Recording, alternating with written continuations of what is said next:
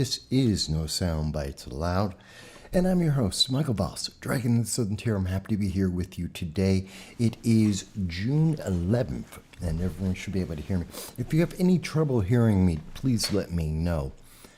It's always great to be here with you. For those who have not, I want to say if it's the first time you're seeing the channel, I welcome you and I thank you for being part of our audience. Every Sunday at 2:30 p.m. Eastern Standard Time, we go live. We reach out on all the social media that we can to be able to hear your voice from anywhere in the world, to hear what you have to say about the issues that matter. Because we believe in the First Amendment. We believe in your right to free speech, to talk about the issues so that we can get to better solutions and our leaders can be held accountable. That's left, right, libertarian, in the center, wherever you may be. And so we're always happy to hear your voice. And as you can see, you can always leave a comment on the program as well. You can contact us on YouTube, on Facebook, on Twitter. You can reach us on DLive and Rumble. And you can also call into the program at 607-242-9247. You'll see the number scrolling above my head across the screen. You can call in at any time with comments, whether you agree, disagree, you have a different opinion, or if you think there's an issue that needs to be addressed that we're not covering. I want to hear from your voice. As long as you're respectful, you are welcome on this program. Hello, Graham. It is always good to see you. Thank you for being the first one to comment today. I hope you're having a good Sunday as well. Weather is finally starting to warm back up, and I'm happy about that.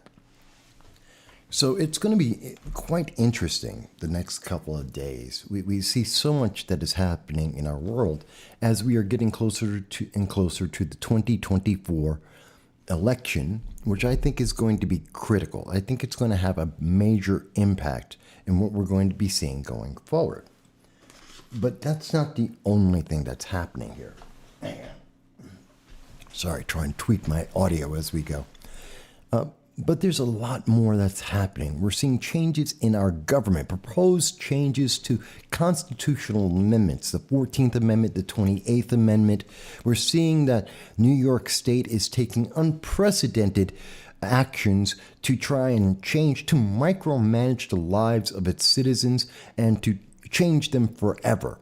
We are seeing things across our nation that are just troubling and around the rest of the world as well. And we're going to start off talking about what happened overseas first and then get into the U.S. domestic. I'm always happy to hear what everyone has to say. Hello, John. I'm glad to see that you're here with us as well. So let's start off with something simple.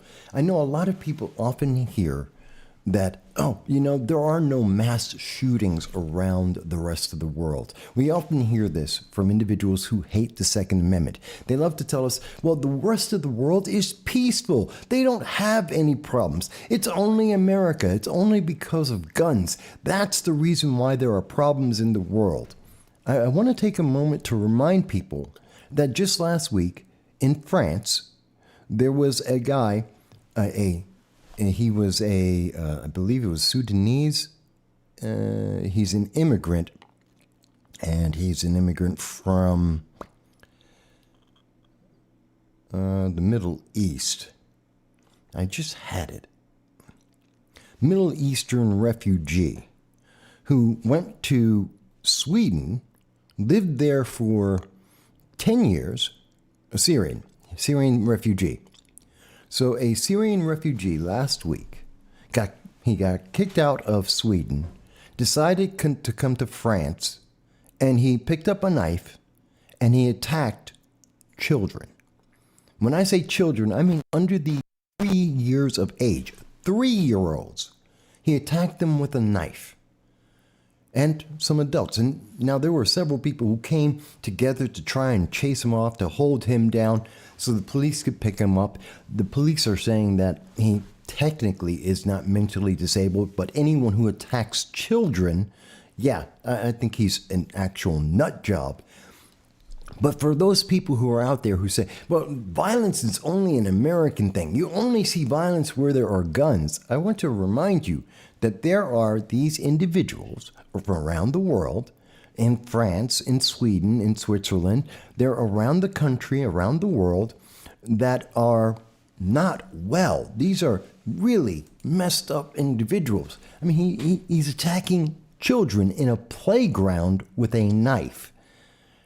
Thankfully, the children that he injured have recovered from their life-threatening stabbings. He stabbed 6 people. Children. This is ridiculous. It's insane. It is sick. And remember, this is the same thing that Eric Adams, the progressive mayor of New York City, wants to put into people's homes. Mayor Adams this week came out with the idea that he wants to have poor people introduce or take in illegal aliens into their homes and get paid $125 a night. Now, it sounds like a lot of money, but I want you to think about that. We have seen individuals like Oropeza out of Texas, illegal alien, deported 4 times, killed a family of 5, including a 9-year-old child. We're seeing in France a guy who had been 10 years in Sweden, turns around, goes to France, and kills children in a playground. We have seen many, many cases of these individuals. We know nothing about them. There are no background checks that are being done on these individuals. They are criminals. They broke our laws. They entered our nation illegally. And now in New York City, Eric Adams wants you to take one of these confirmed criminals and to let them live in your house. And he's going to pay you $125 a month. What happens? I have to ask this question because the Democrats will not ask this question. This is not a question that has come up yet.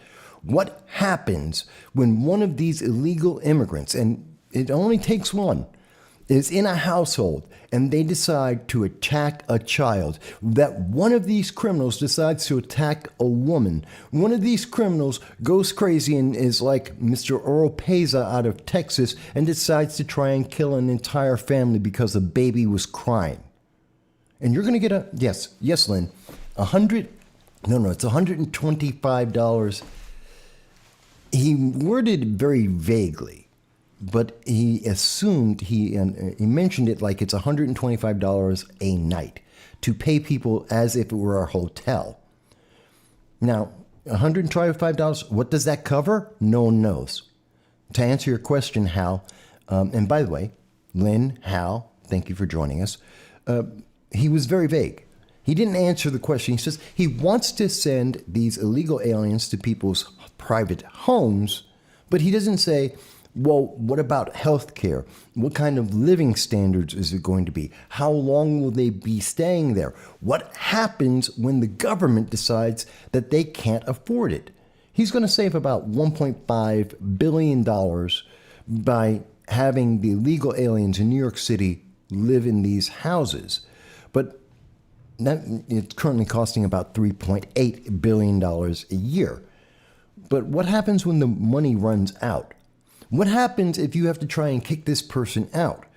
Because this isn't a roommate. This is someone you're taking in for the government. Well, will the government let you kick that individual out, especially if they're threatening your family? What if they're attacking your children?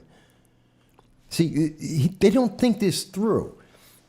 There are so many problems with this, and we have seen consistently around the world that these are individuals we don't know anything about. They have not been vetted.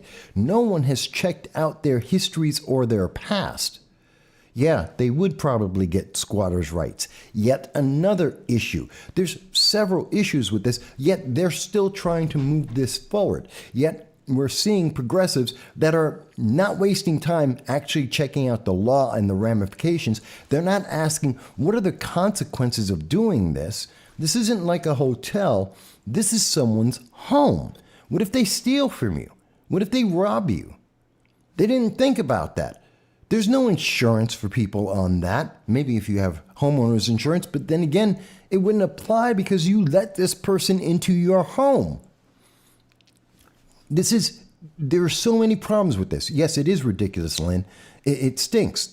They're destroying the border, and now they're trying to take away, by the way, this applies to the Sixth Amendment, your right to privacy. your right to your home, that the government cannot intrude. Because now that you have an illegal alien sponsored by the government has the right to check on that illegal alien in your home, to check out. They could use this as a means to get into your home, to check if you have firearms, to check if you're up to code, to make sure all the regulations are properly done. They're going to go in and tell you, oh, well, you need a new bed. Why? Because the illegal alien needs a new bed to sleep in. Oh, you have to redo the wiring in your house. Why? Because the illegal alien's in your house. They're going to come in and go through every regulation, every stipulation of New York State to make you change your house. By the way, all these regulations, all these upgrades they're going to force on you, that brings in tax money for New York State. This is a cash grab. This is a way to tax people, to punish people without having to actually changing the laws, to force money out of your pocket and to control your life, to micromanage. Because they can have their investigators come in and check on those illegal aliens in your house at any time. And everything they see there, oh, you're not taking care of your kid just like the way they want you to. You're not teaching your kid CRT while in the home. You're not reading grooming books to your children in your home like they would like you to in the high school or the schools. Your kid is coming home and they're not thinking the same thing that they were told to think in school. Well, that's not a safe environment for your kid. So you're going to lose your kid to Child Protective Services. Remember, there's red flag laws in this nation. Oh, we have an illegal alien in your house. We get to come in and check to see if there's any issues there so we can call a red flag and take away your property. There are so many complications to this, and it's all because we have individuals who are saying, well, there's no crime in the rest of the world. There's no mass killings in the rest of the world. Oh, did I just hit a button? No. They will tell you that there's no mass killings in the rest of the world. The rest of the world is fine. Everything's fantastic. They're lying to you. They're not telling you the truth. No. How? He has not made the final plan. Yes, it is correct that there are some faith-based organizations that are doing it now. And as I said, this is his idea. I didn't say it's policy. I said this is his plan. This is what he has proposed. It's the very first thing I said. I didn't say they have done it. I said this is what they're planning to do. So I want to be clear about that. Yes, there are faith-based organizations doing it. There are hotels right now. And $125 is the target point. There's several articles on this. But it's a bad idea. Why would he do that idea in the first place? Why would you even introduce this? Who's painting a different picture? Me or Hal? I just want to make sure that I want people to understand what they're proposing, what they're trying to do, all the problems. My problem is there is no consideration of what are the consequences. What happens when this goes wrong? Because we see this. They rush through laws in New York State on a regular basis. The Clean Slate Act just passed on Friday. Oh, I am. No, I'm not painting it. Lynn and everyone who's watching, I'm not trying to, I hope I'm not painting a different picture. I'm trying to give you the consequences of this ideology. I'm trying to give you an understanding of what the consequences will be that the lawmakers have not considered. If I wasn't clear that this isn't law yet, I apologize. I thought I said that clearly at the very start. But I'm talking about the consequences of this proposed law that they haven't considered. Everything from how much will it cost to what happens to the individuals, all of the things that go with it.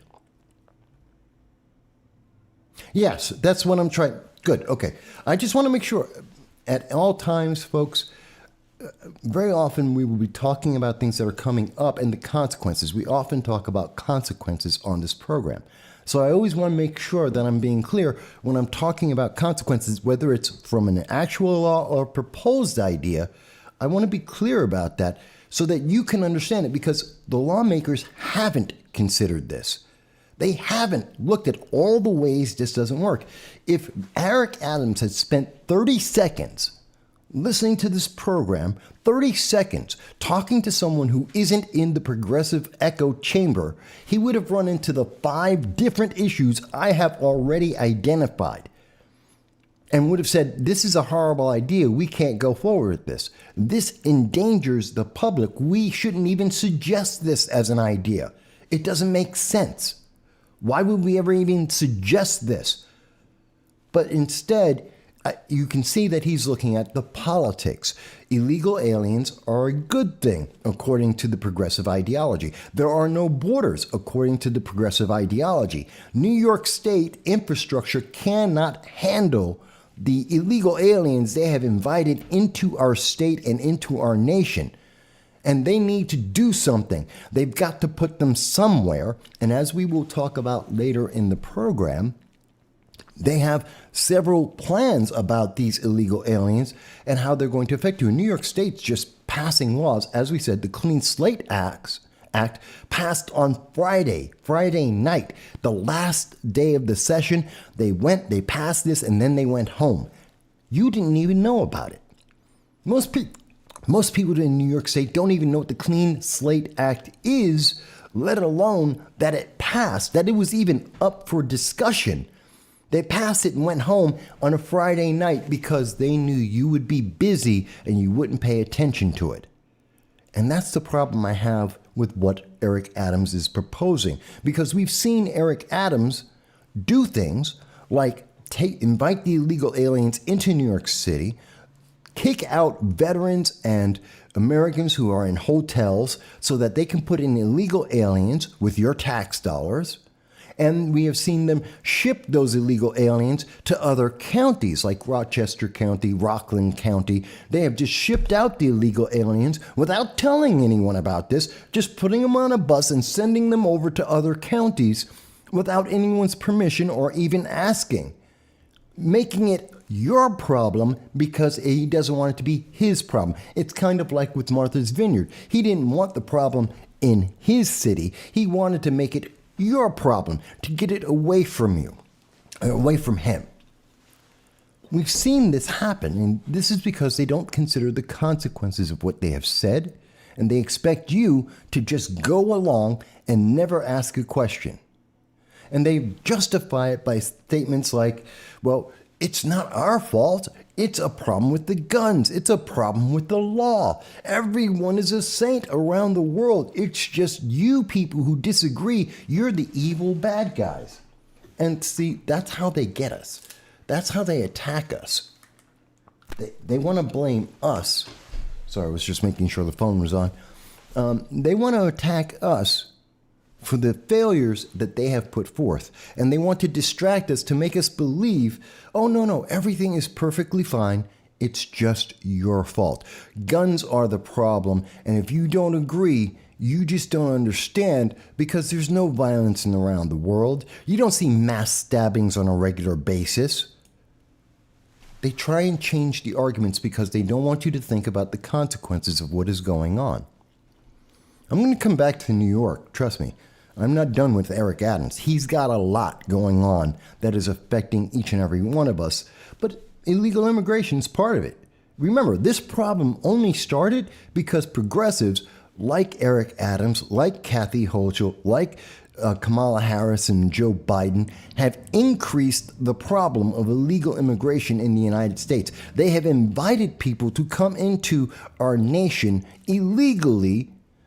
And so this is their problem. They caused it because they didn't think of the consequences. They said the door is open and didn't think anyone would show up. Well, guess what? They are, and this is what we're dealing with. But it doesn't end there with all the problems that we are seeing. And again, we're looking internationally and how this is affecting us. Here's another situation. Remember the Iran nuclear deal? I have been talking about this since 2015, when the Obama-Biden administration were first suggesting this. Remember, this was when John Kerry, this is the deal that John Kerry, as Secretary of the United States under the Obama administration, went on to CNBC, it was January of 2016, and said, for a fact, that the United States is funding global terror, that the money that we were giving Iran because of the Iran nuclear deal was being used by the Islamic Revolutionary Guard Corps to increase global terror. I want you to remember that's the deal that Iran and Joe Biden have been fighting to get to put in place since January of 2021. Then, even though we have seen that women have been poisoned, young schoolgirls have been poisoned in Iran. Women have been killed for letting their hair be seen in public in Iran. And right now, Iran's Khamenei, Ayatollah Khamenei, has said he has no problems with the Iran nuclear deal. He would like this to move forward. That he is still in favor of this deal. If there is any reason in the world why we should not do this, the man who's actually screaming on a daily basis, death to all Americans, death to Israelis, death to Europe, he wants everyone dead that doesn't believe exactly what he believes. And he is telling you this is a great deal, we should have this deal. That he has no problem with this deal and he is more than willing to have talks and to make this deal happen. If he wants it to happen, a man who wants to destroy America, a man who wants to destroy Israel, who has said that the Iran nuclear deal will not stop him. Look at his comments from 2016 until today. He has consistently said, just because they have the Iran nuclear deal does not mean that they will not continue to try and kill America and Israel and Europe.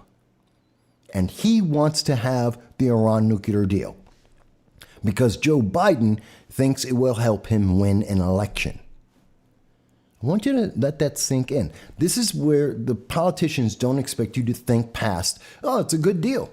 Iran thinks it's a good deal. It'll mean peace.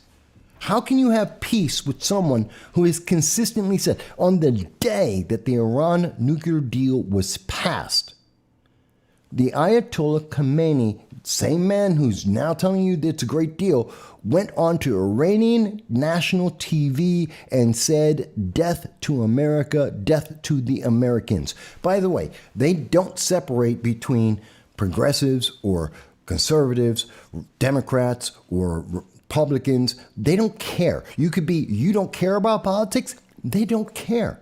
They want you dead. Iran's policy is to kill the LGBTQ, AIQ plus, all of it, the entire alphabet. They want every American, whether you're gay, straight, or anything else, they don't care. They want you dead. Why? You don't believe what they believe. You're a Christian, you're a Muslim that doesn't believe what they believe, you're Jewish, you're Buddhist, it doesn't matter. They want you dead. Why? Because women can read, women drive cars, because gays exist, because America allows you to speak, and you don't have to follow the religion that he's in charge of. That's why the Ayatollah Khamenei wants Americans dead. All of them. Same thing in Israel, same thing in Europe. Which is why he is helping and sending drones over to Russia to fight in the Ukraine in the proxy war of the United States. Why is he sending the drones there? Why is he attacking people? Because it's bad for America. He's supporting people who are trying to kill our allies, our friends. Because he doesn't care. At the end of the day, his only goal is to destroy America. And the Iran nuclear deal will help him do so. We have covered that for years on this channel. Literally 7 years we have been talking about the Iran nuclear deal. Please, if you have not paid attention to it, if you've never looked that up, look at the many, many videos and the many, many sources we have provided over the years on this issue and read this for yourself. Understand that when the Iran's Ayatollah is saying that this is okay, you should be afraid. Because Joe Biden needs an international break. He needs to look like he has a win. Ukraine has not gone like he expected it to. He failed in Afghanistan. He failed in Sudan. All of his international policy has failed. The world is militarizing as we speak. He needs a victory going into 2024 to help him fight off Marianne Williamson, to fight off Robert F. Kennedy Jr., and of course, Gavin Newsom, who is on his tail right now and is preparing to make an announcement. We believe Gavin Newsom is preparing to make an announcement that he will run for the 2024 presidential nominee for the Democrats, going from governor of California to try and become president of the United States. We believe that, which is why he's talking about the 28th Amendment, which doesn't exist yet. But he has a plan, and it's called No Guns for You, eliminating gun rights. But we'll talk about that in a minute as well. But these things are connected, folks. And so Joe Biden needs a victory. Joe Biden needs a victory because he has nothing to point to. Unemployment is increasing. We're watching inflation is continuing to increase. The debt ceiling, that is an 8% increase in inflation. By increasing the debt ceiling to $35 trillion by January of 2025, we are saying that over the next roughly 18 months, we will see an additional roughly 8% increase in inflation because we're going to print more money. One of the number one factors increasing inflation in the United States, besides energy, besides food, is printing money. Money we don't have. It makes your money in your pocket worth less. It makes your investments less valuable. It makes your retirement and your money in the bank worth less. It costs you more. And they just told you that there's going to be 8% more inflation in the next 18 months. And they're saying, hey, let's take a victory lap. I'm telling you, folks, these are problems. And this is affecting the rest of the world as well. Inflation for the United States means inflation for everyone else. And the rest of the world is talking about a recession going into 2025. Gee, who might have told you about that? This channel since it was February 17th of 2021. Don't have to believe us. You can look it up for yourself.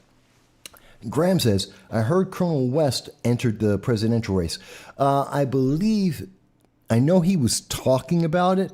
I know Larry Elder is in on the Republican ticket, and he's got about 0.5% of support so far. And I like Larry Elder.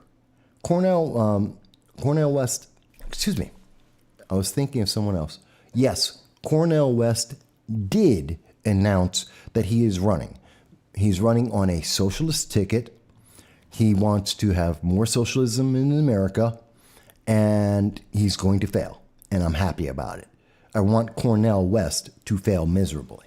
I was thinking Colonel West, but that's a Republican. No, it was Cornel West. You are correct. And he did. He made the announcement last week. And I think he's absolutely out of his mind. Absolutely out of his mind. But we're seeing people line up for the 2024 election. Joe Biden is getting pressure. Cornel West, Marianne Williamson, RFK, Gavin Newsom. That's 4. We haven't even gotten close yet. He's getting more and more people lining up to try and knock him out of the Democratic seat when 58% of Democrats are saying they don't want to see Joe Biden run for 2024. He has massive pressure. He needs a win. And his answer to get that win is to say, hey, forget about Afghanistan and the 5,000 Americans that are abandoned there. Forget about the Ukraine when he went on to NBC and told Lester Holt and the world that he's going to abandon 10,000 Americans in Ukraine. Forget about last month in the Sudan, 15,000 Americans that he abandoned there and told them, figure your own way home from Africa. No. You should just re-elect Joe Biden because he's doing such a fantastic job. In fact, remember that Joe Biden is helping the Ukraine. He took $120 billion of your money, gave it to the Ukraine so that they could have retirements. He gave it to them so their infrastructure would be okay. He didn't use it We could have used $100 billion to feed every child in America and have money left over to take care of veterans who are homeless. And we'd have money left over after that. That's how much money $100 billion is. We spent about 120 on the Ukraine because Joe Biden says we have to. Fantastic. Not going to question that. We have to do it. Here's the thing. Joe Biden has told you everything is going fantastic there. Everything is going wonderful in the Ukraine. I want to show you something. This is from NBC. So NBC, 16 hours ago, NBC put together their nightly news and wanted us to know Joe Biden has taken your money to send over 31 tanks and to send over the Abrams armored personnel carrier. Tanks, light tanks and heavy tanks, and sent it over to the Ukraine. And this is the propaganda news that we are getting from NBC. I want you to see this. Tonight, American-made Bradley fighting vehicles in combat for the first time as part of Ukraine's long-awaited counteroffensive. This one takes a direct hit, but its armored plating shields Ukraine. Now, I'm stopping you there for a second. So the first thing they're saying is the American Bradleys have arrived. And what do they show us? It taking a shot, that it's being shot up and that people have to evacuate the weapon. It was basically disabled. It was blown away. Okay, let's go on. Indian troops inside from the worst of the impact.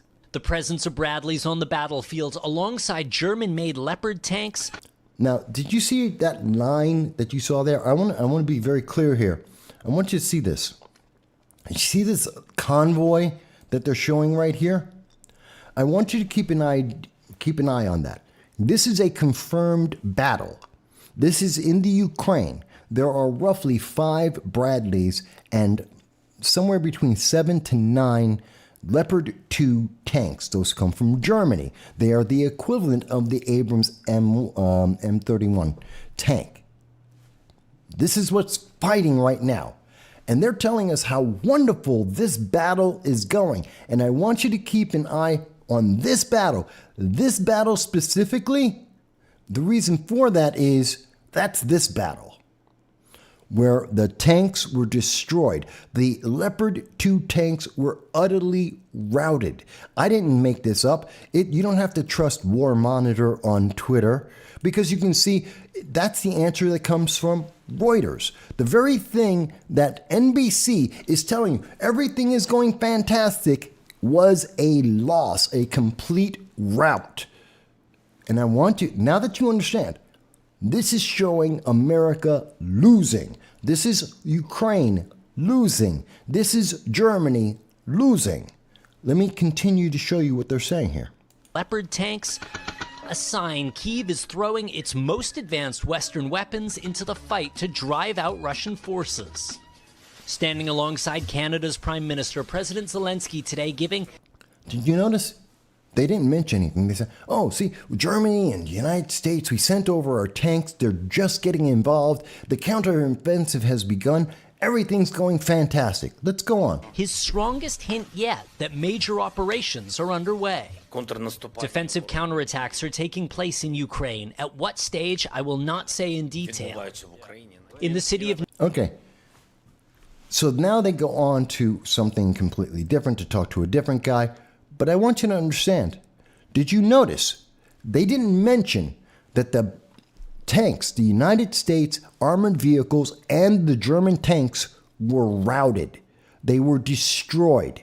Somewhere between 7 and 9 Leopard tanks, approximately 5 U.S. Bradleys were destroyed, utterly destroyed. In the image that NBC had that they just showed you, that they showed you in this video. They show it to you. They know that this is happening. Where is that image of that road? Where is it? There. This is the battle they're talking about. That's this battle. And Reuters, for its sake, says, oh, well, we're not sure that the tanks were destroyed. We're not sure that the battle happened. Mind you, this was June 11th at 10 a.m. That was today at 10 a.m. And you know what? Come on. There it is. Here's Forbes.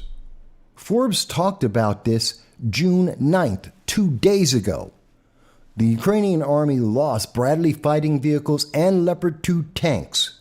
We already know, it has already been confirmed that the Ukrainians had lost the IMR-2 engineering vehicle, Leopard tanks, and the M2A2 Bradleys were all destroyed because of mines and because of the Russian tanks.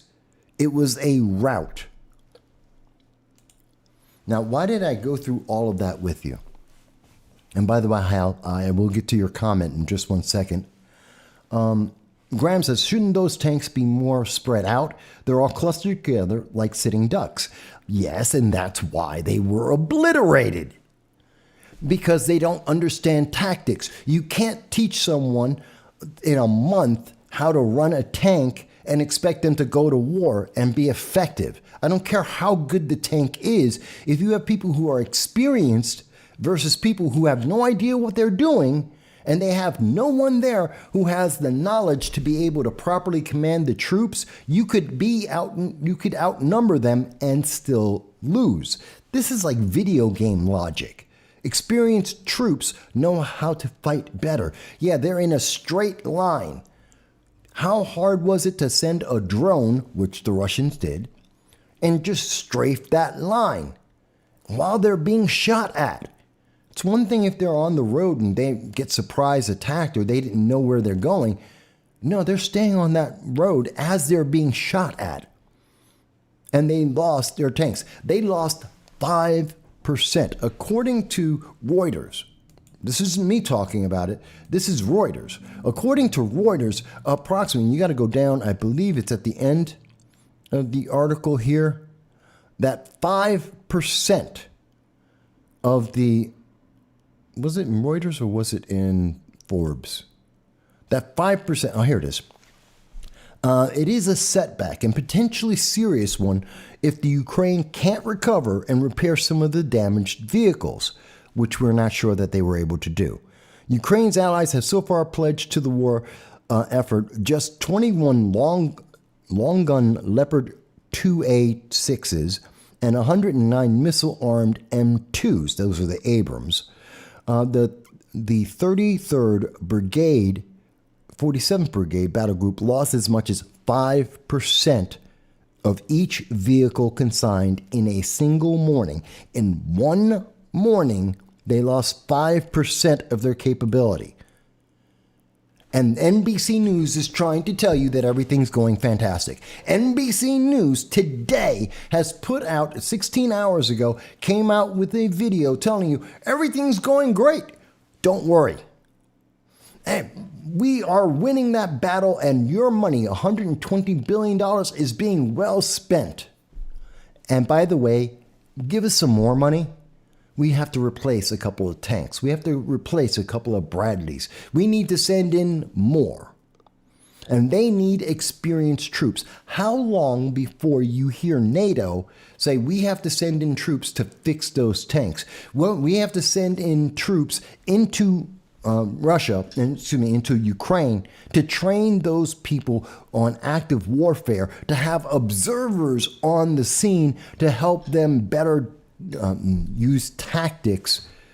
How long before we start seeing NATO send troops in, observers, like in Vietnam, observers who are going to go in, come under fire, and then they're going to be in the war. And then we have to put in more troops to protect those troops. And by the way, about 80% of the troops in NATO are Americans. So it's putting America into the war.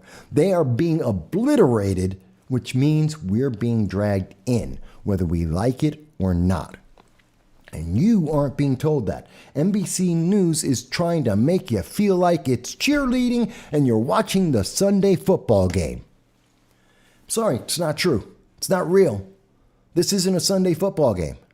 And they know it. Graham said, sounds like the Ukrainians need to play more World of Tanks before we send them heavy armor. Yes, Well, this is part of the reason that initially, earlier this year, for the last year, we heard that the United States government, the Pentagon, and the Biden administration said, no, we're not going to send them tanks. Why Germany was saying, no, we're not sending them tanks. Because they didn't have the time to train them. They didn't have the time to have any leaders in there who actually understand the tactics, because we knew that they were going to lose. Mind you, they may win many battles. I'm not saying Russia is the good guy. I'm not saying that Russia is going to win it all. I want to be very clear. The consequence of what they have done, rushing this action, sending in tanks, same thing's going to happen with the F-16s. They don't know how to fly the F-16 planes. They don't have experienced fighter pilots that are used to working with this in jet warfare. They're going to get shot out of the sky. And the same thing's going to happen. We have to go in to have troops come in to salvage the planes. We're going to have to teach them how to have actual warfare with jets. And we're going to have our troops in there. This is how we get in there. Anya, hello, Anya. I haven't seen you before. Thank you for joining us. Anya says, they always treat politics like a sports ball game. I can't argue. But you know what? If we weren't, I have to say, Anya, they're treating it worse. They're treating it far, far worse, because if they were actually just paying attention, if they had people who, like Graham said, played World of Tanks, if they had people who've been playing, I don't know, Rome 2, or almost any of the battle sim games out there, you wouldn't be using these tactics. We would have gotten experienced people in there, but instead, this is the way that we're going to see NATO and Europe put in European troops, U.S. troops onto Ukrainian soil. People will not believe me. Mark my word, within the next 6 months, you will see observers that are going to be sent in to help the Ukrainians, which means U.S. troops. And then within a year, we will have American troops fighting in the Ukraine. And I have said it since day one of this war. This is not a 6-month war. It's not a 9-month war, a 1-year war. This is a 10-year, actually it's a 2 decades long war. This war started in 2014, and it has continued since that time. We're in the middle of a 20-year war. No different than Afghanistan, Iraq, Vietnam. Go around the world. This is not new. Korea, same idea. This is the middle of a long-term generational war. This is year 10. And we are being dragged into this. Hello, Bellin. Thank you for joining us, and I'm happy to be here with us. And I find this to be important. Yes, it's international, and people will say, well, Mike, that's in the Ukraine. I don't care about Ukrainians. Some people will say that. Or they'll say, I don't care about the Russians. Or they'll say, I don't care what happens over in Europe. This is why I want to make sure you understand, because a lot of politicians are counting on you saying that and saying, I don't want to pay attention. American troops are going to be dragged into this. Your brothers, your sisters, your dads, your moms, your uncles, they're going to be dragged into this conflict. Slowly but steadily. We said we wouldn't send them tanks. They have tanks. We said we wouldn't send them jet fighters. We're about to send them the F-16s. We said we would never put troops on the ground. How much further is it? We keep saying we won't do anything. We're never going to pay for their entire GDP. We already did that. We keep saying the things that we won't do, and then somewhere around 6 months down the road, we're doing it. Over and over and over again. We need to be very aware. This is not going the way we have been told it is. And we have people like NBC News cheerleading the war, something that they got very upset. NBC was demonizing Fox News during the Operation Desert Storm. And rightly so, because Fox News made it all patriotic and made it seem like a movie.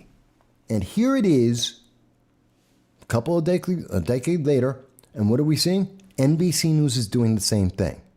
This is Biden's war, so they're trying to make it sound like everything is going fantastic.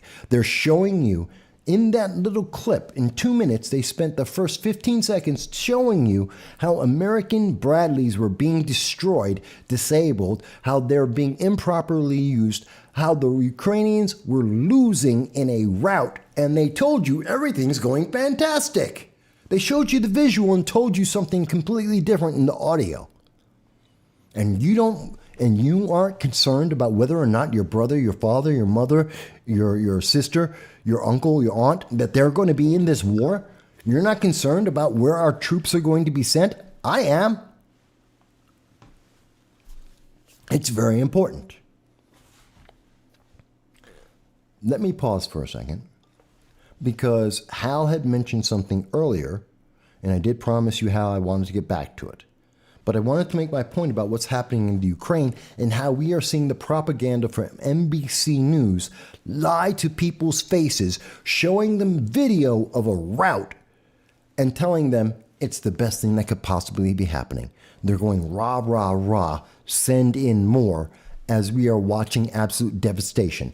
Something that is confirmed by Forbes and Reuters and Twitter.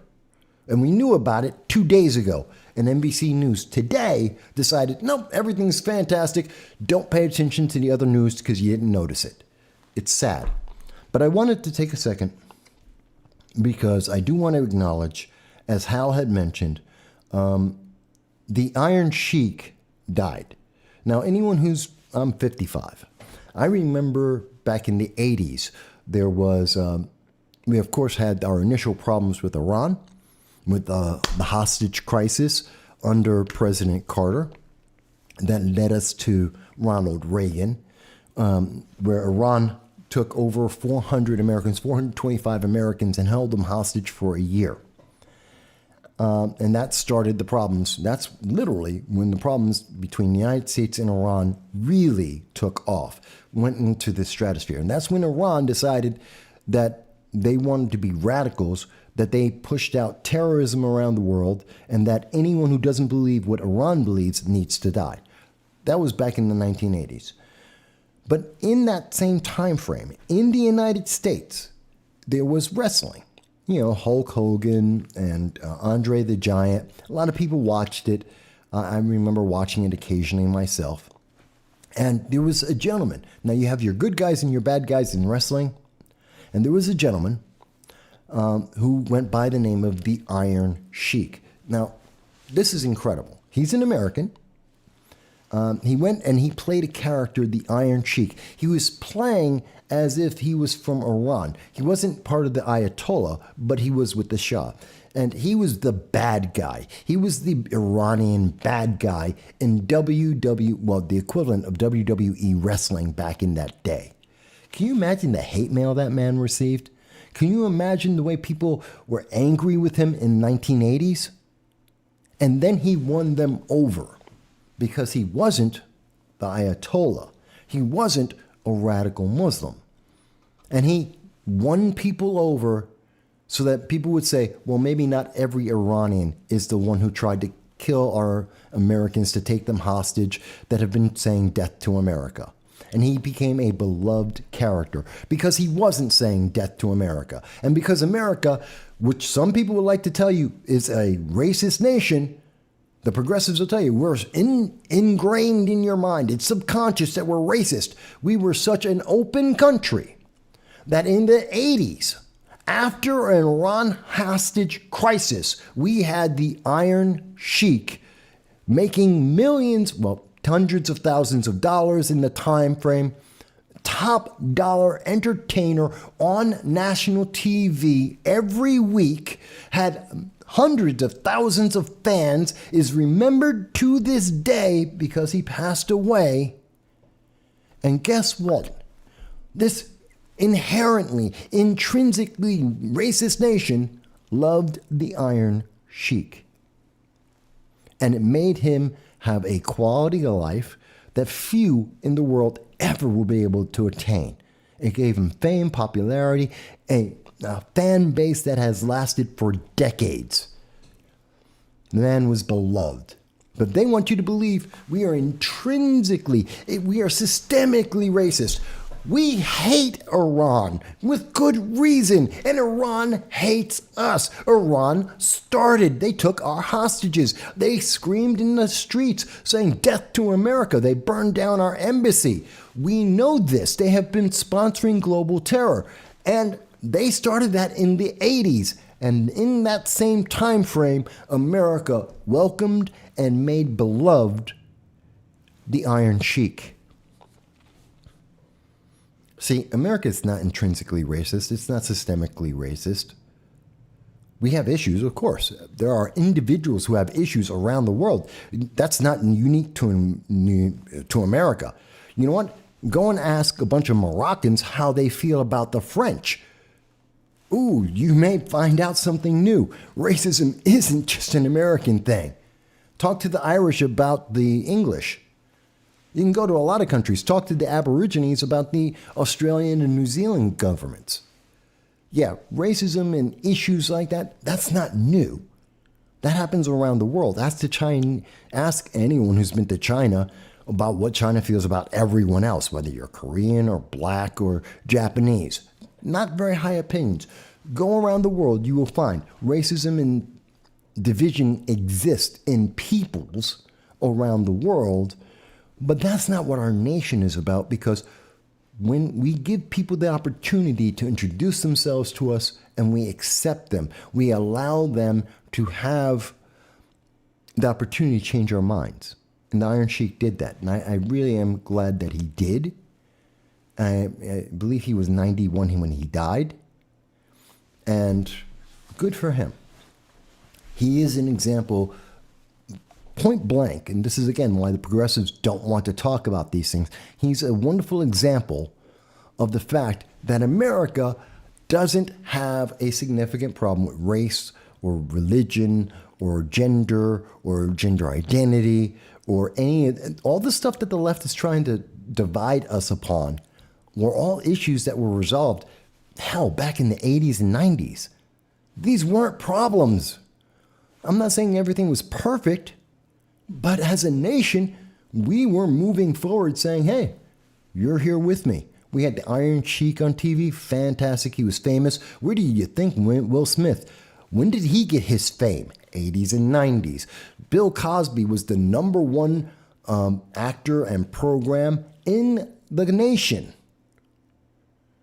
It's a different world. Kadeem Hardison, great guy. I met him before. Really nice guy. We've seen this. Denzel Washington got his start in the late 80s. We have seen people after people. Tim Scott is a senator. We've had Condoleezza Rice and Secretary of State. We've had generals. Gee, it sounds like a very integrated country. Kamala Harris just last week was over at the Air Force not the Air Force graduation. Was it Air Force graduation? No. Kamala Harris was at, I believe it was the Navy graduation, which was made up of 25% of the people in the graduating class, women. 34% of the people in that graduating class were minorities. We have a diversified, integrated military. And people want to tell us, we're not integrated enough. What the hell more does it take? They're so busy trying to make you think about just a second. Here's a snapshot of the last 2 seconds. Don't forget about the last 20, 30, 50 years of history. Don't worry about the changes that we have made in our nation from the 1950s to 2023. Don't think about the way we've improved America, that we have shown and led the world into a better world, that we have helped to make people understand that you could be different types of people. You could be Hindu and you could be a Muslim. You could be a Christian and you can be a Jewish person or Taoist. And you can all live in the same city, a couple of blocks, if not a couple of houses from each other, maybe in apartments on different floors or next door neighbors, and everything won't go to hell in a handbasket. We are the proof of that. And that proof has gone out around the world, and it has helped to improve the world. And somewhere around 2009, 2010, we started going backwards saying, hey, you know what? But I hate you. And it was in 2015 that a small group called BLM, Black Lives Matters, decided to raise up its head and said, we hate people. They started pushing critical race theory in 2015. Who gave them their start? Barack Obama. He was the one who backed them, got them the national attention, and what has that led to? BLM has admitted that they were looking to introduce people to socialism and communism, specifically black people, that they wanted to get rid of the family unit. They don't believe in mom and dad and the kids. They don't believe in that. They want single parents. They have raised $90 million and bought 6 mansions for Patrisse Cullors and her family. They have employed their friends and family members for millions of dollars. They have gone through some 40, maybe $50 million of the $90 million of your money that they got because Obama said they're great people, and they have spent it all. How did they help black people? The mansions aren't for black people. They haven't contributed to lowering child poverty. They haven't opened up schools. They haven't done anything except employ their friends and family and got fat and rich off of your back while saying, well, we're socialists. That's the reality. That's the reality. They don't want you to think about the Iron Sheik in the 1980s because they say, well, you're too young. You're on the internet, you're 20, maybe 30 years old. You don't know history. Great, don't pay attention to history. We're not teaching you history. We're telling you what to believe. Critical race theory, that's it. You don't need to know anything else that happened. Guess what? I'm been alive from I'm 55. I was born in 1968. I remember the 70s. I remember the 80s. I remember the 90s. I remember in the 70s when there was actual open racism in America, and I can see today that you can, in the same city, in the same blocks, where in the 1970s, 1980s, someone would attack you for daring to date someone of a different color, that in 2023, you can go to that same city, that same block today with interracial kids and walking down the street, and no one will blink an eye. They want you to think racism is the most important issue, and you can't do anything about it, and systemic racism, and they are lying to your face because it's good for politics. Just ask BLM. And they are exporting that around the world. Okay, I went off on a tangent, a little bit of a rant there from the Iron Chef to international racism. Okay. Let me get back to it. Let me bring myself back. And we were talking about Ukraine. We're talking about the Ukraine war. Again, folks, throughout this entire conversation, this is a conversation with you. As you can see, I'm having conversations with Hal, with Belen, with Anya, with Graham. You are invited to have the conversation as well. Reaching out on Facebook, on YouTube, on Twitter, as long as they don't cut me off, which they sometimes do. On Rumble, to leave your comments and your thoughts, to tell us what you think about the issues. We're happy to hear it. And not only can you type in those comments, you can call into 607-242-9247 to tell me what you think about all the issues, whether you agree or you disagree, if there's something that you think is important. If you want to talk about the Iron Sheik, please do. If you want to talk about the racism in the 1980s, the 1990s, I'm happy to do that. If you want to talk more about what's happening in the Ukraine and how the Ukraine is being obliterated, our tanks are being destroyed. Think about how much money we are going to have to send them. Do you know how many millions an Abrams fighting vehicle costs? And we have to replace those. We're sending them more. That's millions of dollars that could be going to feeding the poor, to taking care of the homeless, helping the mentally deranged. But we're not spending the money on that. We're sending them more tanks. We're sending them more armored vehicles because they keep losing them because they're trying to get experience quick. And they are losing as they get that experience. And that's not a good thing. It is costing you. So that's inflationary.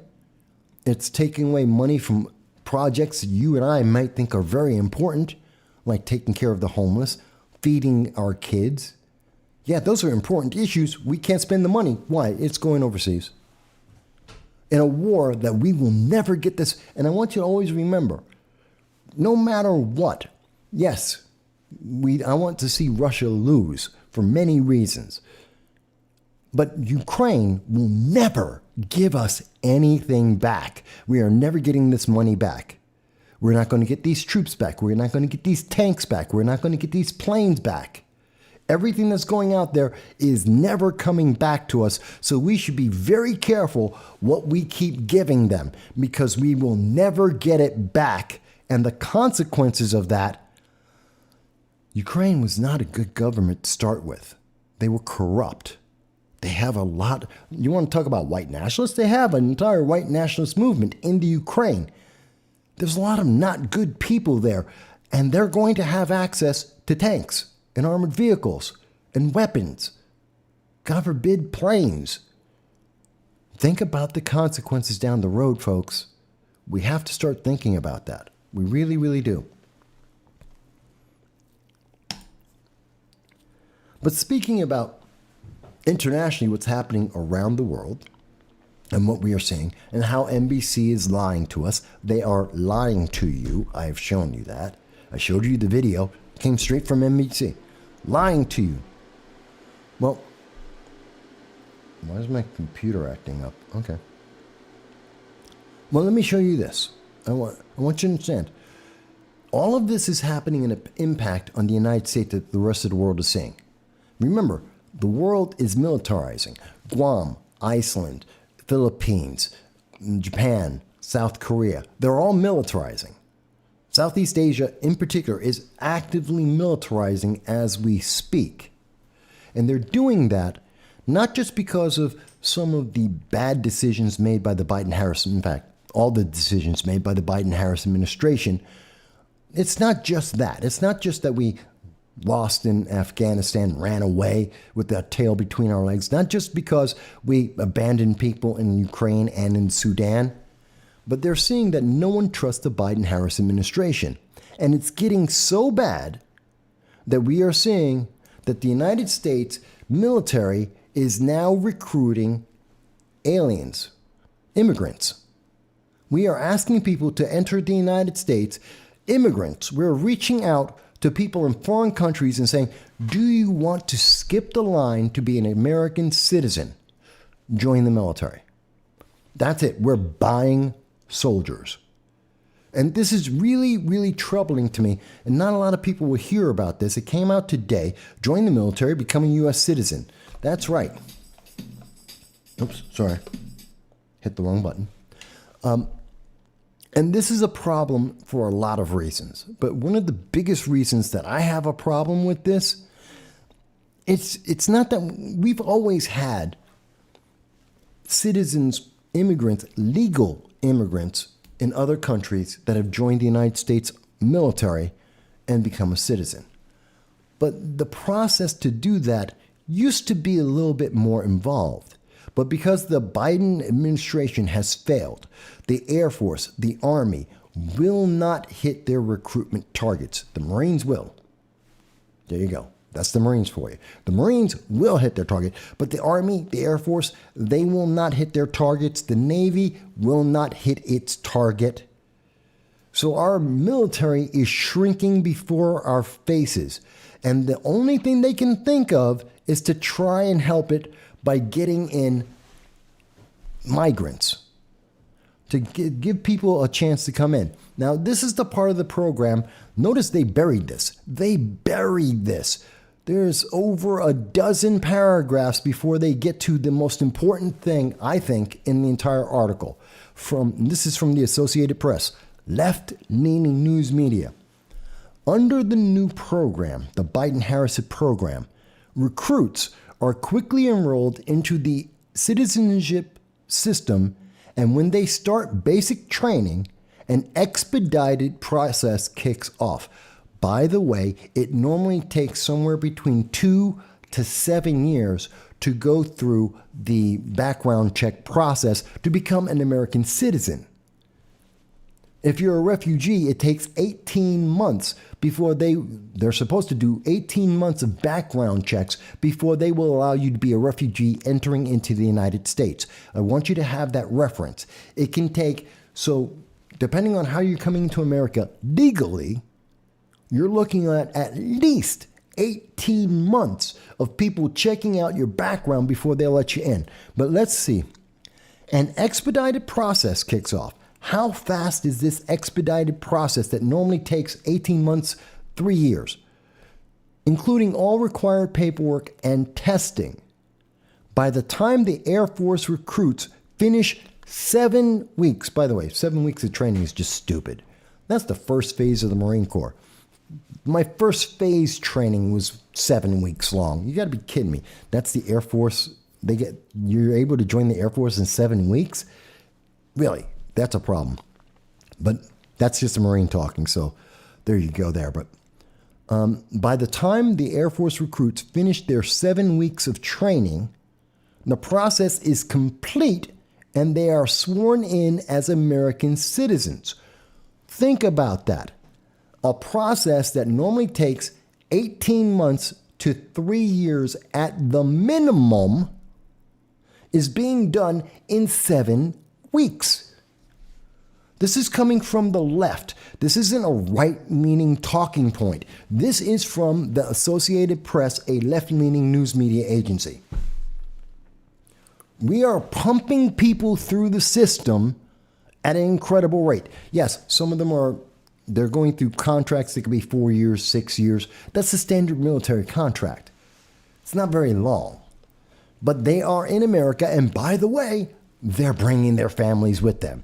They become American citizens, and then they get their mom, their dad, their brother, their sister, their cousins, their uncles, and maybe their lovers to come into America because they're an American citizen now. So while they're under contract, the rest of their family isn't. And because they're an American citizen, the requirements and the scrutiny that the rest of the members of the family goes down. It decreases. Again, we have seen immigrants, illegal aliens, and even legal refugees that have come into America and they have raped, they have murdered, they have stolen, they have drunk driving.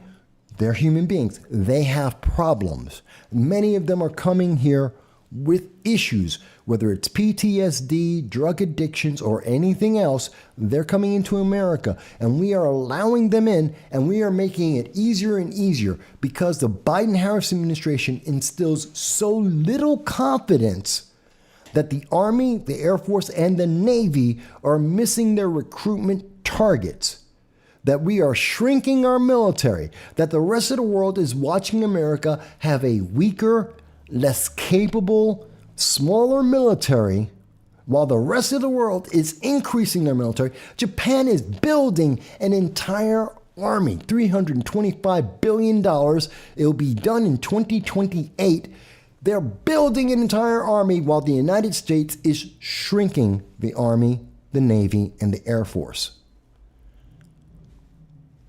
And now we are telling that same world that is paying attention to all of this that we're going to be pulling people who want to become American citizens, and we're just dropping them in the military too. That we're just increasing these people, and they're going through 7 weeks of training. How many weeks of training did the Fort Hood shooter go through? Because he went through more than 7 weeks training, and he was a problem, and that wasn't the only military base where we've had that kind of problem. And we're going to now let people in 7 weeks. Not 18 months, not 3 years of background checks. 7 weeks, good enough. You're in the military. Yeah, and we're going to give you weapons of war, literal weapons of war. Not this slogan, not the thing that you hear from Nancy Pelosi and Alexandria Ocasio-Cortez, but actual, we're talking howitzers, we're talking tanks, we're talking about guided missiles. We're going to give them access to actual weapons of war after 7 weeks of training. 7 weeks. 7 weeks ago, we had no idea who they were. And by the way, you're saying, well, Mike, yeah, but they're coming from London. They're coming from Paris. They're coming from Dusseldorf in Germany. No, they are not. They are coming from, where is it here? I had it loaded up. They're coming from Nepal. That's one of the countries they're coming from. Where is it? Where's the list? They're coming from Cameroon, which most people in America don't even know where that is. That's in Africa. Jamaica, Kenya. Jamaica's always been normal. Kenya, that's Africa. The Philippines, they want to get trained for what's happening in Southeast Asia. Russia and South Africa. By the way, South Africa lining up with the Chinese and the Russians, doing naval exercises and inviting Putin into South Africa. Yeah, that's good. So we have a couple of iffy nations there. A couple of iffy nations from Southeast Asia and Africa are the leading areas of recruits that are coming into the United States. Hal mentions that the Air Force is a different animal. That's why it's only 7 weeks. You only need to run a mile and a half in almost 12 minutes to pass it. Really? They suck.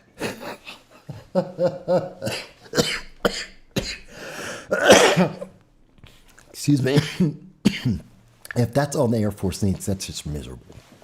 Hey, look, I'm 55. I smoke a pack of cigarettes a day, and I can pass that requirement for the Air Force.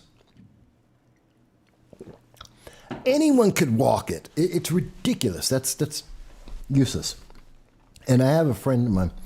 He joined the Marines, and he was thinking about the Air Force and the Marines, and he said, well, what was the final thing that made you decide to join the Marines? He said, okay, so I don't have perfect eyes, so I'm not going to fly the plane. Most 95% of the people in the Air Force don't fly planes. So when the plane takes off, because that's their job, make sure the plane gets to fly. Once it flies off, who's taking care of the base? And how well can they take care of the base? If you're on an Air Force base with a bunch of people who train for 7 weeks, and their only job, their main mission is get the plane out into the sky. Fantastic. What happens with the enemy who is actually on the ground coming at you? Do you really want 7 weeks of training, or maybe, Marine Corps, 16 weeks of training? Just might give you a little bit more, just a little bit more time to spend. I spent almost 7 weeks learning how to use the M16 on the rifle range. What, rifle range was 4 weeks, 5 weeks? Just on the rifle range. Just learning how to use a rifle. My entire training is almost the entire time that someone has to go through to be part of the Air Force. Mind you, I love the Air Force. Well, we have our first call coming in today, and thank you for calling in. This is No Soundbites Allowed. I'm your host, Michael. And what is your first name? Hey, Mike, Jason. Hey, Jason, what's going on? Yeah, so, I'm going to have to backtrack a little bit. Go ahead. What you're talking about. No worries. With the illegals and Eric Adams and, kind of the money that was being offered. Now, the thing is that, you're going to have to fill me in a little, about exactly what Eric Adams was saying, and whether he was just spouting some random numbers, out there, or if there was an actual definitive plan that could have been, utilized where people can actually take up, that and, make money off of renting their individual rooms. No, I want to be clear. And I said it, I know I said when I started talking about that, I may not have been clear enough, but I want to be very clear about it. Again, Eric Adams this week stated that this is a proposal. It's an idea he has. It's in the proposal stage, where he is suggesting he wants to do the same thing that's happening with like Catholic charities, where they are allowing illegal aliens to stay with the private public. So if you have a couch, you have a room in your house, a room in your apartment, he would like to rent that out to allow an illegal alien to be able to move into your place. You'll get, and this is a number that's out there, it's not exact, about $125 a day for that illegal alien to stay in your house. Now, what they're spending currently on the 3-star and 4-star hotels is about $380 to $425 a day. It's about $3.8 billion a year.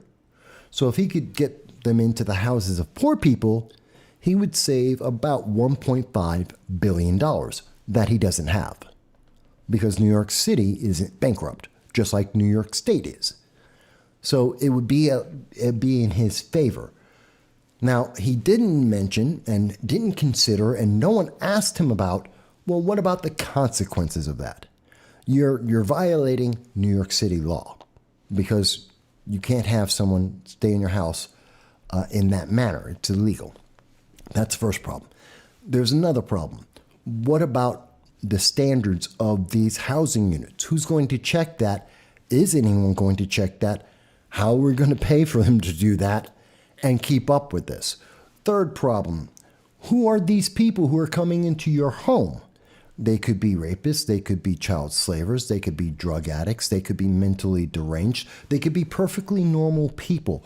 We have no idea, but the one thing we definitively know is they are criminals. They broke the United States law, and now they're being rewarded. And they're in your home. How do you defend yourself? What if they attack a woman? What if they attack children? He's opening up the public to direct interaction with individuals we have no idea. No one has vetted them. They didn't even go through the 7-week process, the expedited process for the Air Force. We didn't even get 7 weeks. They showed up and they're in your house. It's that fast. This is what he is suggesting. And no one is stopping to ask him, have you thought about any of these consequences? Screw the money. Have you thought about what's going to happen to the people, to the public, to kids? No one wants to mention that. Because I think if you mentioned it to anyone and they spend 30 seconds thinking about it, they will say, hell no, get away from my kids. We're not doing this. But what do you think? Well, I mean, I think that the situation is that still, the bottom line is that Eric Adams does not want to go against, the Biden administration, because this is his baby, his problem, and this is what he needs to, take care of. And it's all about locking that border up, But that being said, now you got Eric Adams coming up with, radical solutions to a problem that should not even exist, Mm-hmm. And the creativity and the outside of the box kind of, proposals that he's throwing out there are completely and totally 100%, illegal on so many different aspects, due to the fact that rental laws will completely and totally prohibit this. And even suggest too that, he's only suggesting, like Catholic charities and private, kind of enterprises. But the bottom line is that if you offer anybody, if you offered me, I have rental properties. You're offering me per room that much money. I mean, one of my properties, I would be making over, $220 a year off of what he's proposing if he actually did that, Uh-huh. And, my properties are not even remotely worth that much money. And so in 1 year, I mean, it would basically double the value of the property just in freaking what he's actually proposing to give out for rent. Which would be increasing. Which is completely insane. Yes, but that would also, but think about it, because going along with that, there's several other consequences, which I mentioned earlier. They would include, now he would be able to have, the city would have a right to inspect and go into your home at a moment's notice because you have an illegal alien that they need to keep an eye on, that they have to maintain the health of. So they're able to get into your home, violating your privacy. They're able to, while they're in that home, inspect the home, making sure that your kids are being taught critical race theory properly and no one's talking or saying things that they don't like, so they can check for your guns, Second Amendment violation. They can go after your kids. That's a big one there. And that's education as well. So they have access to that. Now you also have more money, which means the value of your house has to be reevaluated, more property taxes, and you've made more money, so they can tax you more. Well, so see, Mike, these are the benefits they're looking at. Yeah, but the thing is that you're looking at it through the scope of that actual, charities and people in their own homes will be doing this sort of thing. But the bottom line is that somebody who already has a rental property, why the hell would they not take this opportunity, when he's offering that much money and just basically either evict or, not rent to, the families? Because, I mean, the thing is that what he doesn't want to point to is the fact that you'll see in a massive escalation and an increase in the price of rentals, because he's literally offering probably like I think it's almost like 10 times, the amount of money, per rental that is offered right now. So guess who's going to end up on the street? It's going to be Americans are going to end up their asses are going to be on the street. So basically he can house a bunch of illegals. And thing is, he doesn't want to come out and say that that's his idea, because that's why he says, oh, we're going to do it through charities. We're going to do it through people who have extra rooms in their house. He's not considering the fact that every landlord, with half a brain is going to say, wow, you're offering how much money? I already told you. I mean, that's like 220,000, it's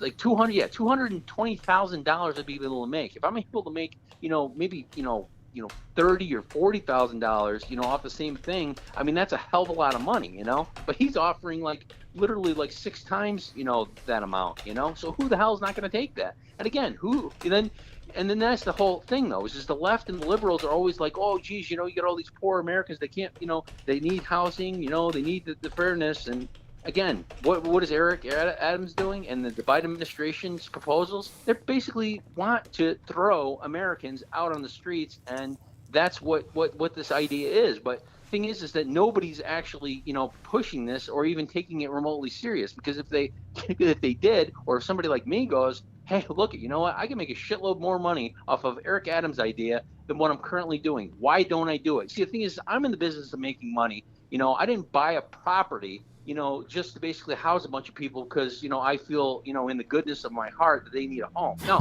basically, I'm going to maximize the amount of money that I make for the effort that I have. And if I can actually make 6 times the amount of money, why am I not going to do it? And somebody's going to say I'm a heartless bastard for having that idea and not being completely and totally compassionate. I'm not the one who decided to open the border up and dump a bunch of these people into the country and then come up with this crazy idea that Eric Adams did. It's the left that did this stuff. It's not conservatives. It's not, the Republican Party that had this idea. It's him, And I'm just a person who's going to be saying, hey, you know what? You're going to offer me, how much for this? I'm in the business to make money, and I'm going to do what I have to make money. As far as politically, is this the best idea for the country? Absolutely not. It's a horrific thing, and I'll vote against politicians who try to implement this idea. But the thing is that if I'm in the pool, and I'm trying to survive, I'm going to do what I have to. I'm a capitalist. I'm going to make money. I'm not going to freaking, just go by the wayside, because I tell you one thing is that, to not take advantage of some of these crazy ideas that the left, put out there basically leaves you, you're just dead. You have to do, what you have to do to make money in an economy that, as irrational as being created by these politicians such as Eric Adams. Well, I understand your anger about this. I'm angry about it as well. But you introduced a very interesting aspect that I haven't even raised, because I was talking about the private citizens, like Eric Adams is floating out there, like he's talking about that this is his idea. But right. You made a great point, because a lot of people are talking about housing, college student housing, as a matter of fact. Like in the southern tier of New York, there has been a huge increase in the cost of housing. People are screaming around the nation that anywhere there's a college, because of the college students, the landlords are increasing rates. The average person, poor people, are having difficulty because they can't afford a 2,000 one-bedroom house. They can't afford, or apartment, I should say. They can't afford these. And so they're getting substandard housing. What happens in New York City when every single landlord says, I need to make up for all the money I lost in 2020, 2021 because of all COVID and all of the restrictions. I need to get back all this money. Hey, I can just have illegal aliens. I'll just increase the rates, open up all my doors to the illegal aliens, make all this money, and the poor people and people who need homes, single parents and poor people, well, they won't get anything. They'll be priced out, and they're all going to become homeless. You're going to increase, and we know he's willing to do that because Eric Adams has kicked out of the hotels the homeless veterans that were being housed in several of these projects, and several of the hotels were being kicked out to allow illegal aliens to come in a bunch of the shelters. So we know he's more than willing to do this. And that increases the homeless population. Poor people. The very people that these practical progressives say that they're going to protect. This is something that's crazy. We know that this is something that they have done. And you're putting up a wonderful example of yet another way that this could be a problem.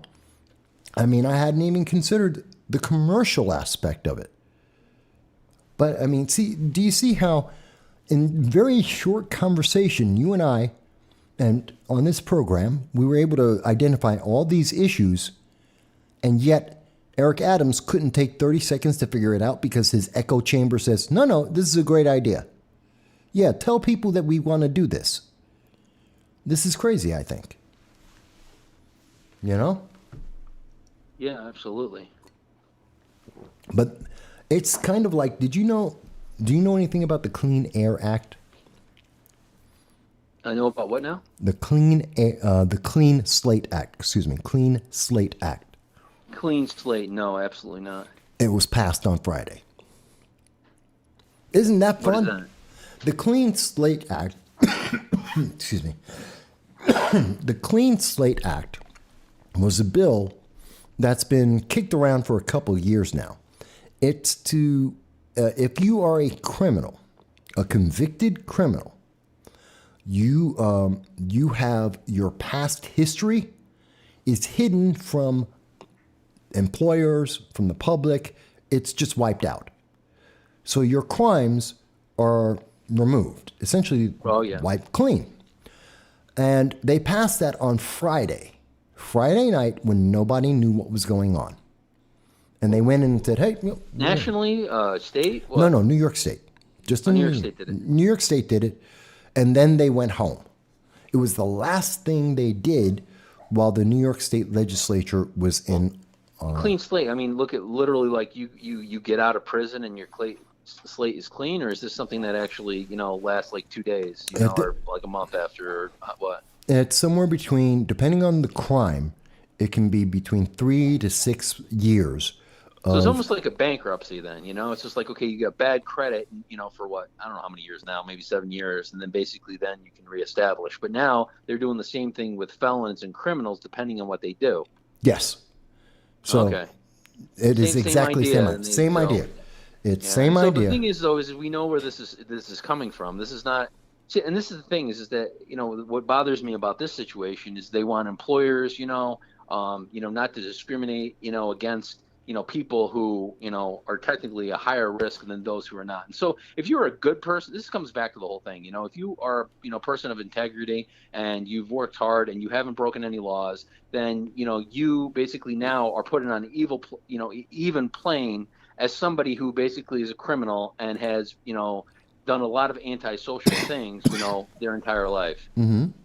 And, and again, this is about, of course, we know where this is coming from. This is about critical race theory and social justice, because the whole basis for this, to come out is just that there's massive, in their view, there's massive injustice, placed on people who happen to be black.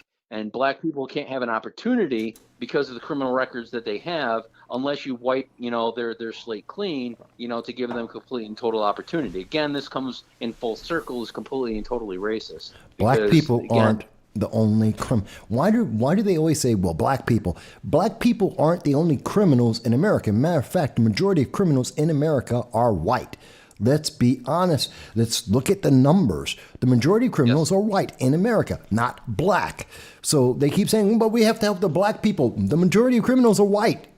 You're not helping the majority of criminals. But on top of this, I have major problems with this law because let's take, for example, there are several crimes that have different levels to it. But say you were stalking someone. You're a stalker. And you've been stalking children or women, whomever it may be. That gets wiped out.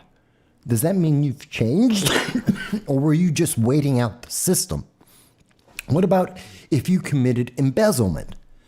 And then now you want to work for a bank, or you want to work for a financial institution like a stockbroker or something that deals with money. Should we trust you? What about if you were arrested for forgery or for pickpocketing or looting? And now we're going to put you into a situation where you have access to these things. I understand. Everyone deserves to be able to start over. That's fine. But let's not forget that we sometimes need to have more scrutiny. Just saying, well, don't worry about it. It's not a problem anymore. Doesn't work. They said, hey, don't worry about the southern border. It's okay. We got 6 million illegal aliens. New York State's trying to ship out those illegal aliens across the country and into our private homes. And they're saying it's not a problem. They said, oh, don't worry about the economy. Inflation is up 17% since the day that Joe Biden came in. And they're saying, oh, don't worry about it. It's not a problem. Food inflation's up 11%. Don't worry about it. It's not a problem. I have a problem. You know what I mean?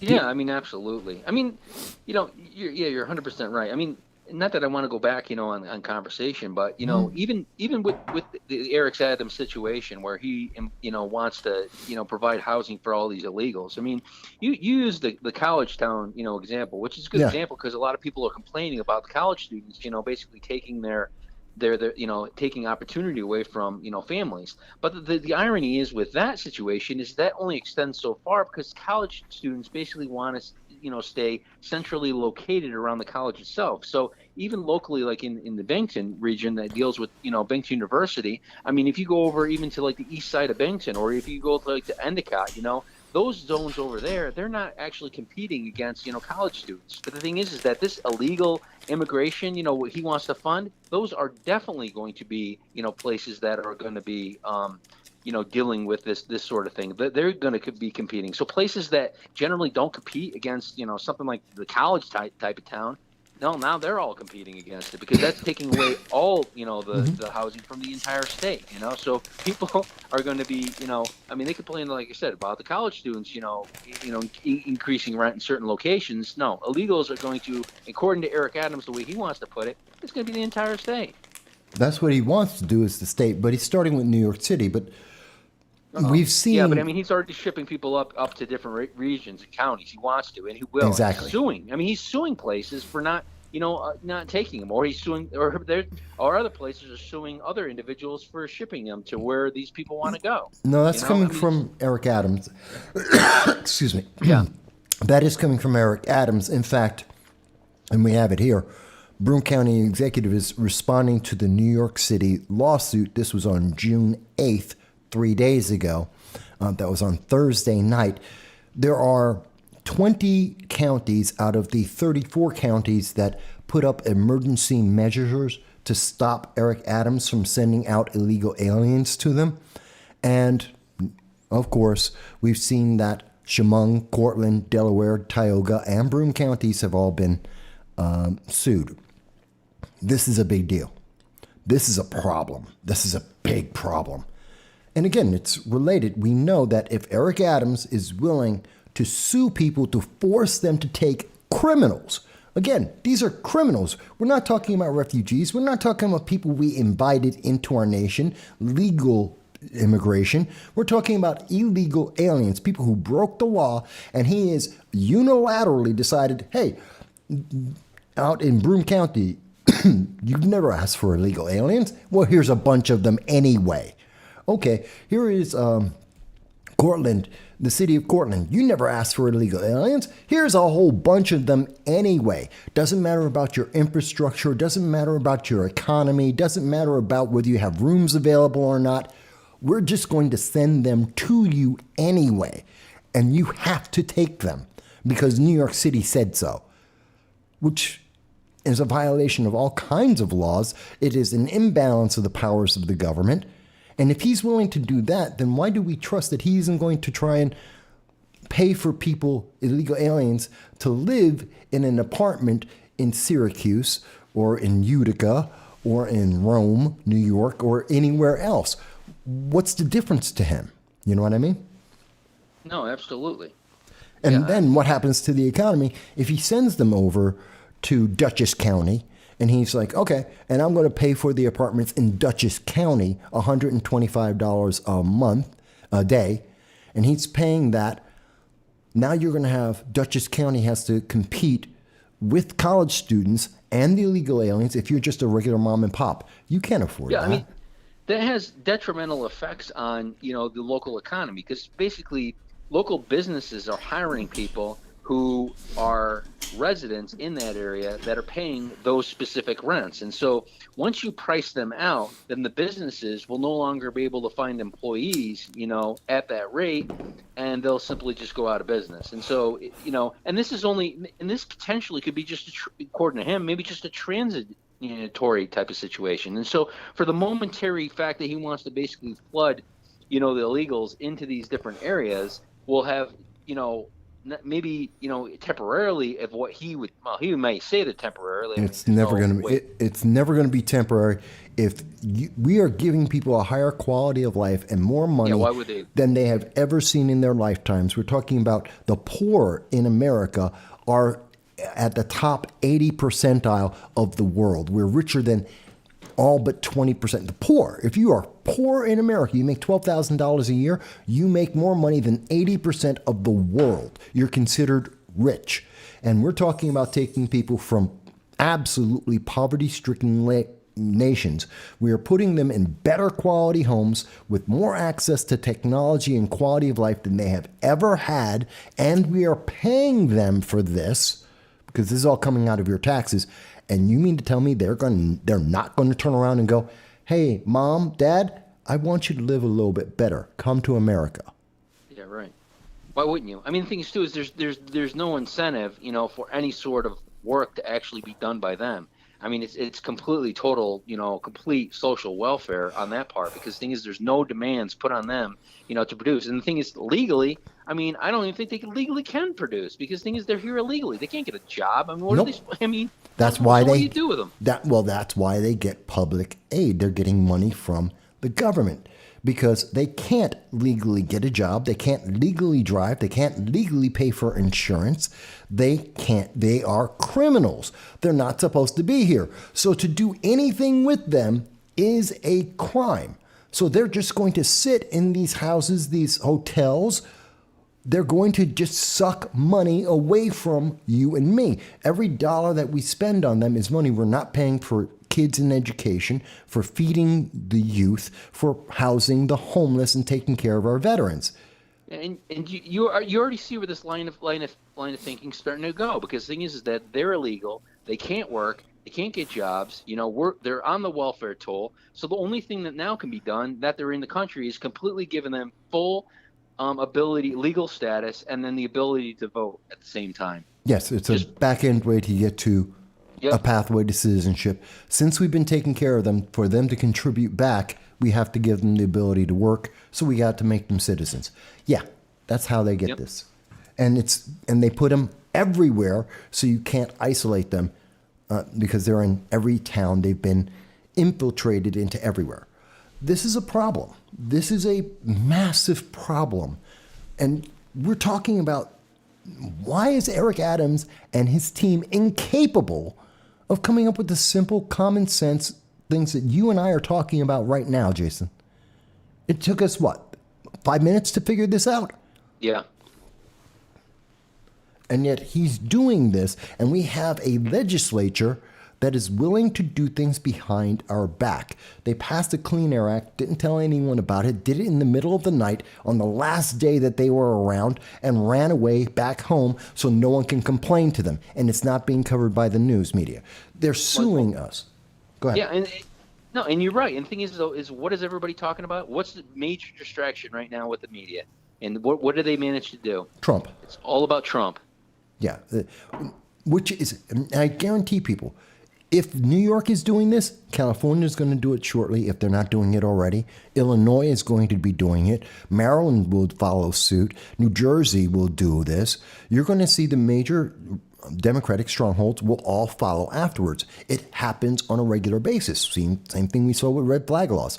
Starting Connecticut, went through all the blue states. We are seeing this systematically. You're saying, well, it's a New York problem. It's a New York problem today. Tomorrow, it's going to be in your town. It's just a matter of when. Sanctuary cities used to only be New York and L.A., then it became San Francisco, San Diego, all of California. It became Seattle and Portland, became Washington State, New Jersey, Ohio. It's been floating around more and more. You say it's only one. I'm telling you, this is the start of the problem, not the end of it. Does that make sense to you, Jason? Yeah, it does. And look, it was very intelligent for both, DeSantis and for, the whole situation with Texas.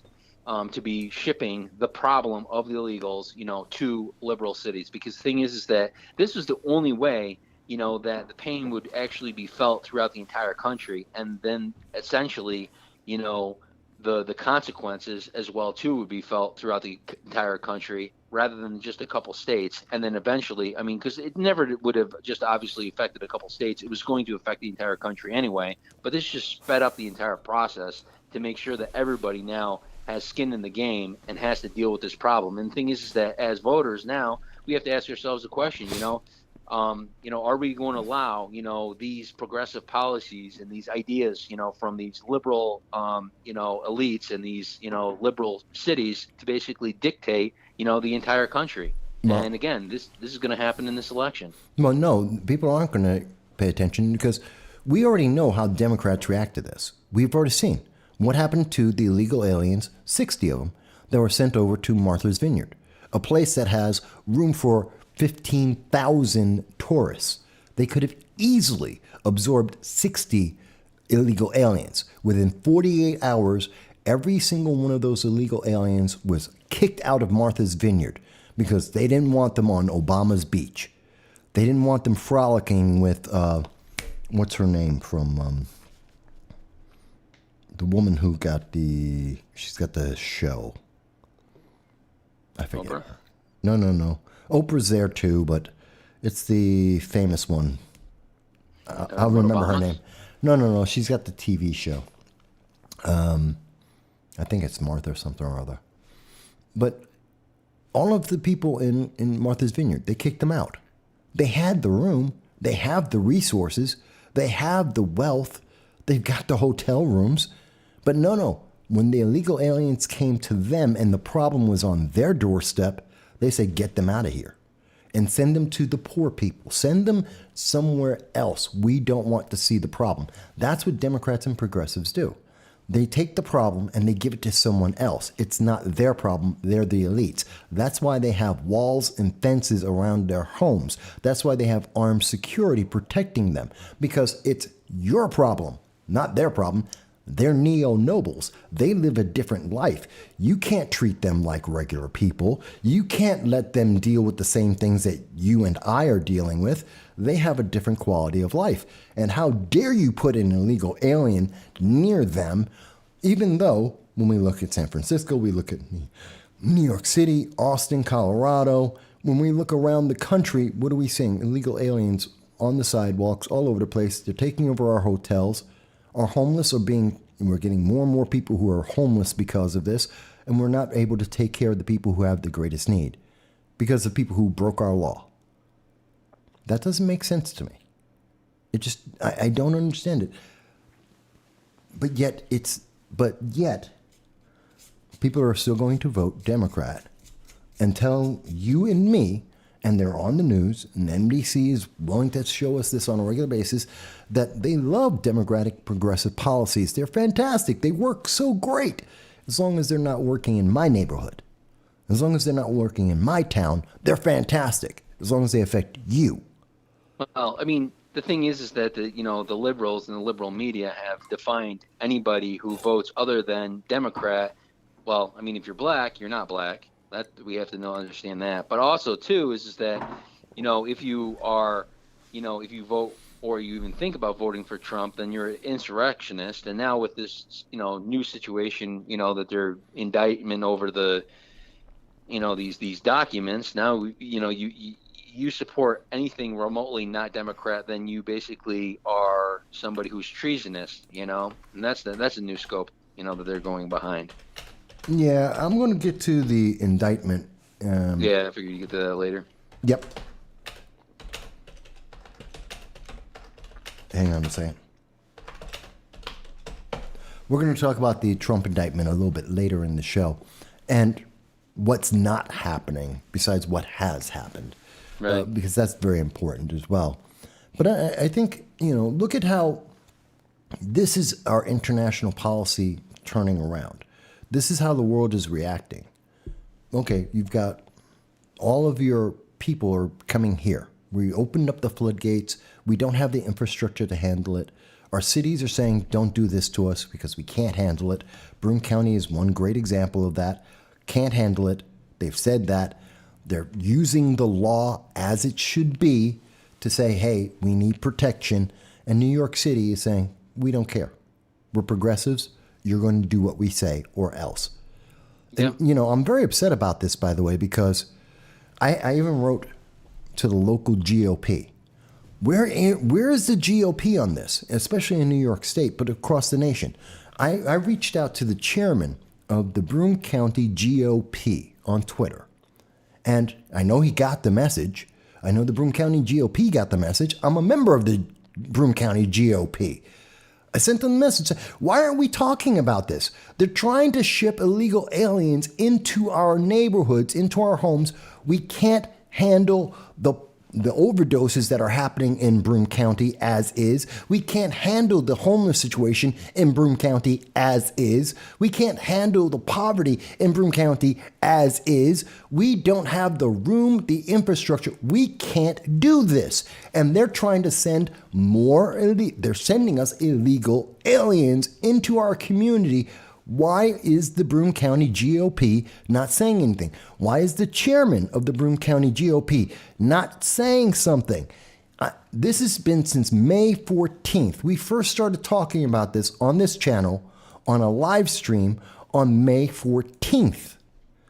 I believe it was and you can see it on Rumble, that was Season 5, Episode 20 that we were talking about Eric Adams trying to illegally ship out these illegal aliens, and they haven't said a word. How can we fix the problem if they're not willing to even mention there is a problem that is happening right now? You know what I mean? No, I completely agree with you. I mean, I don't really, unfortunately, I'm not as familiar with the new, chair, nor have I really listened to a lot of the commentary in general, with the Democrats. So, or not Democrats, but the Republicans currently, this issue, I mean, when it comes to some of the things about this, yeah, they should definitely be saying something, because obviously it's directly affecting our community and we have to take action in some sort of way. And they need to basically state some solutions to problems that are currently happening. And that's just it. I mean, I could argue the fact that, hey, you know what? The Democrats own this, and then everything that comes our way is, basically them, and people are going to be feeling the pain that Democrats, have, and then basically they're waiting just to point the finger, saying, "Hey, look, these are Democrat policies. We don't, implement this," and they just want, them Democrats to be center stage and not distract, from that conversation. But again, I don't know. I think though that there should be, more said from the Republicans, when it comes to, policy that's dealing with this situation. The problem is that we're seeing, and this is just one example of it, Republicans are playing the same kind of political game that I'm upset with Democrats doing. And I'm more than willing to call them out for that because it's just as bad. You cannot, the GOP can't sit around and say, hey, look at what the Republicans are doing the Democrats are doing, and offer nothing or say nothing. They just wait until there's a commercial for the election so that they can bring it up. I'm sorry, that's not good enough. We should be hearing from the GOP. Part of it is they're afraid. I know what it is. They're like, oh, well, Jason Garnar is the county executive. He's a Democrat. And when he runs for re-election, we're going to say, look at what he did. He let these illegal aliens in. I'm sorry, that's the wrong time to fight this. It's not an election issue. It's a community issue. And I don't care if Benji, I know the GOP. Like I said, I'm a member. I've been a member for over 10 years. I have no problem saying it to your face, Benji, and to everyone else in the Broome GOP. This is your job. Speak up. This is why ChatGPT doesn't know who you are, why Gipper AI has no idea who you are. You're doing the same thing that the former chairman, Bijoy Data, did. You're not doing your job. Speak up.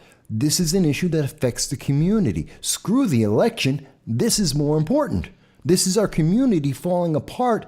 We're seeing people abuse the law to punish us.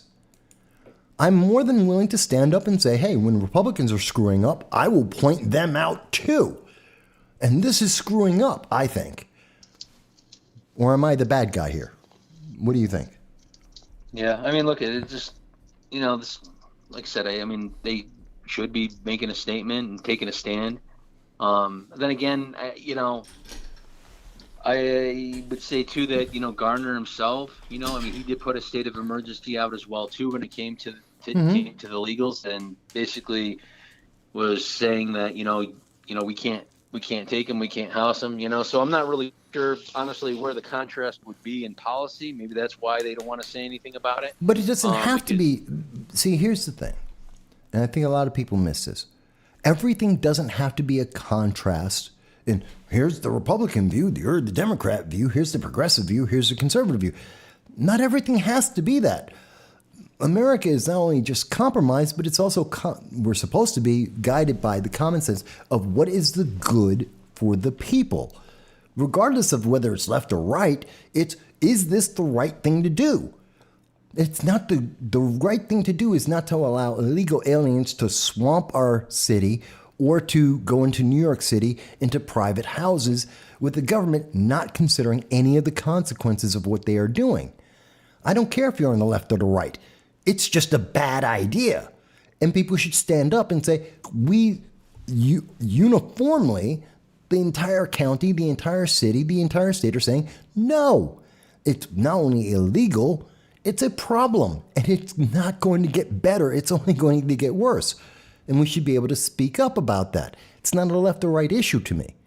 The election is the election. There's lots of things that I have problems with Jason about, and I've told it to his face. I'll say it again. I don't agree with his Operation Crush COVID. He went too far. I don't trust him anymore. I've said that to his face. But this is about the community. And if we're so busy bickering about left and right and, I don't want to say this because it might help him in the next election, you're doing the same thing that Biden's doing right now, worried about the next election, not about what's happening every day to the people. You know what I mean? Does that make sense?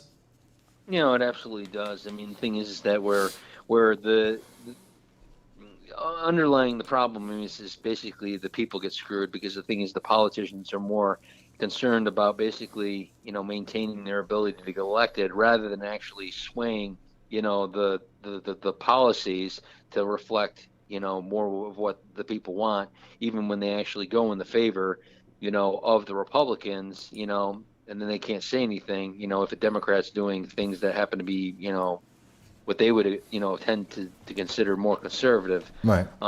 Yeah, that's wrong. And the thing is that it does bother you. The thing is that, as far as conservative, you want, Democrats to actually legislate more conservatively, to actually implement conservative policy. It's not about just getting Democrats or Republicans elected. It's about the policies that they're pushing through. Yeah. And then if you're more concerned again about the election rather than about the policy, then in my mind, you completely, I mean, you're no good to the people, It's a failure. So, That's my opinion on it. I agree. Yeah. But you know what? We've been on for a little while. Yep. We've covered a lot of ground. I think it's very important, and I thank you because you've added some insights, especially in terms of the proposal by Eric Adams. I think you've added a great insight there. Was there anything else, before I let you go, was there anything else that you wanted to touch on? No, we've covered a lot today. Yes, we did. Definitely. Okay. Well, I thank you for calling in. As always, Jason, you add some wonderful insights, and I thank you for that. All right. Yep. Have a good one. Bye. You too. All right, folks. So as you've just heard, you too can call in to 607-242-9247. It's scrolling across the top of the screen. Everyone is welcome to call in, whether you agree or disagree, or you have a different issue you want to speak about. I'm more than happy to have those conversations with you, just as we did with Jason. And we can have that conversation. We need to have these kind of conversations. That's what social media is for.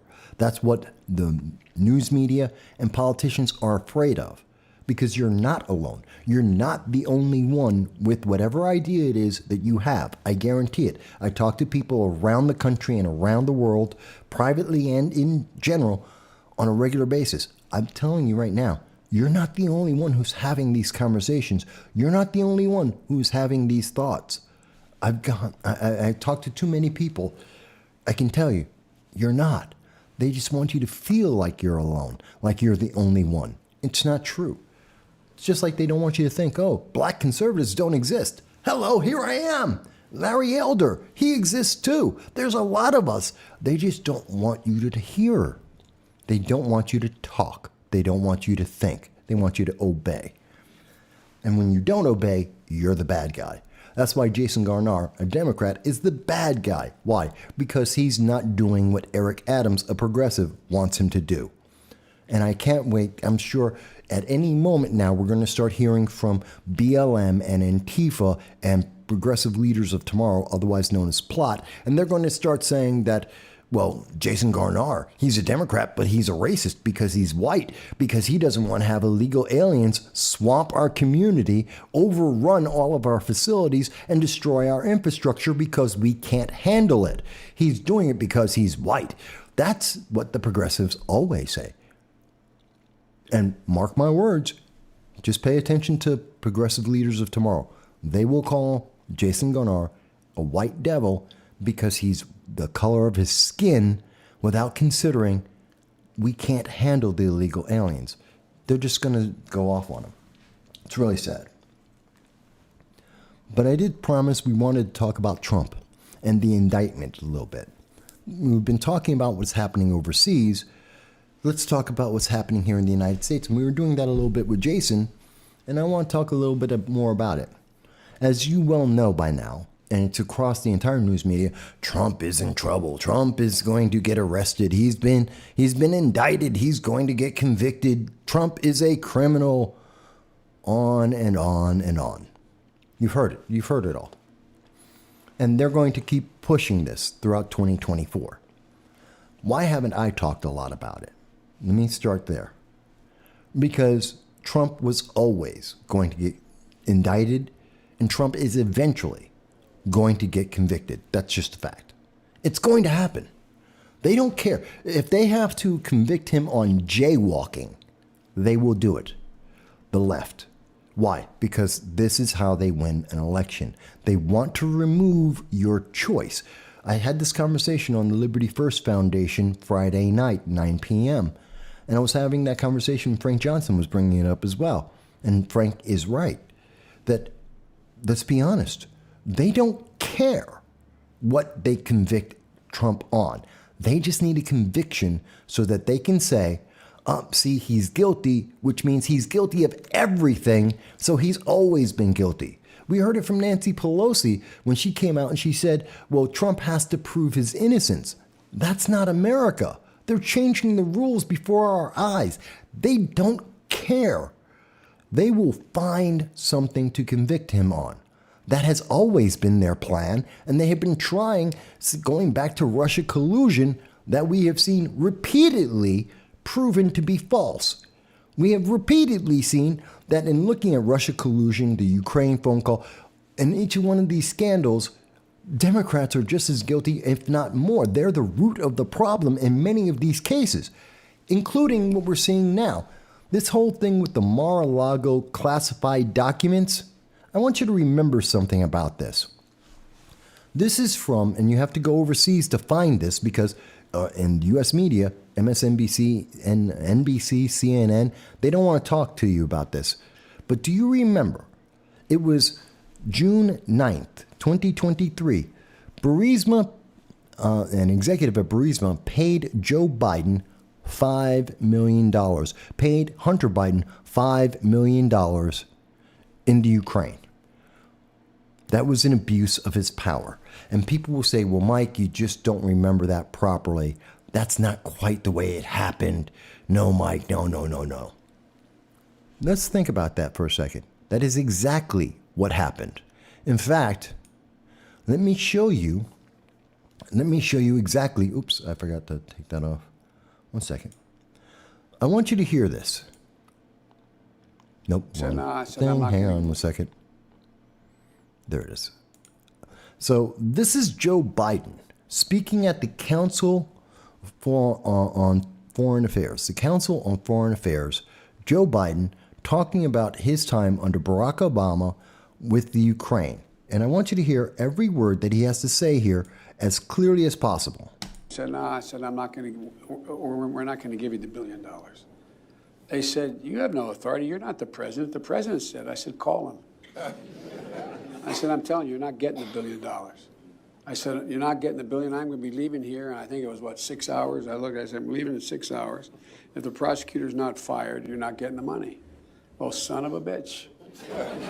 Got fired. And they put in place someone who was solid at the time. I said, I'm not going to. So those are Joe Biden's words. Okay? I want you to think about that. This is the influence peddling that Joe Biden has done. The news media does not want you to focus on that. They don't want you to remember that. They don't want you to think about the fact that Joe Biden, with the approval of Barack Obama, went into the Ukraine and said, get rid of your prosecutor, stop investigating Burisma, which happened to have Hunter Biden's son involved, and also members of the United States Congress were all working there. And he said, nope, get rid of him or else we take away $1 billion from you. And Ukraine is corrupt. Their government is corrupt. They got bought for $1 billion with the okay of Barack Obama, who was sitting in the White House at that time. But that's okay. That's not corruption. We don't want to talk about that. You shouldn't think about that. We know this. And this is being verified by the FBI. The FBI have the documents. They've had the documents for at least a year. They have had the documents on this. They know this.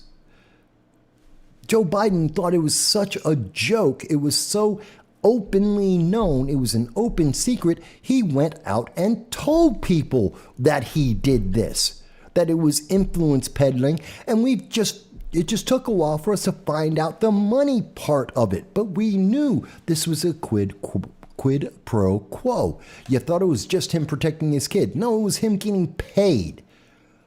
But the FBI, the news media, they don't want to talk about that. They don't want to mention that to you. They don't want you to think about that because that's not in their advantage right now. They want you to think, well, Trump's just a bad guy. Trump had documents in his office. How dare he? He can't have any kind of documentation in his office. That's horrible. But let's remember something. Joe Biden didn't just have documents in his house. I want you to remember, Joe Biden, this comes from, again, you have to go overseas to find this, 4 months ago. Justice Department finds more classified documents at Joe Biden's home.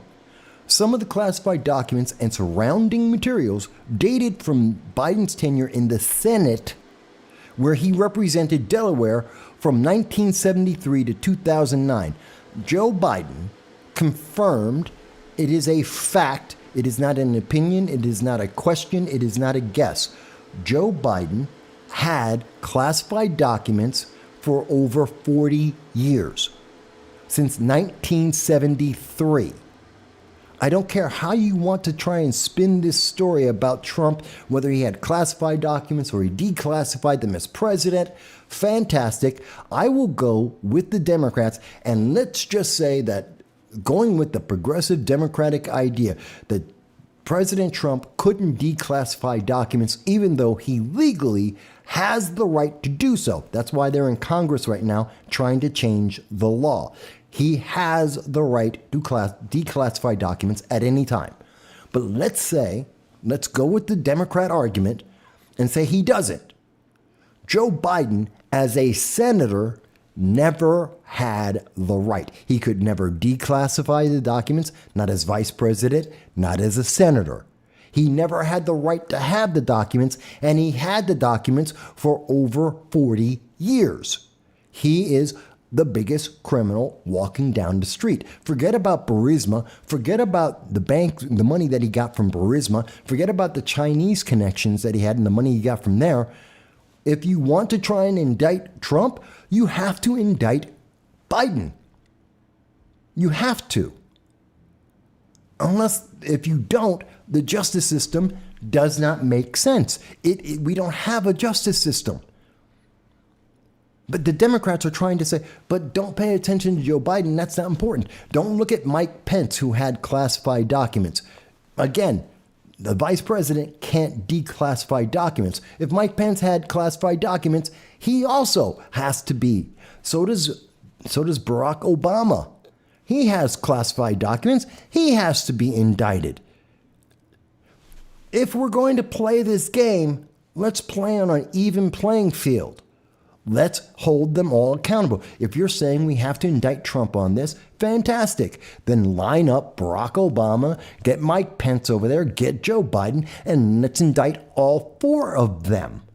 We know they all have classified documents, and the front of the line should be the guy who had the classified documents the longest and the most illegal. That would be Joe Biden, who had documents since 1973 when he is a senator, and absolutely in no way, shape, or form should have ever had those documents sitting in his garage unsecured. He has no excuse. I don't care if it's one document. I don't care if it's 100,000 documents. If we're going down this game and we're going to play it, then let's play it. Joe Biden had one or more classified documents since 1973. There is no excuse. There is no way to get around that. There is no justification for it. None whatsoever. You cannot justify that. Hal says, the case isn't simply about having classified documents. It's about having the classified documents and not turning them over. At the core, Hal, let's be very clear. At the core, the actual regulations involved is very simply, and at its core, you have possession of a classified document. That is the case. Everything else is something, a distraction on top of the law. Is you have a classified document. Do you have a right to have that classified document? That is the core. Let's stop right there. We know that Biden did have classified documents since 1973. That is a crime. Full stop, no excuse, no distraction. That is a fact. It is a verified fact. Even foreign countries have verified this fact. The FBI has verified this fact. No, it's not the almost oversimplified. That is the root of the whole conversation. The charges are about classified documents. Did you have a classified document? Should you have the right to have that classified document? That is the core. Every other charge is surrounding that core. Well, okay, I will play that game. That means we have to indict Joe Biden, Barack Obama, Mike Pence. Let's start there. All four of them must be indicted, and absolutely, Joe Biden is guilty. That is without question. I would even say Mike Pence would be guilty. Why? He was vice president. Vice presidents cannot declassify documents. He's guilty too. So Joe Biden and Mike Pence have to be convicted of the crime. They go to jail. Now we have a conversation about whether or not Barack Obama and Donald Trump go to jail because they were presidents. And the question of, can you declassify a document as president at any time? You can have that debate, which at the moment, according to the law, the answer is yes, which is why they're trying to change the law for the future. But the law, as it stands right now, the answer is yes. But that doesn't protect Mike Pence. That doesn't protect Joe Biden. Both of them indicted, and Joe Biden absolutely goes to jail. He's got documents for 40 years. There is no way around that. There is no argument that does not end with, and Joe Biden is guilty as charged, throw him in jail. If we want to play this game, that's the rules of the game. And if we're not putting Joe Biden in jail for that, not including his activities with Burisma, not including the influence peddling that was going on with China, not including his funny financials that were never disclosed, which is a crime as well. So not even looking into those issues, just going with what we know on that one issue alone, he goes to jail. I read the law. I've read the law on classified documentation, which this is all based on. And regardless of the indictment, because again, you can indict a ham sandwich if you have a good prosecutor. You can put out charges on anything. You can find people guilty. You can literally accuse anyone of a crime. We have 20,000 gun control laws. You can find a way to indict anyone. And that's well known. Ask any prosecutor. If they have a good case, you have a good prosecutor, you can get an indictment out of any grand jury. That's not the question. What is the core law? What is the law? And we cannot turn away from that.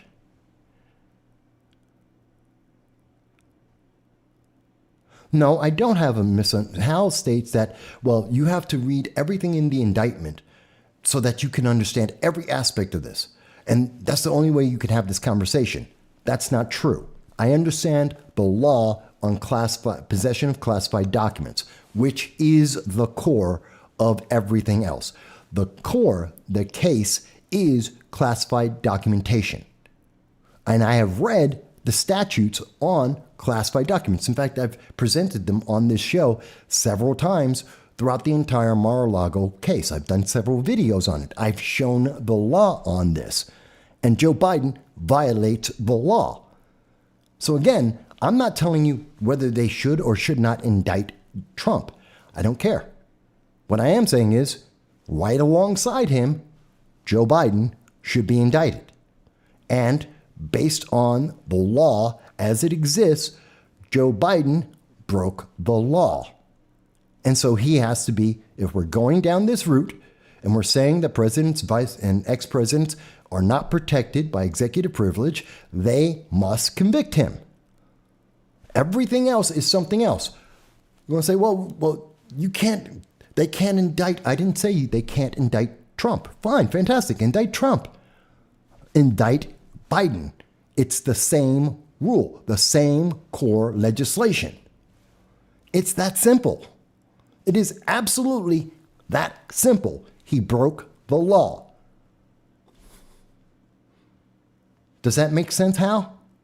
He broke the law. We know the law. We know what he did. We know he broke the law. He is liable.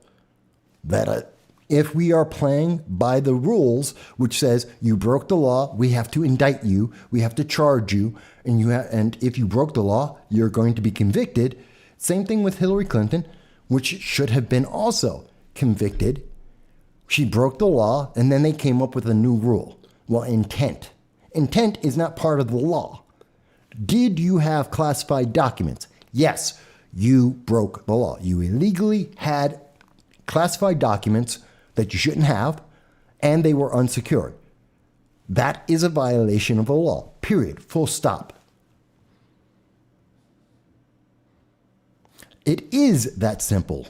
It is. That is how. Are you telling me that there isn't a law, that there aren't laws on possession of classified documents?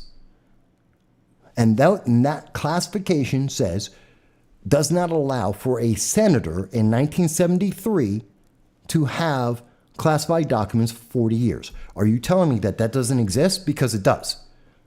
That's a fact. It's not a question. It's not even an if. Go to any attorney out there. That is a fact. And yet we're not treating it as a fact. We're treating it as a political bubble. It's not a political hot potato. It is a fact. You want to talk about Trump. I don't care about Trump. I'm not talking about Trump.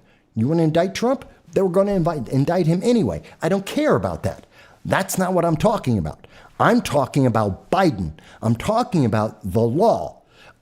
It has nothing to do with Trump's indictment. Again, you want to talk about Trump. I'm not talking about Trump.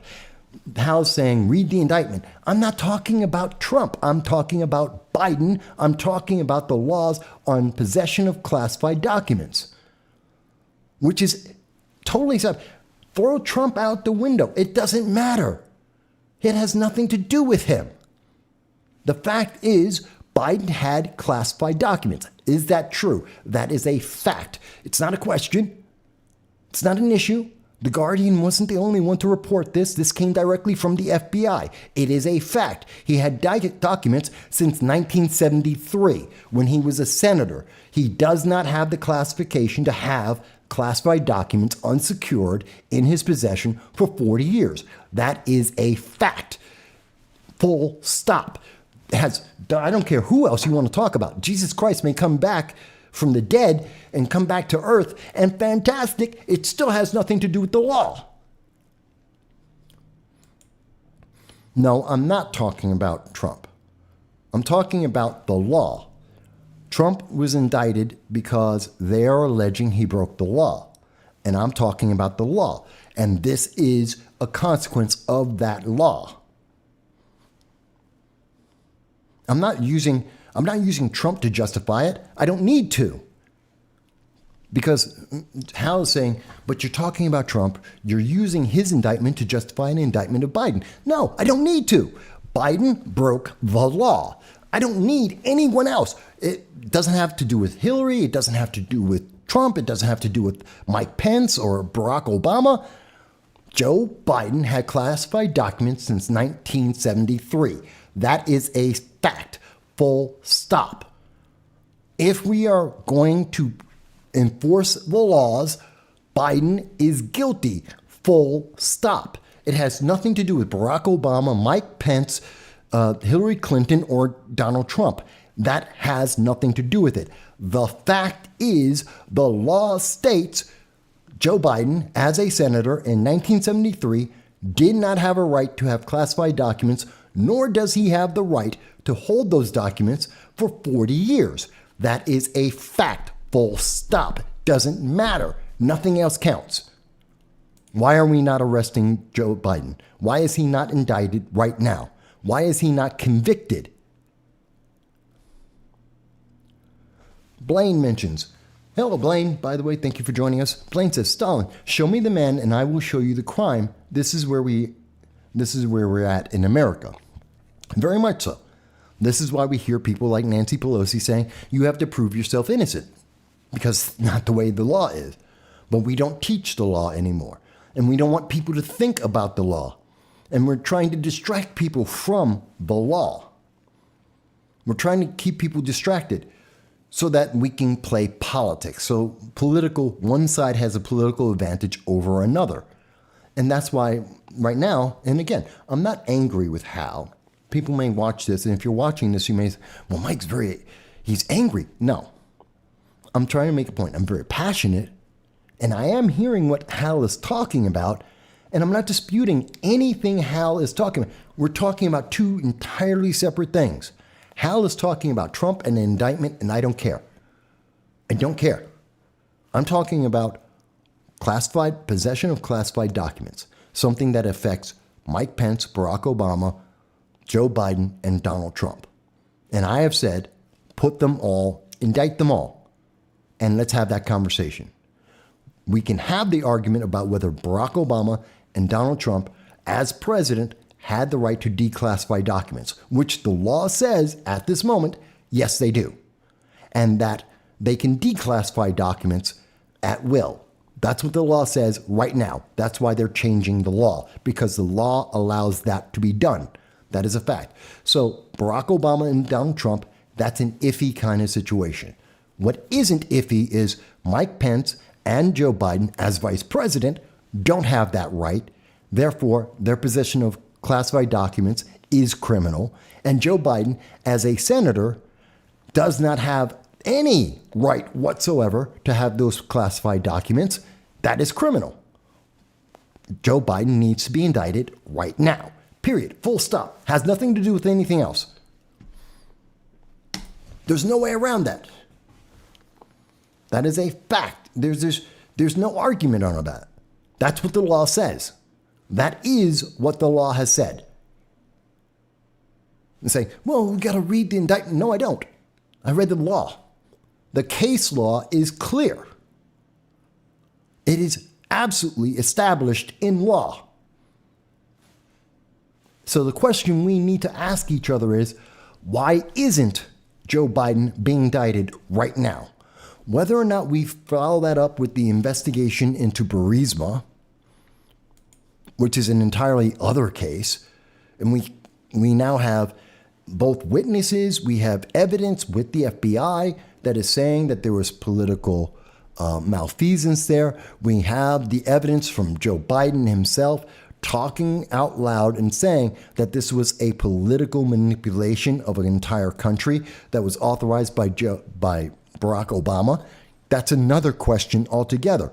Those are different issues. We can address those too, and then that goes into China and his interactions with China through his son, Hunter Biden, and that's a whole other series of investigations, part of the 400 charges that have been pending with the FBI for more than a year that aren't being released. We know they exist. The FBI has admitted they've done the investigation. They just won't give us what the results are. That's political. You want to argue that? Fantastic. We can't argue. Joe Biden had possession of the documents. That's a fact. Full stop. Done. He's criminal. He broke the law. The law is clear. He broke the law. There is no way around that. Period. And if we can't agree on that, what the hell are we doing in our nation? What's going on? Now, if anyone disagrees with me on that, you're more than happy to call in 607-242-9247.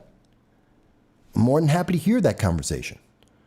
Am I passionate? Absolutely.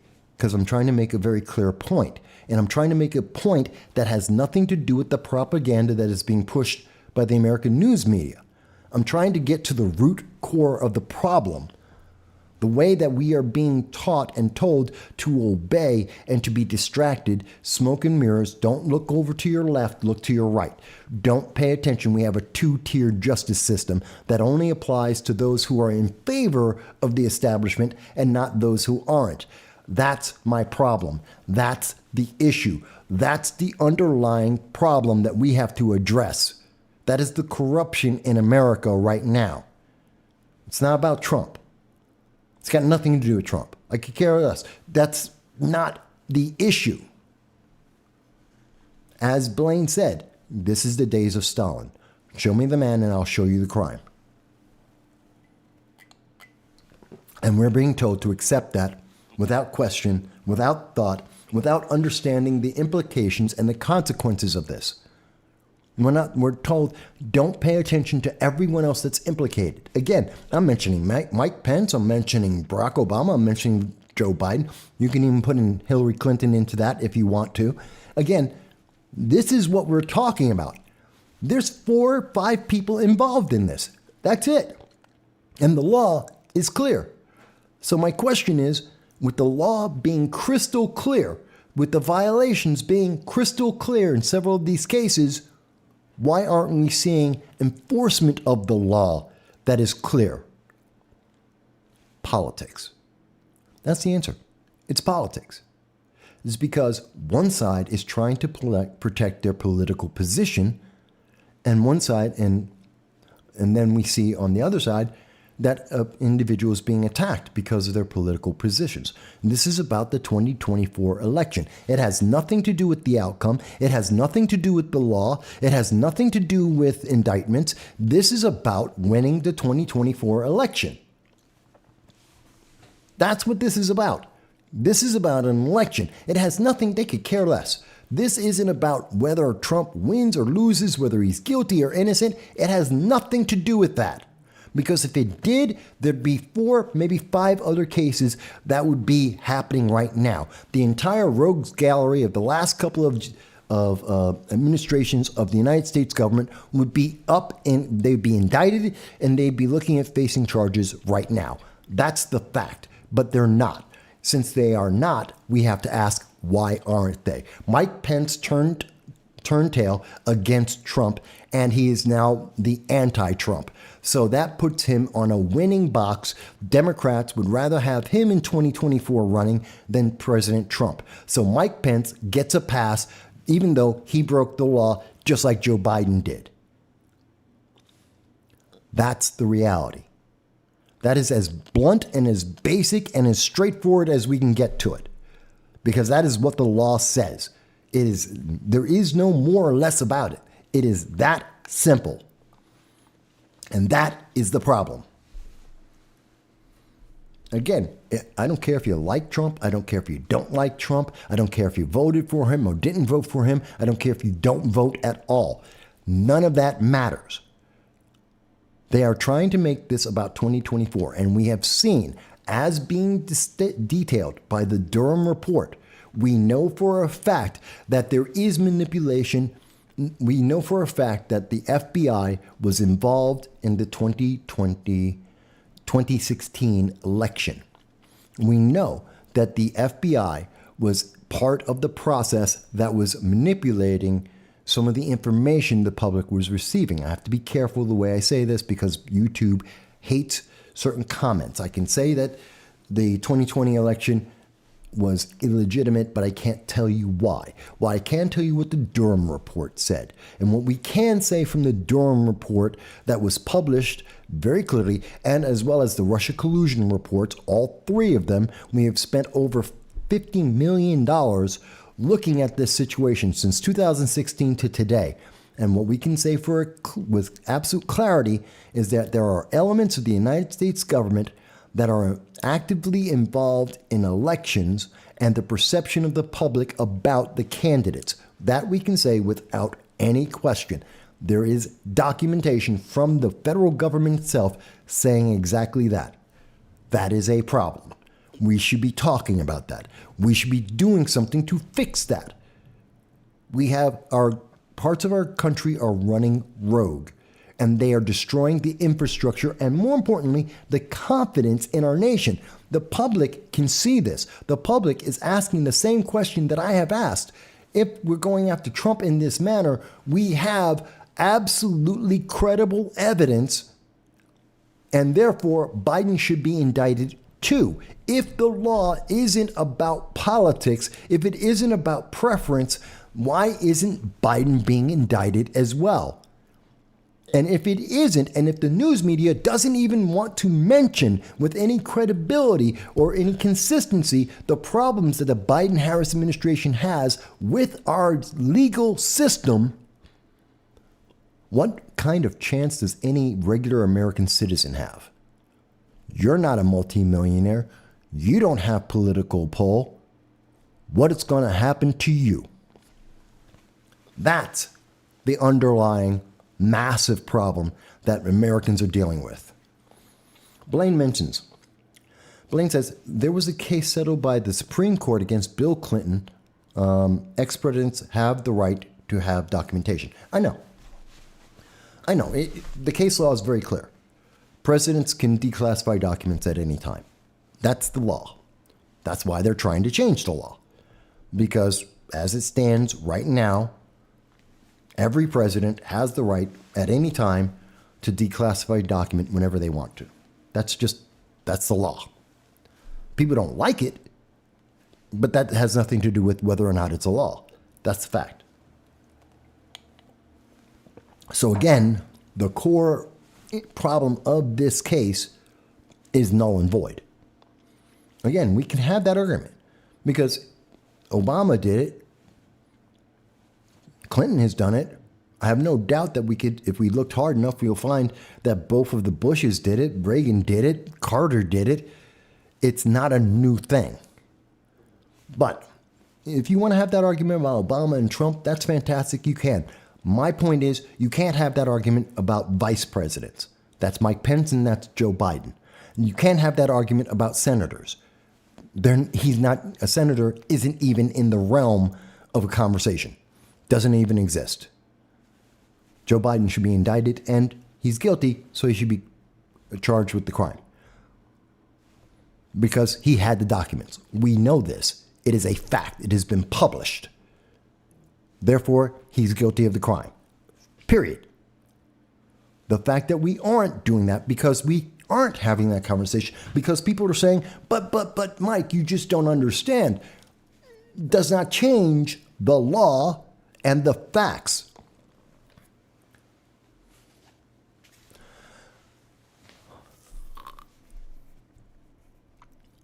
You cannot say, I know that they say that they have Trump on tape saying that he did not declassify all of the documents. Fantastic. I don't care. Again, I don't care. Again, I'm not saying you can't try Trump. Go into the courtroom, indict him. Fantastic. You can have that argument. And we can go back and forth about what the tapes say and exactly how they say it and how the question was asked, which documents he was talking about, because there's more than one document. We can have that argument, Dow. That's fantastic. I haven't said that. That has nothing to do with what I've said about Biden. That has nothing to do with what I said about Biden. Biden cannot declassify. Biden, as a senator, does not have a right to have those documents. I don't care about Trump. Trump is not part of the conversation I'm having. You keep talking about Trump and declassifying. I'm talking about Biden. I know you're not talking about Biden, and I'm asking you why not. If the issue is classification, possession of classified documents, that's the issue. There is a law about that. Biden is guilty. Why don't you want to talk about it? Why doesn't MSNBC, CNN, ABC, CBS, the New York Times, why do they not want to talk about the law in the United States that applies to Joe Biden? Why do they want to ignore that and minimize it and make it seem as if it's not an issue and it doesn't exist? Why do they not want to talk about that? That's the issue. That's the thing we should be talking about. That is a problem. It's not just propaganda. It is far, far worse. It is a reason why our system is lopsided.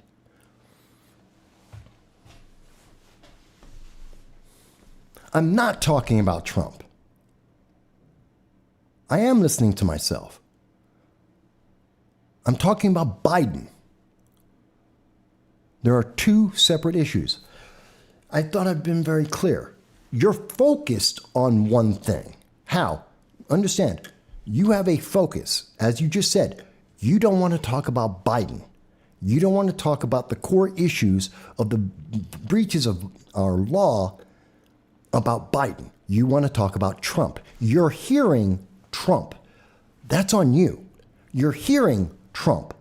I'm talking about Biden. And to an extent, Mike Pence, Barack Obama. They're in context, but I'm talking about Biden and I'm talking about the law on classified documents. And I'm asking the question, and actually you're proving my case here, Cal, how you're proving my case that the news media has focused people so much on one man and one issue and one aspect of that issue that they have allowed everyone else to walk away breaking the law. They have allowed everyone else to do criminal activity in front of our eyes. Something that has already been proven. We've got news media, even around the world. The Guardian's able to prove this. The FBI has the documentation. It is not a question. But you want to talk about Trump. I'm talking about the law and the people who broke it. And that's the problem with America right now. And I don't mean you, Hal. And not in the sense of I'm not picking on you. I'm talking about the problem in America is our news media and our politicians have so focused people to pay attention to whatever the headline is they're trying to push, that they are so busy pushing out the propaganda on a very specific kind of idea that everyone loses track of everything else. Everything else is pushed to the wayside and it isn't important.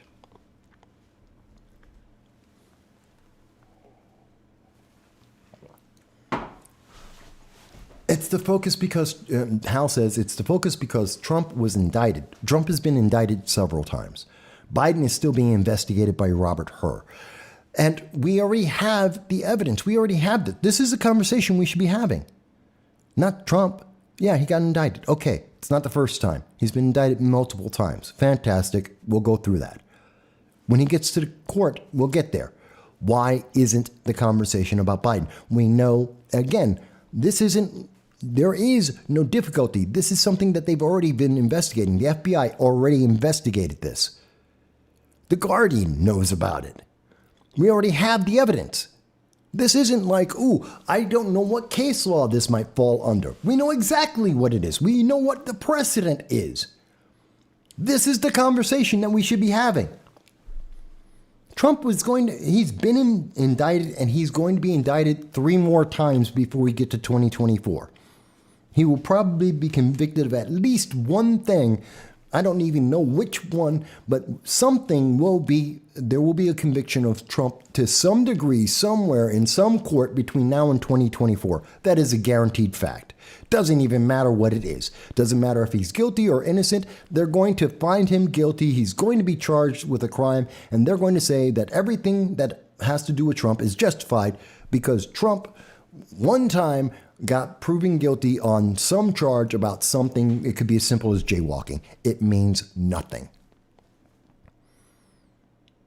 Because that's all they've been doing since 2016. That's all they've been doing. They've just been trying to find something. They've just been throwing it up against the wall. And in the meantime, they have been exposing all kinds of corruption in our government that they do not want to address. I want to pause and say, yeah, you're going to indict Trump. You're going to convict Trump. Okay, fantastic. I don't care. I'd still vote for him, even if you convict him. More importantly, I have another problem.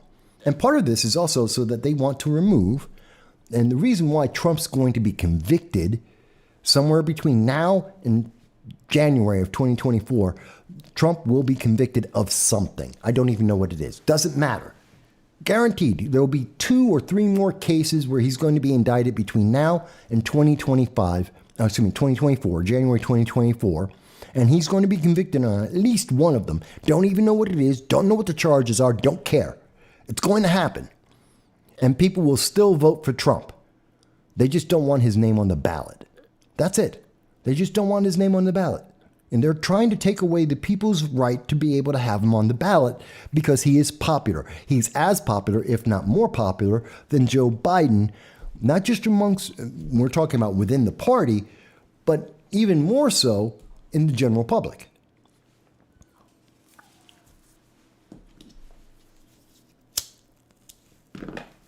Again, folks, if anyone disagrees with me, if anyone has a different point of view about this, 607-242-9247. You will be treated with respect. You will be heard. We can have a conversation. Yes, I'm a passionate individual. Do not mistake my passion for anger. I'm not angry at Hal. I'm not angry at anyone who is on the opposite side of me on any issue. That's fine. I am passionate because I am trying to make the point that I believe in, that I think is important. Do not allow that to stop you from being able to speak up, whether it's to send in a message or to call into the program. We are always happy to hear your voice. And if you want to talk about some other aspect, do you want to talk about Hunter Biden and his violations of gun of the gun laws of America? Do you want to talk about Hunter Biden and his laptop, which has been confirmed multiple times by multiple agencies for 2.5, now 3 years? You want to talk about China and its influence on the Biden-Harris administration? You want to talk about Joe Biden bragging about his influence in the Ukraine under the Obama administration? Let's have that conversation. Do you want to talk about something else? I'll be happy to do it. And it seems like I just got kicked off. My system just got kicked off of, I don't know if it's Twitter or Facebook. It looks like at least one of them kicked me off. Don't know. Not sure. That's what my system's telling me right now. That at least one of the major social media sources just kicked me off their stream from streaming on their sites. That's interesting. Don't know why that happened, but can't say that I'm surprised. Okay. Excuse me. So I think I've made my case there. I think I've made my point there. But if you think I haven't, I'm more than happy to have that conversation. But I think that's the more important thing. And like I said, we're seeing them come out and have many, many cases. I mean, here's another issue. They're coming after, I don't know how many people saw this on May 30th, because it really hasn't been talked about since May 30th, that President Trump is going to violate, I love this. This is coming from the Rolling Stone. This is from the left. Again, this is manipulation of the public. They're going to violate the 14th Amendment. Violate it. President Trump said he wants to end birthright citizenship. Okay, that doesn't mean he's going to violate the law. He wants to get rid of the law. He wants to remove the 14th Amendment's birthright plan.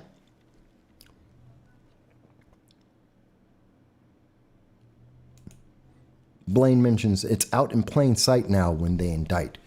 Yeah, well, it's in plain sight when I'm having the conversation and I can see on my system that at least 2 social media sites, I'm streaming right now live to 5, and at least 2 of them dropped the conversation, prevented the public from being able to hear portions of the conversation. I don't know why. I do know why. It's because we're actually having a conversation about an issue that's important. And there is no credible argument against the case that I made.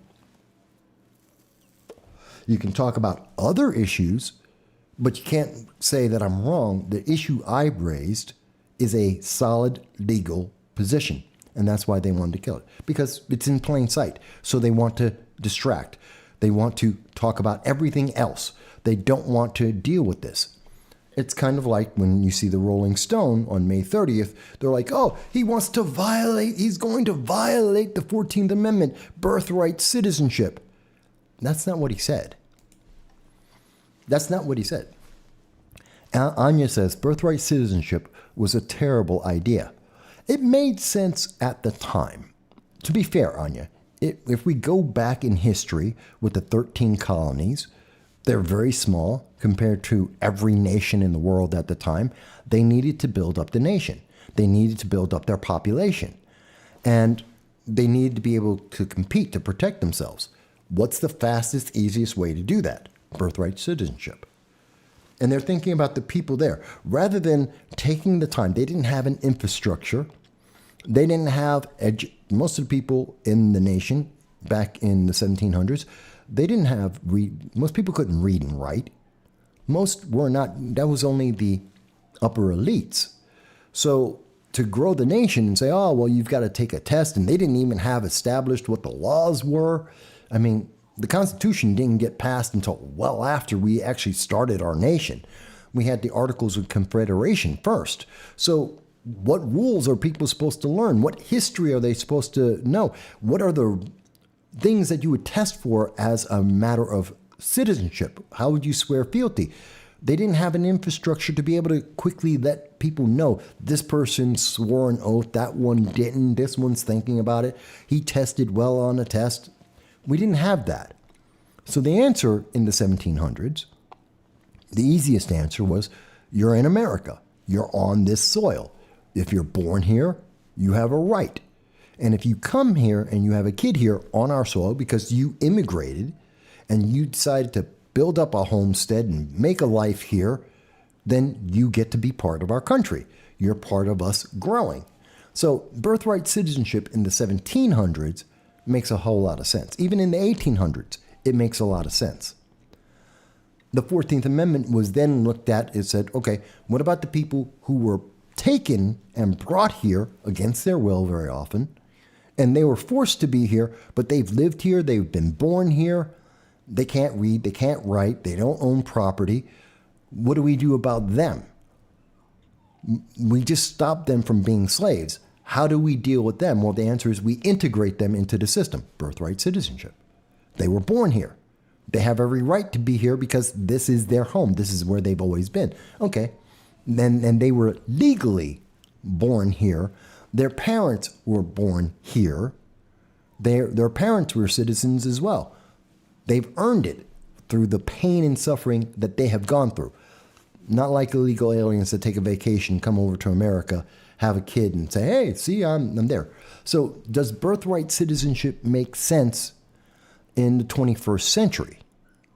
I don't think so. One, we don't need it. We have 350 million people in this nation. We don't need birthright citizenship. We're not growing as a nation in the sense that we can't defend ourselves. We have several million people in our military, about 5 million people in our military.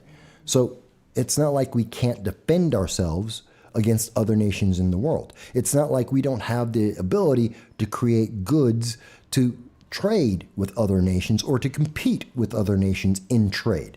We have the capability. 350 million people. What? We're about 6 times bigger than all of the United Kingdom. As an example, I believe we're about double the size of all of Europe combined, roughly. Maybe equal or double the size of all of Europe combined.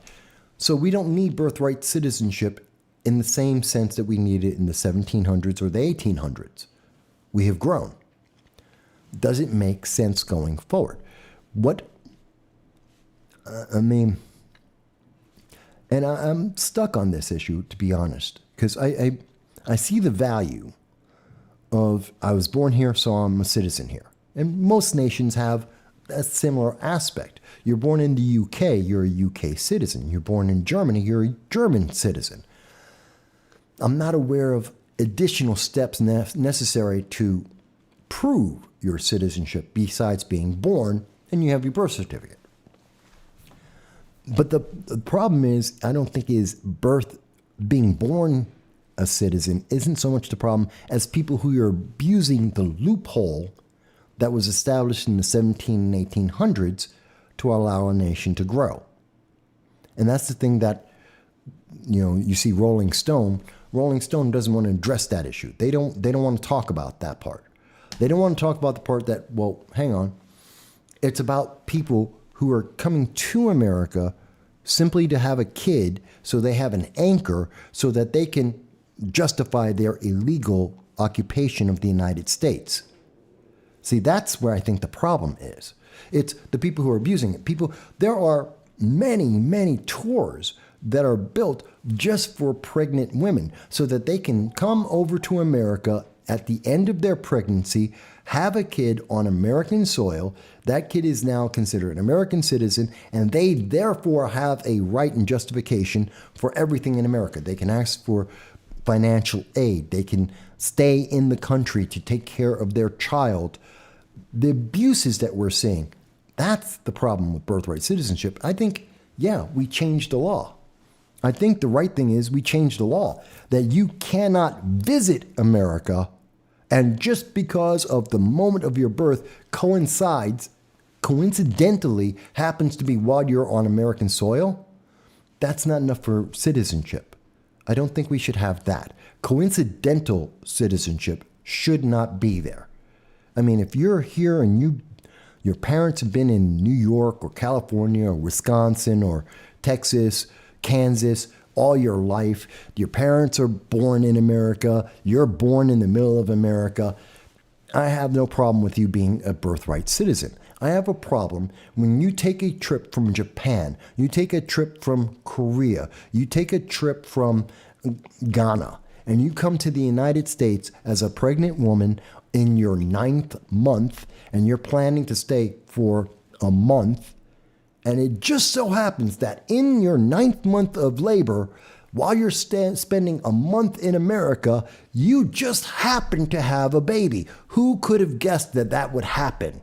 And by the way, since that baby happened to be born on a tour bus in, I don't know, in Florida or Mississippi, then you just happen to have an American citizen. And now you have to stay in America, and that baby has to be funded by taxpayer money to make sure that they're going to have health care, that they're going to get their checkups and the postnatal, and you're going to have to get housing so that you can take care of this American citizen, even though you, the mother and the father, happen to be foreigners that were trying to find a way to get to America.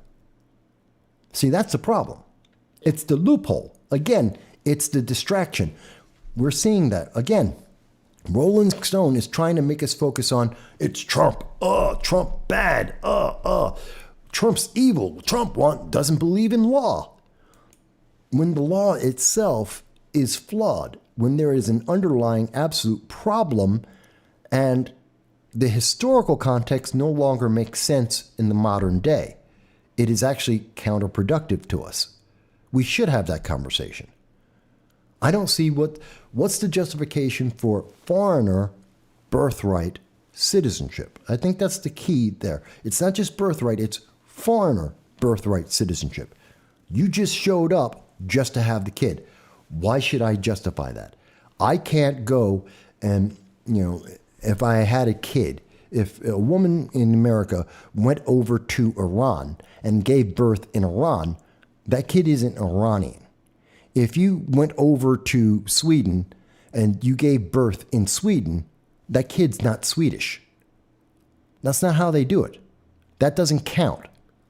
Why should it count in America?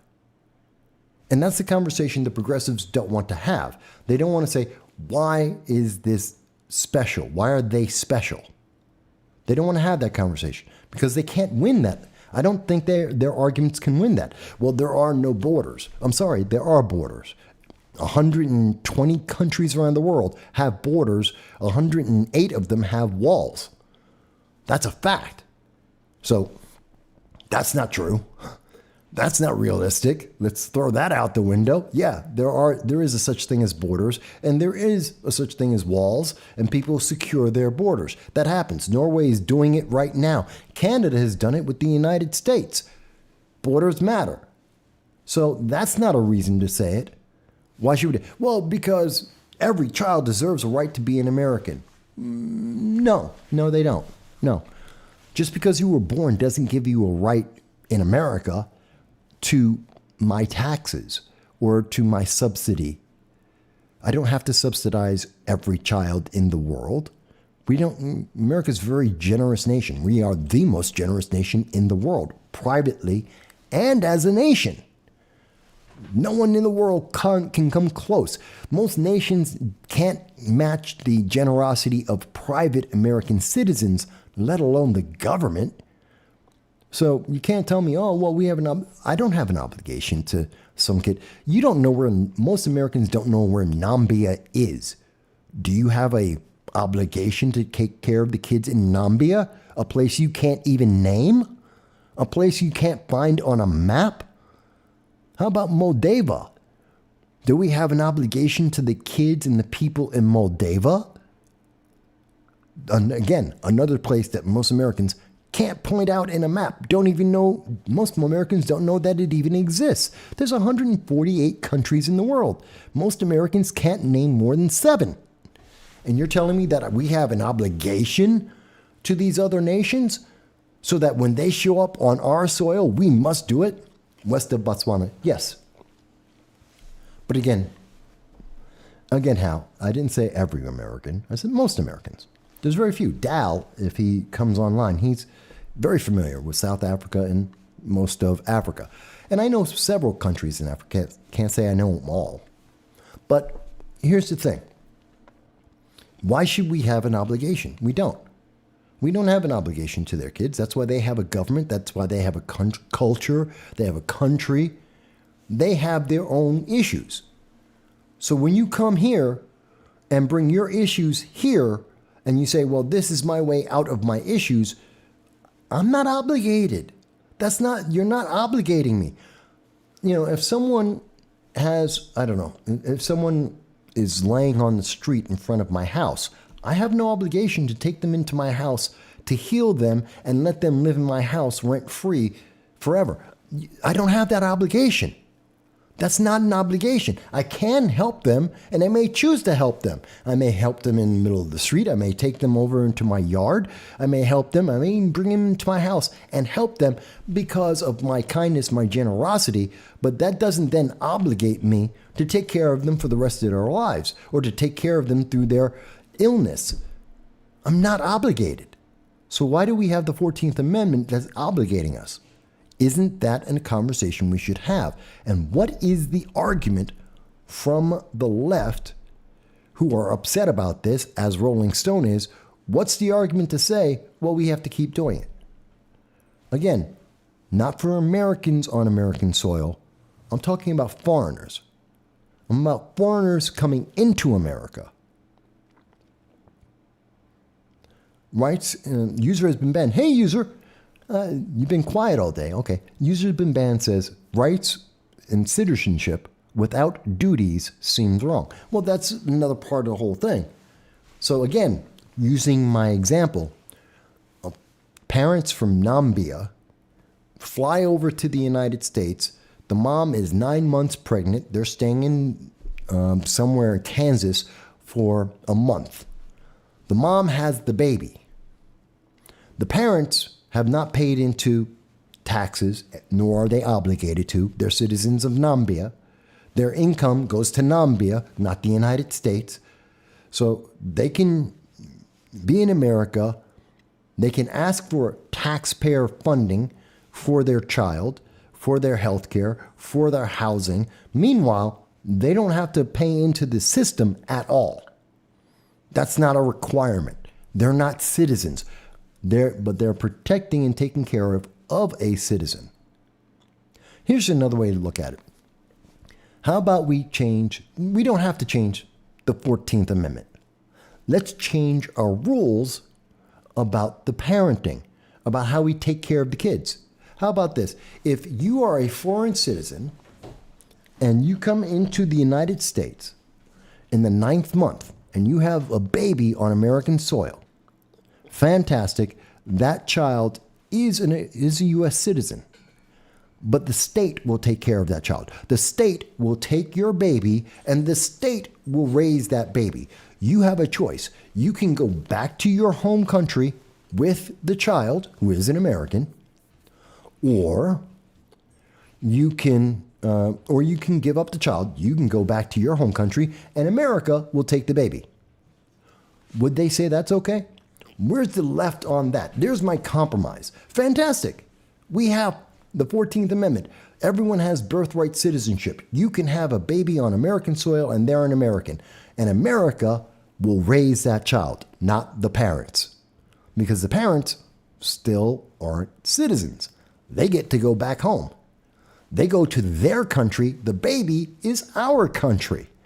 We will take care of the child, which is now an American citizen. That's our child. We'll take care of them. The parents can go to hell. They can go back to Nambia or to Moldova or to Botswana. I don't care. They can go wherever the hell they came from. They leave, the kid stays. Is that not the 14th Amendment? And if you want to say, but we have to take care of them. Okay, yeah, the state will raise that child. The state will take care of that American citizen. The parents are not our obligation. The parents are not our concern. The parents can get the hell out. And I guarantee you, I don't think any progressive will ever agree with that. The very same progressives, the very same Rolling Stone that is telling us you can't change the 14th Amendment are going to be the same ones who say, no, the parents have to stay. No, they don't. We don't have an obligation to them. And I have yet to hear an argument that I can recall that actually gives a good example or explains, why do we have to take care of the parents? Why do we have to do anything for the parents? If we must have, if we're going to say that there is an obligation, that obligation stops at American citizenship. That child's an American citizen. Full stop, nobody else. Mom and dad can get the hell out. Or you can take your child, which is an American citizen, and you can go back to your country. But we have no obligation. And we don't have to send you care packages in your country for that American citizen. When he comes back, he's got an American passport. He can come back to America anytime he wants. The parents can't. The parents don't gain a right by proxy. They don't get to game the system. Is there any progressive who will agree with that? Because I don't think there is. I think they're all going to say, no, hell no, can't do that. You're wrong. But they won't tell me why. Why do we have an obligation? User has been banned says, none of them have to. The parents are just visitors along with the person they smuggled. I mean, that's another way of looking at it. But again, I'm looking at it from two ways. So my compromise is fantastic. Let's compromise. You want to keep the 14th Amendment. You want to keep birthright citizenship. Fantastic. Then the baby stays and the parent goes. Or we can get rid of the coincidental birthright, the birthright, the abusive nature. Let's close, what did they say? They want to close the loopholes. Let's close the loophole that says that you're on American soil, so you get to be an American and your parents get to be in America too. Let's get rid of that abuse. If your parents are incidentally in America, you are not given birthright. I mean, we do that for diplomats, as a matter of fact. The kids of diplomats born in America aren't American citizens. So it's not like it's unheard of. And that's diplomats. They're here 24/7. They can be here for months or years. And we don't give their kids automatic American citizenship just because they were born in America, because they're not American citizens. This isn't a new concept. So again, I have two options that I have made. One that keeps the 14th Amendment and one that modifies the 14th Amendment. And I want to understand, and progressives will tell me, oh my God, you're so evil. Why? There's the question. Why? Why am I evil? I've given you two options. Both of them have legal understanding. They have their compromises. They're looking at the nuances and consequences of the whole situation. Why is that evil? I understand it's not what you said. I understand that this is what the progressives are feeling, but feelings aren't law. Feelings aren't facts. Feelings don't balance the budget. I don't care about feelings. So they may feel like, well, everyone should be an American. Sorry, it's just not going to happen. That's not the reality. Throw that out the window. I don't care about that feeling. It's useless. Next. What's next? Give me a justifiable reason why someone should be an incidental American. And I don't ever recall hearing a good argument about that. Not in the 21st century. You can make the argument for the 17th century. You can make the argument for the 18th century. You can't make that argument for the 21st century. Actually, it should be 17th and 19th centuries, whatever. But Anya, by the way, did I answer, or did I commented off of your comment? Does that make sense to you, Anya?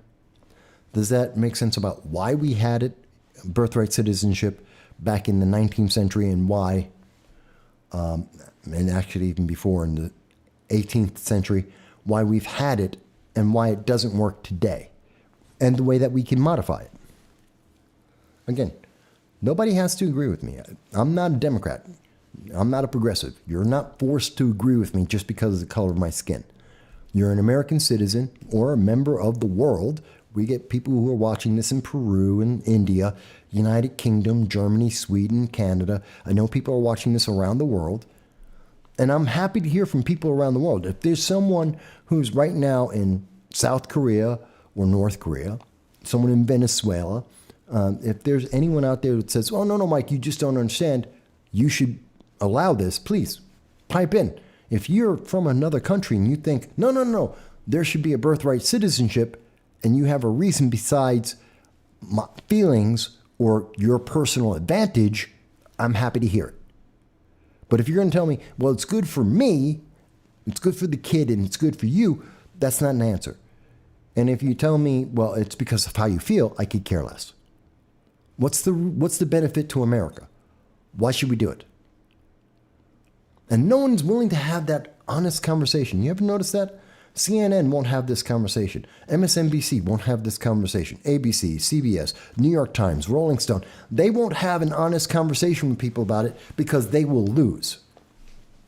Anya says, it makes sense. I just don't think it was thought through if that was the case. Well, again, I don't think they were. I truly believe that the founding fathers did not envision 250 years of America. That would have been way more arrogant than they were. They could not have envisioned that this, couple of colonies, a couple thousand people would suddenly turn into hundreds of millions of people running the world. I don't think they could have envisioned that. I think they were looking for 50 years, maybe 100. They were looking for some kind of growth and to become bigger, but they didn't really have an idea.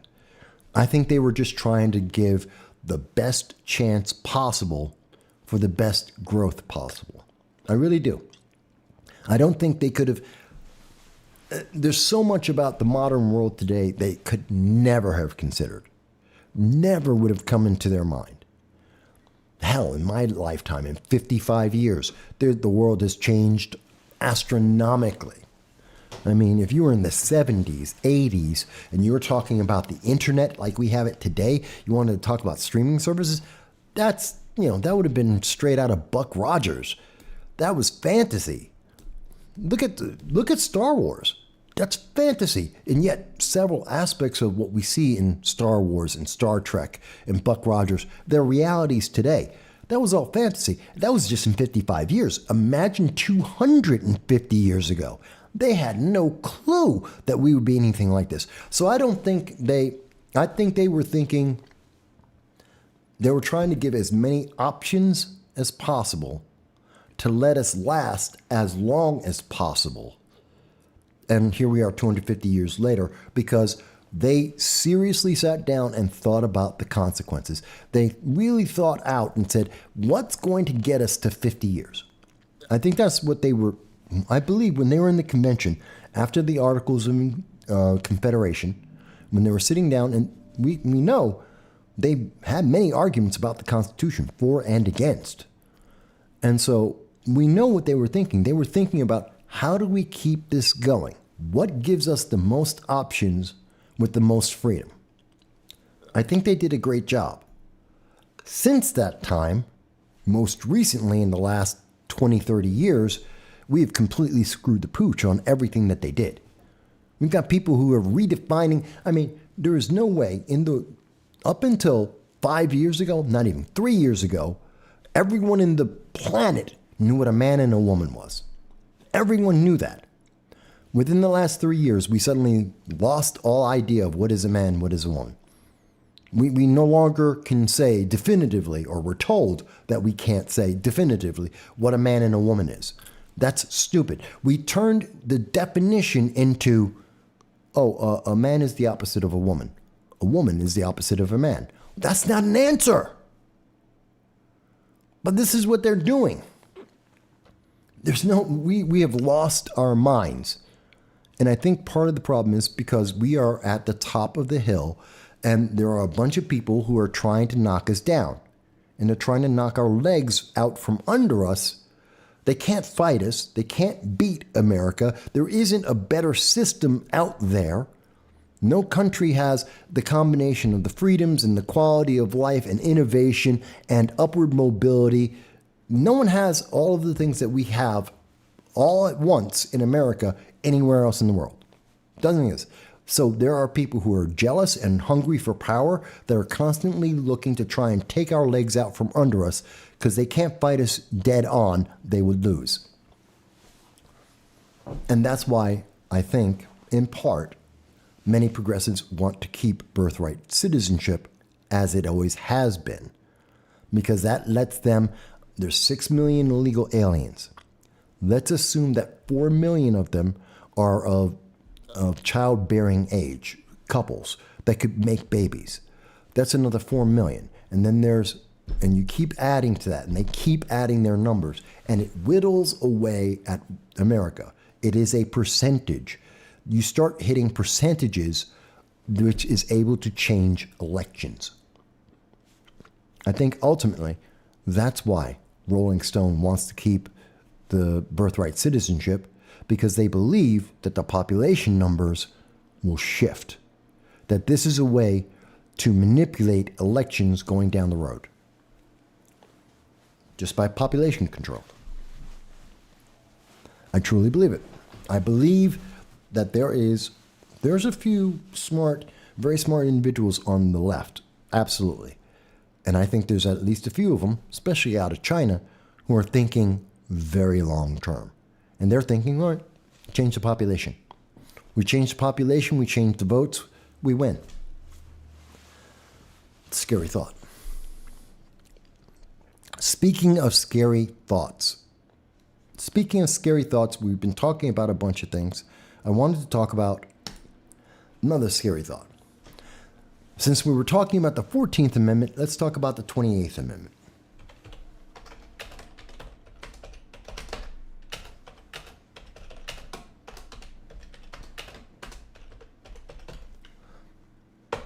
So,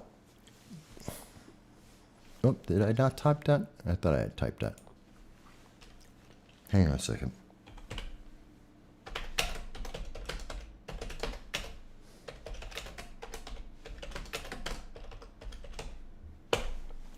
Okay, so let's talk about the 28th Amendment per Gavin Newsom.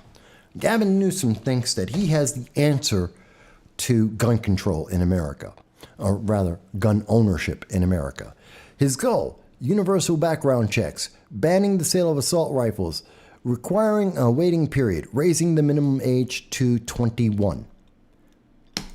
You know what's interesting about his so-called 28th Amendment? Every single one of those things already exist. Everything that he is suggesting already is a law and has been a law for decades. And it doesn't help. Nothing he's offering is actually effective. Gavin Newsom, in his new amendment, is just putting together a bunch of the grab bag of Democratic wish list ideas. This is a progressive movement. This is a progressive idea. And he's just taking everything they have ever suggested, put it all together and said, see, that's an amendment. We already have universal background checks. We already have many states that have banned semi-automatic rifles, and we have banned semi-automatic rifles in the past. Didn't work. Require a waiting period already exists. Raising the minimum age to 21. One, it already exists. You can't get a handgun until you're 21 in many states. We have many states who are trying to push it to 21 to own a rifle. We already have that. That has nothing to do with gun control because criminals don't care. Do you remember the 12-year-old in Florida a month ago that killed a bunch of teenagers with an illegal gun? Did you forget about that? Did you forget about the 16-year-old in, I believe it was in Georgia? What about the Sweet 16 party? Did you remember that? Criminals don't care. This is a way to punish law-abiding citizens. And by the way, so I can be 18 to vote. I can be 21 to drink. I can be 18 to die in the military for my nation. What's going on here? We have too many numbers. They're trying to split up the rights. So my inherent rights, when I become an American citizen at 18, I'm an adult. And as an adult, all the laws change. I am now legally an adult at 18, and every single category of law changes. You're no longer treated like a minor. You're treated as an adult on 18.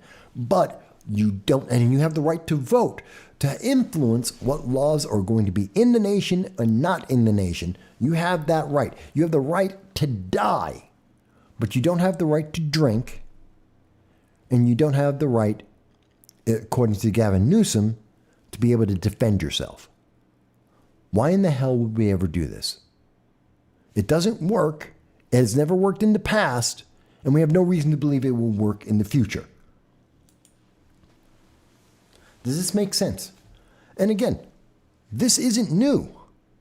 We don't need an amendment. We have laws across the country, and they have failed. We have evidence. We have data across the country of how this has failed for decades. It's not even like, ooh, this has never been tried. It's all been tried before. It's being tried right now. We have 22,000 gun control laws. Not one criminal is being dissuaded. Not one of the mentally ill are being stopped by anything that he has suggested, which is exactly the same thing that is always offered and everything that is passed. See, Democrats, I've said it before, we've been covering, for 17 years, I've been covering the Second Amendment and the laws and things that Democrats have been trying to pass to punish you for daring to exercise your rights. They hate women. They hate poor people because this is who they're targeting. They are coming after women. They are coming after the poor, minorities in particular. They are coming after you to say you don't have a right to defend yourself. And they are using every trick in the book to make it impossible or financially too expensive for you to protect yourself. They want you defenseless and begging for the government to come protect you. They want to control you from cradle to grave. And that's what Gavin Newsom is doing. Think about it. There is nothing that Gavin Newsom has said that hasn't been done for 30 years or more. Not one thing on that list. Everything there has at least 30 years of history behind it. 30. 3 decades of data exists for everything he has said. And in 3 decades, everything he has said has failed. Democrats don't want you to think about that. Again, you're not supposed to think about that. You're supposed to think that universal background checks are brand new. They're not. You're supposed to think that we have never banned what they call assault rifles. Not true. We have the National Firearms Act, which actually does ban, well, it doesn't ban, it restricts machine guns. And that's why there's 732,000 Americans that own machine guns right now. 19,000 of them are in New York State. I think it's 42,000 machine gun owners are in New Jersey, just as an example. So we have laws about assault rifles, which would in other words be a machine gun. They're talking about semi-automatic rifles. And when you say that, there's no difference between a Woodstock Ruger Mini 14 versus an AR-15 versus AR-16 versus anything else. They're all semi-automatic rifles. None of that has ever stopped anyone. By the way, 60% of all crimes with firearms are done with handguns anyway. So again, they want to ban assault rifles. That's only about 2% of all mass shootings in America per year. 2%. 2.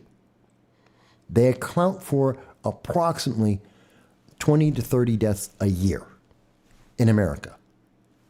That's it. More people die because of someone's bare-handed punch. More people die because of people who have a knife than by magnitudes of about 4 to 6 times than people who die from assault rifles or rifles, I should say. User who's been banned says a 6-shot revolver is a semi-auto. Exactly. Anything that fires more than one bullet is semi-automatic. It's just a matter of how fast is that second shot. Again, but the thing is, this isn't new. See, I understand Gavin Newsom wants to be president. Gavin Newsom thinks that he has a shot of running for the presidency, and he thinks people want America to be California. They don't. We've been trying to sell everyone in the world on being California. We spend money around the world trying to convince countries throughout Africa, Middle East, in India, Pakistan. We spend money around the world trying to convince people to be California. Everyone takes the money. Nobody wants to be California. The states, most of the states in the United States don't want to be California.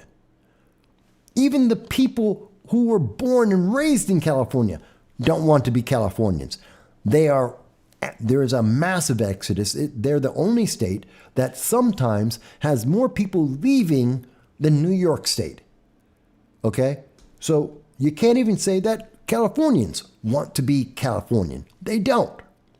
And Gavin Newsom somehow takes this fact that his nation, his state, is one of the highest exodus points in the nation, that they are bankrupt, that they have failed in every aspect of governance, and he somehow thinks that makes him worthy as a presidential candidate, that people will vote for him.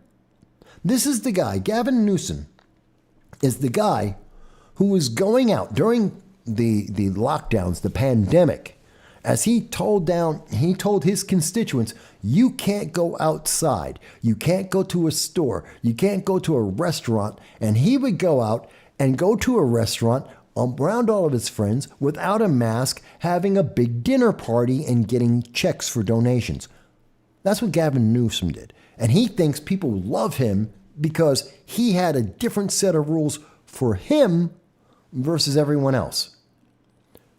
And he's trying to tell you that he's going to protect you? How? He can't protect California. Has anyone looked at the homicide rate in LA? San Francisco? You know, San Francisco, a city overrun with drugs and homeless people defecating on the streets. And he wants to bring that to the rest of America? I don't think anyone wants that. But the only reason why he is trying to propose a 28th Amendment, which we don't have, the reason why he's trying to make it sound so official, like it's something that's already existing, is because he wants to run in 2024. Once again, it's about politics. The Democrats don't care about the impact on you. They don't care about what the consequences are. He's looking for power. He wants more power, and he wants more power over you. He's different, and you have to obey. And if you have a problem, it's your issue. If you don't want your state to be like California, then you have a problem. There's something wrong with you, according to Gavin Newsom and the rest of the progressives.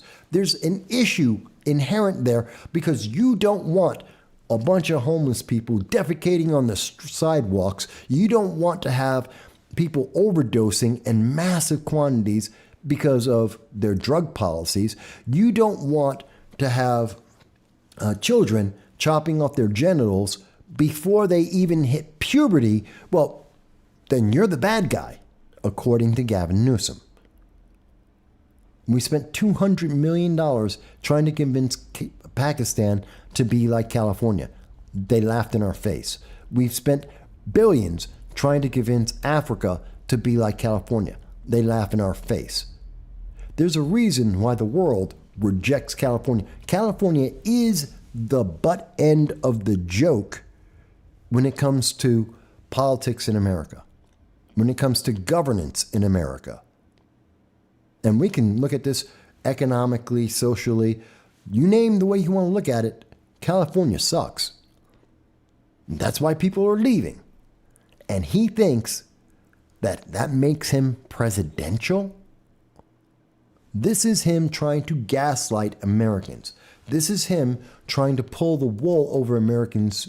And he's saying, I know you're afraid. You're afraid because Democrats have told you to be afraid. Because Democrats are trying to take away any means for you not to be afraid.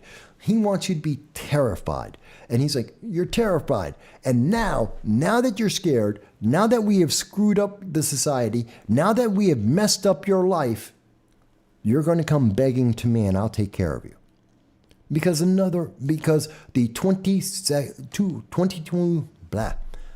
22,001 laws on gun control later, the criminals and the mentally deranged will now listen to you. They're finally going to pay attention and do what the law says. Does anyone believe that? Anyone? Does anyone believe that that's going to happen? Does this make sense to anyone whatsoever? Because it doesn't make sense to me. But he thinks this is going to get him elected. He thinks this is going to get him on the debate stage for the Democratic nominees. He thinks this is it's a better idea than Marianne Williamson, who wants everyone to sit around with a crystal and sing Kumbaya. That ain't going to work. It's better than RFK, who says stick your head in the sand and just pretend that it doesn't happen, that everything's okay. RFK Jr. has no idea. So is Gavin Newsom is he better than Cornel West, who says, well, we should just be like China and Russia, the old Soviet Union? I'm sorry, that's just out of his mind. Cornel West, do me a favor. Go to Venezuela right now. Don't tell them that you're Cornel West. Just go down as an American citizen and see how well that goes for you. How's that as a plan?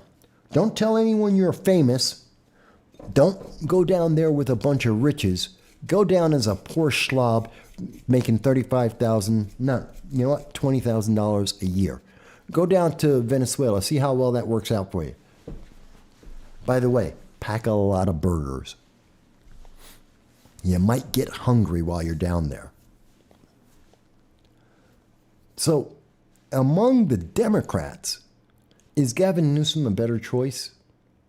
Well, yeah, Kamala pisses everyone off and she can't do anything right because she hasn't done anything right. Again, RFK wants to stick his head in the sand. Not a very effective policy. Marianne Williamson wants to sing Kumbaya and have crystals all over the place. Also, not a very good plan. Yeah, amongst the Democrats, maybe Gavin is, and he beats Joe Biden because he can remember what he said 5 minutes ago. He's still going to lie to you, but at least he can remember what he said. So yeah, he's better than most of the Democrats, but that's nowhere near good.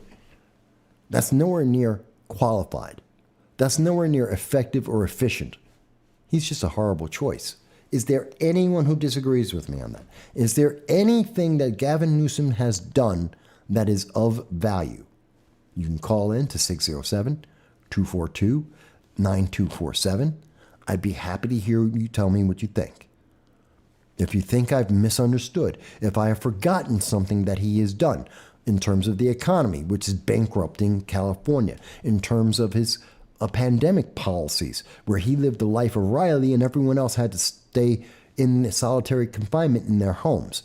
If you want to talk about his gun control policies, or his immigration policies, he doesn't want illegal aliens in his state, but he's happy for them to be in everyone else's state. Come on, let's have this conversation. And let's call him out for what he is, because the major mainstream news media won't do it. They don't want you to be honest. They don't want you to realize what's going on. They want you to obey. He's young, he's smart, he's a governor. You have to like him. Don't think about it. Don't question it. I think it's insane.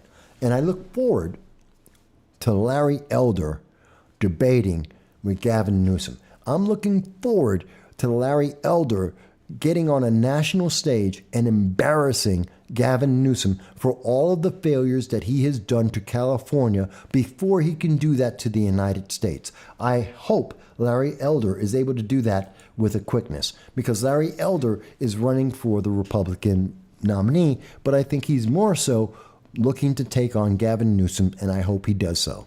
I really do. And Larry Elder is no dumb man. Okay, so I don't think there's much more to say about Gavin Newsom or the 28th Amendment. Again, if you think I'm wrong, I'm happy to have that conversation. I'm happy to go over that with you. Let me ask something. Is everyone aware that Instagram is for pedophiles?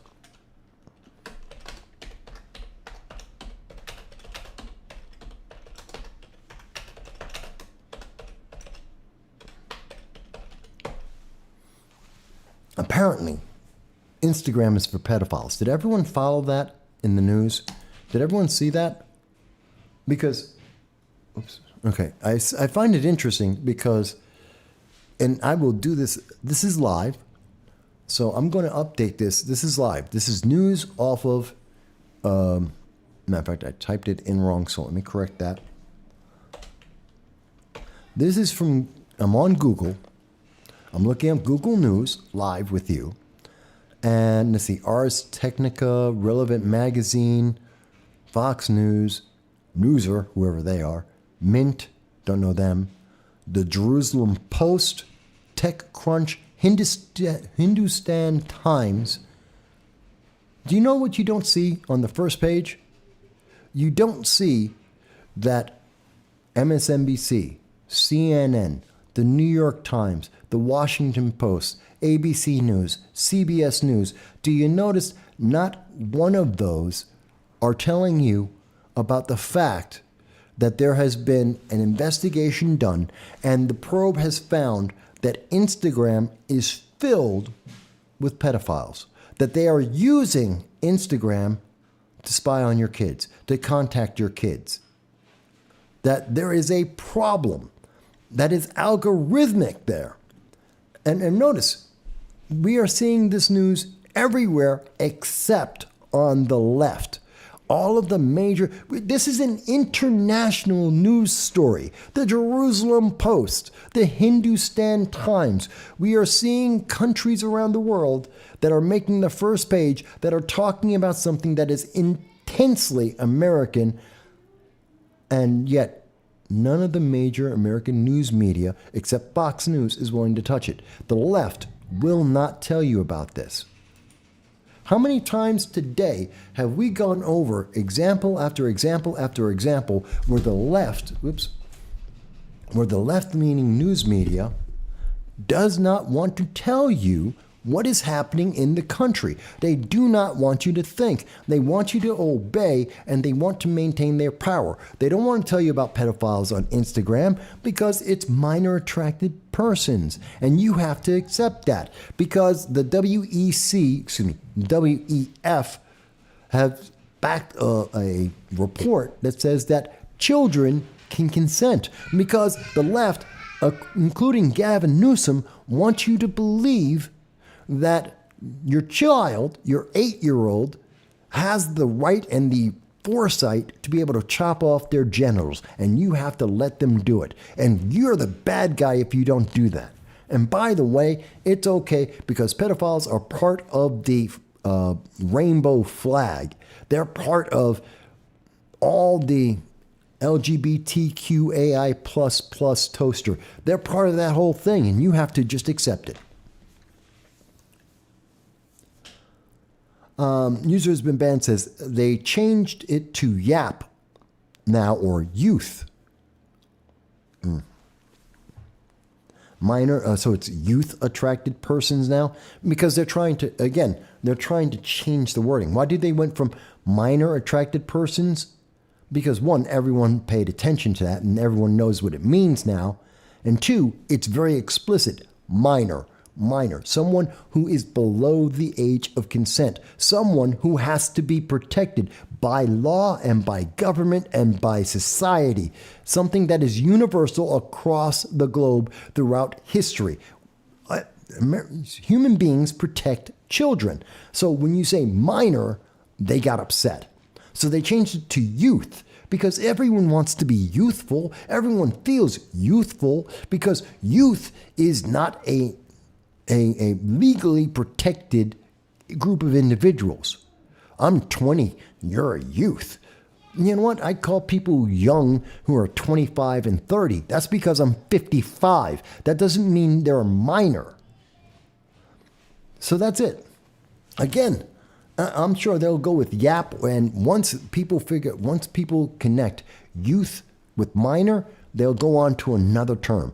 But, they're trying to change it because they don't like pedophile. The word that describes whether you want to say you're a youth attracted person or a minor attracted person, you're a pedophile, which is criminal. And that's a problem. It's not natural. You may disagree. That's my opinion. Pedophilia is not natural. I do not support it at all. And throughout history, not supported. That is the position that the world has had for its history. And I'm perfectly happy to be able to stay there. And if YouTube wants to kick me off, if Facebook wants to kick me off for daring to say that I do not agree and do not believe in pedophilia, then hey, I can live with that. That's not a problem for me. But I will tell you, they're trying to come after your kids. They're trying to make this normal. And I know that all the people that I speak to in the LGBTQ, yes, I do talk to people in political organizations that do not match my ideology. I'm a human being. I talk to people of every type.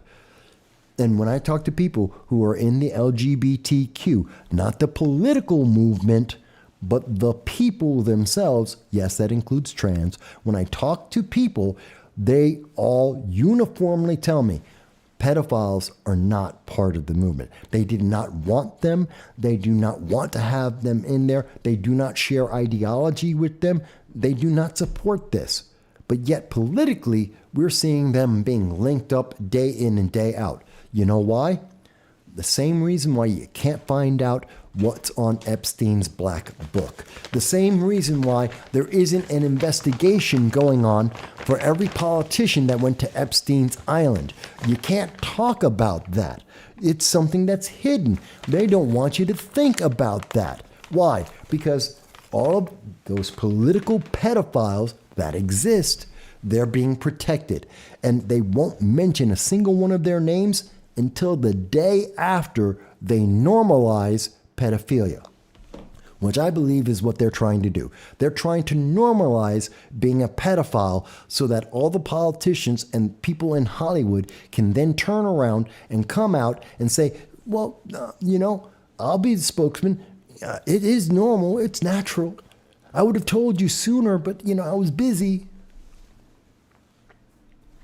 Then they're going to start saying, yeah, I was over at Epstein's Island, once it's normal.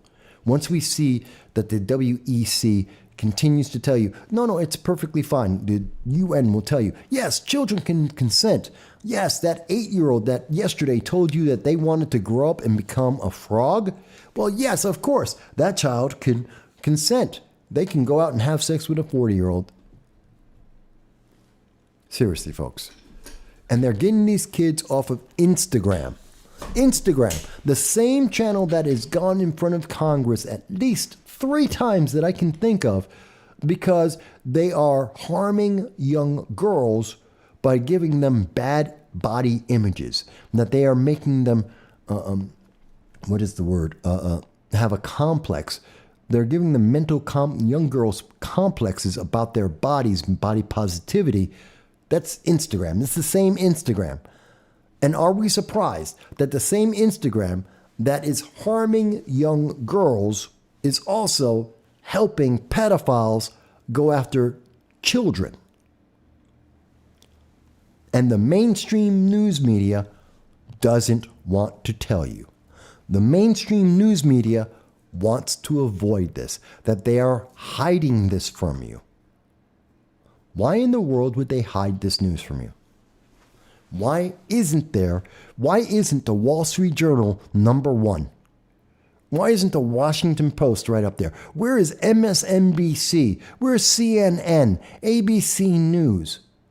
These are the approved names. These are the people we're told we can trust. They're all on the left. These are the names that are supposed to be, they're serious people. They're serious news. Where's the serious news? Where's their serious articles? Why is the Hindustan Times talking about this, and the Wall Street Journal, the New York Times, the Washington Post, why aren't they talking about it? By the way, I read the Hindustan Times on a regular basis. They're not bad. I do, in fact, read their news. I read a lot of international news. Notice The Guardian wasn't on there. The BBC isn't leading that list. Why not? Is it like the Hunter Biden laptop, where Hunter is taking pictures with an underage girl, a hooker, an underage girl, which effectively makes her a sex slave, and he's taking pictures, rather scantily clad pictures, with this young woman on his laptop, and they didn't want to talk about that. Is it the same reason? Same reason why we don't know what's in the black book for Epstein? Because they're trying to protect themselves as they try and convince you that it's perfectly normal and it's perfectly okay for these pedophiles to look at your kids sexually and try to influence your kids sexually and to try and convince your kids to chop off their genitals or to give them your genitals, their genitals. It's terrifying. And if there is a pedophile out there that is insulted, if there is a pedophile that has taken my words as some type of insult or made them feel bad, fantastic. I'm trying to hurt your feelings, and I want your feelings to be hurt, and I have no respect for you. I don't care. So if you want to say, oh my God, YouTube, he said something disparaging. And I was trying to say something disparaging. And if they want to kick me off of YouTube for that, if they want to kick me off of social media for that, go right ahead. Screw you guys. Do it. I dare you. I double dare you. Let me say it again. I double dare YouTube. Yeah, I've said disparaging things against pedophiles. That's minor attracted persons or youth attracted persons. I think it's twisted. I think it's a mental issue. I do not think it's legal. And I think that those individuals need to be punished, legally punished. I have no problem saying that. I don't think anyone else should either. And we'll see if, YouTube keeps me online. It's funny. They get upset when you say certain things. I'm talking about Trump. They want to delete the channel. They hide it from people. I talk about politics, the 2024 election. They want to hide it from people. I'm showing you the news of what's going on with Eric Adams and talking about the consequences of what he is doing and how it's going to hurt poor people, how it's going to hurt minorities. And they say they want to suppress the channel. It's amazing. It's amazing the things they want to suppress. But I'm not afraid to speak. I am not afraid to speak up. Let's see.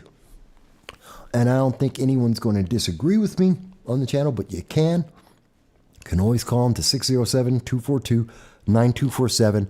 I'm more than happy to hear any argument, and I will treat anyone who calls in with respect. Or at least as much due respect as I can give for anyone defending pedophiles. I'm being honest there. But I will hear the argument respectfully, but don't tell me it's because you feel like they should be normal. No, they're not. You'll have a better chance of convincing me that someone who decides that they're a toaster should be treated better or treated like a toaster. I'll have a better chance of doing that than ever agreeing with any pedophile. And the chances ain't too great with that one. I want to check. Was there anything else that I wanted to talk about? We talked about... Oh. By the way, we talked about presidents before in 2024.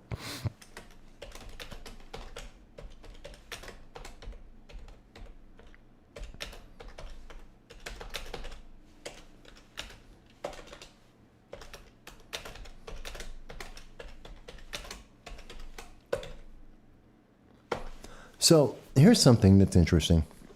I don't think a lot of people were talking about this, although it did get 1.7 million views.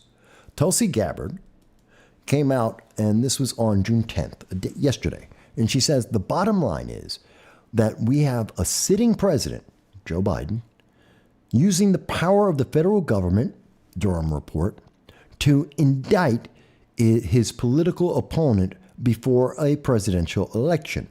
Obviously, what's happening to Trump. This could be the final nail in the coffin of our democracy. Not the final, but it's bad. Every American, regardless of political affiliation, must condemn it. Now, I waited until this moment to like this. It has been bookmarked 180 times. There are 36,000 likes. It's been seen 1.7 million times. It has been retweeted 8,696 times. A lot of people agree, as an example, with Philip J. Moman, who says, well said. Now, there are also people like Olav, who says, nope, this is false. This is propaganda. This is propaganda. Let's think about everything we've been talking about today. Now, the thing that really caught my attention about this is because Tulsi Gabbard was willing to say that just like the Durham report has proven, just like the Russia collusion reports have all stated, like the Ukraine phone call has proven, on so many of these issues, what we have seen consistently over and over and over again is that there are a small group of elites, many of them in the FBI, the DOJ, many of them in government positions that are unelected, have been targeting political opponents. We've seen this since 2016 in one of the most explicit displays that we have ever seen in the history of America outside of Tammany Hall. And I know a lot of people say, Mike, what's Tammany Hall? Look it up. It's in history. New York City, New York State. Corrupt New York State politics. And so this is some of the worst corruption we have seen since Tammany Hall. Now, there's a bunch of people who say, you know what? Tulsi Gabbard is a former congresswoman, a former soldier. She is a Democrat, but is she looking to get the vice presidential bid? Is she supporting President Trump just because she wants to get there? Now, I think there's a better argument that you could say Tim Scott's looking for the vice presidency. I think you could say that Vivek Ramaswamy is looking for the vice presidency, because I think both of them are. Literally, they're running more so to be vice presidents or part of the cabinet than they are actually trying to beat Trump. I think the only one who's really trying to beat Trump is DeSantis.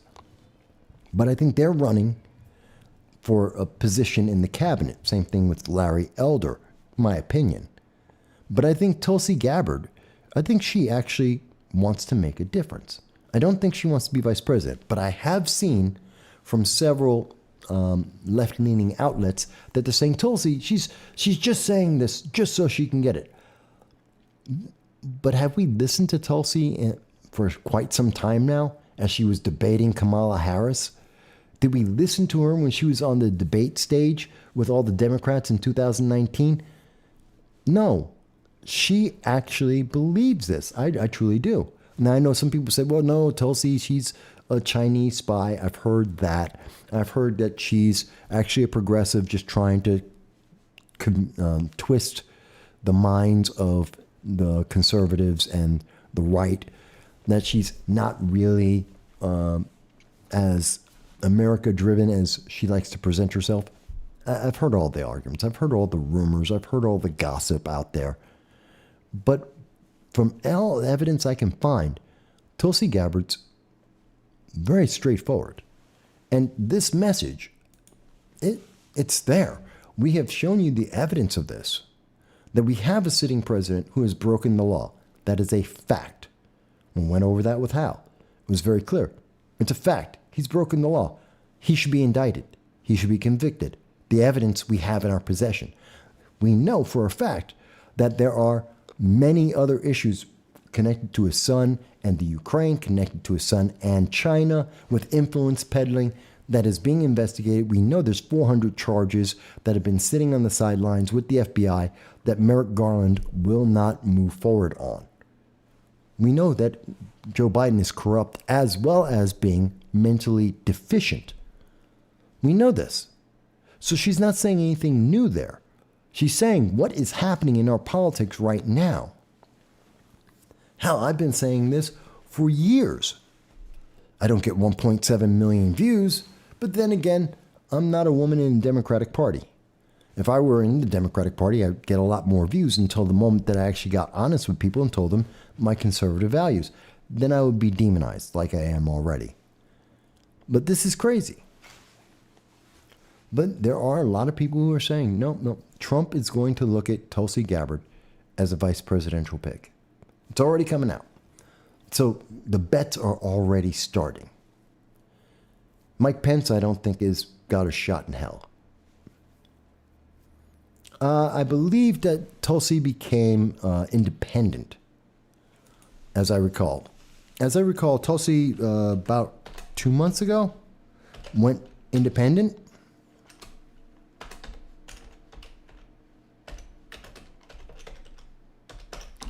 Let me double check myself. Yeah, she's a former... No, I'm wrong. That was in November. November of 2022, she switched from the Democratic Party, and I believe she became an independent, not a Republican.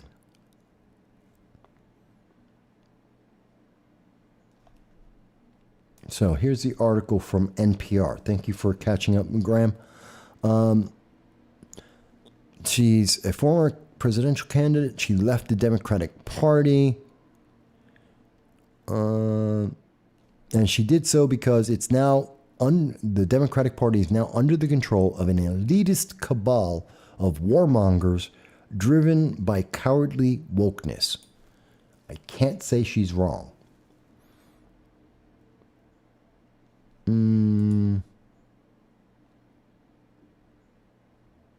Yeah, and as far as I know, she's an independent now. But I still refer to her as a Democrat, even with that, because that's how most people recognize her. That's how she's been generally identified. She's on the left. She's not a Republican. She's not a conservative. You might say she's a libertarian, but I think that would be incorrect. But most media still look at her from a left-leaning point of view. She's often spoken about from the left. So that's why I refer to her in the Democratic sense. And that it would be a crossover. So Tulsi, it wouldn't be like Trump doing what President Lincoln did. President Lincoln took his Democratic opponent and made him vice president. He integrated the opposition party into his administration. That's not what we're seeing here right now. Trump isn't doing something like that. She would be an independent, maybe a libertarian, and she is more right-leaning than the entire Democratic Party, because the Democratic Party has jumped off a cliff going into the progressive left. So everyone is right of the Democratic Party these days. Everyone. Everyone's right of the Democratic Party. I mean, unless you're Cornell West, and you're spouting socialist propaganda, you're on the right of every single Democrat. Everyone is. But I don't think she's doing that. I think she's just being honest. I mean, that's me. Maybe some people think she's going to be going for vice president. Some people think she's going to run again. I think she's just being honest, because that's what the evidence has shown us. I mean, I've been talking about it for 4 hours. The evidence is there, and she knows it's there, and she's been looking at it. I think it's pretty straightforward. So I did want to talk about that. We talked about the Clean Slate Act. We talked about Broome County and being sued and Eric Adams. Oh, here's something else that people may not have noticed. Should have talked about this when we were talking about international news media. Something else that a lot of people may not have noticed came out today, that Biden confirms Cuba, they went from Russian communism to Chinese communism, that China has a base in Cuba, but that's not something you should be worried about. They have police stations in America, which are spy stations. They have spies, the Confucius Institute, in 20 different colleges across America, that they have been introducing their spies like Fen to individuals like Eric Swalwell and Dianne Feinstein for 2 decades. I don't care that Joe Biden finally admits that there is a Chinese spy base in Cuba since 2019.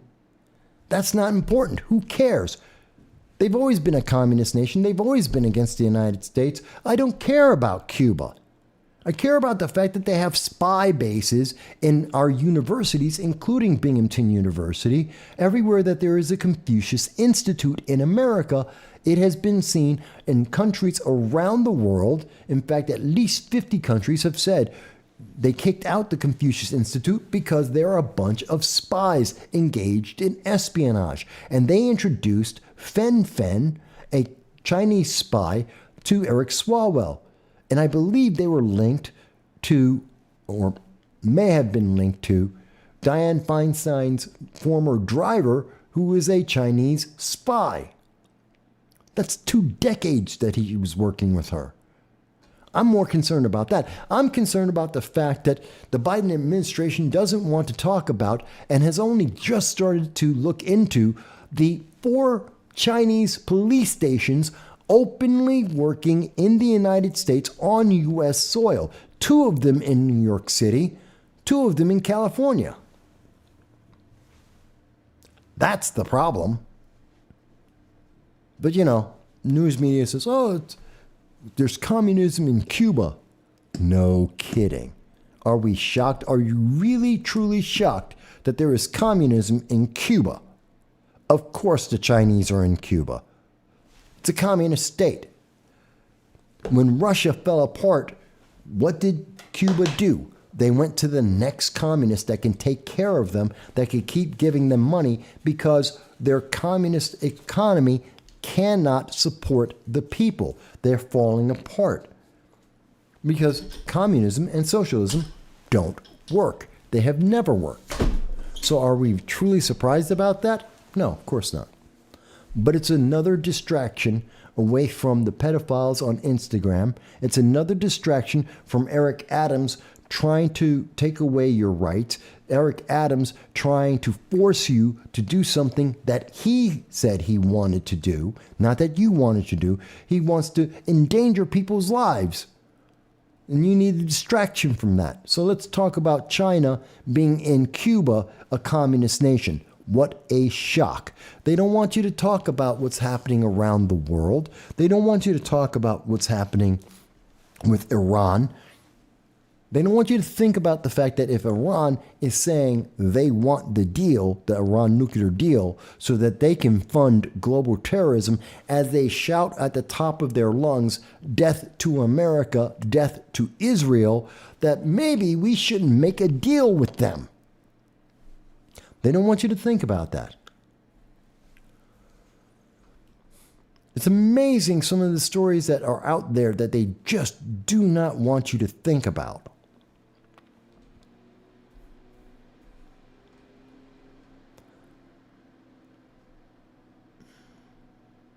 I don't know, folks. Maybe it's just me.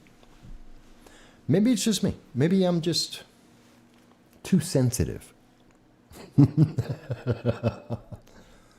Could be. Could be.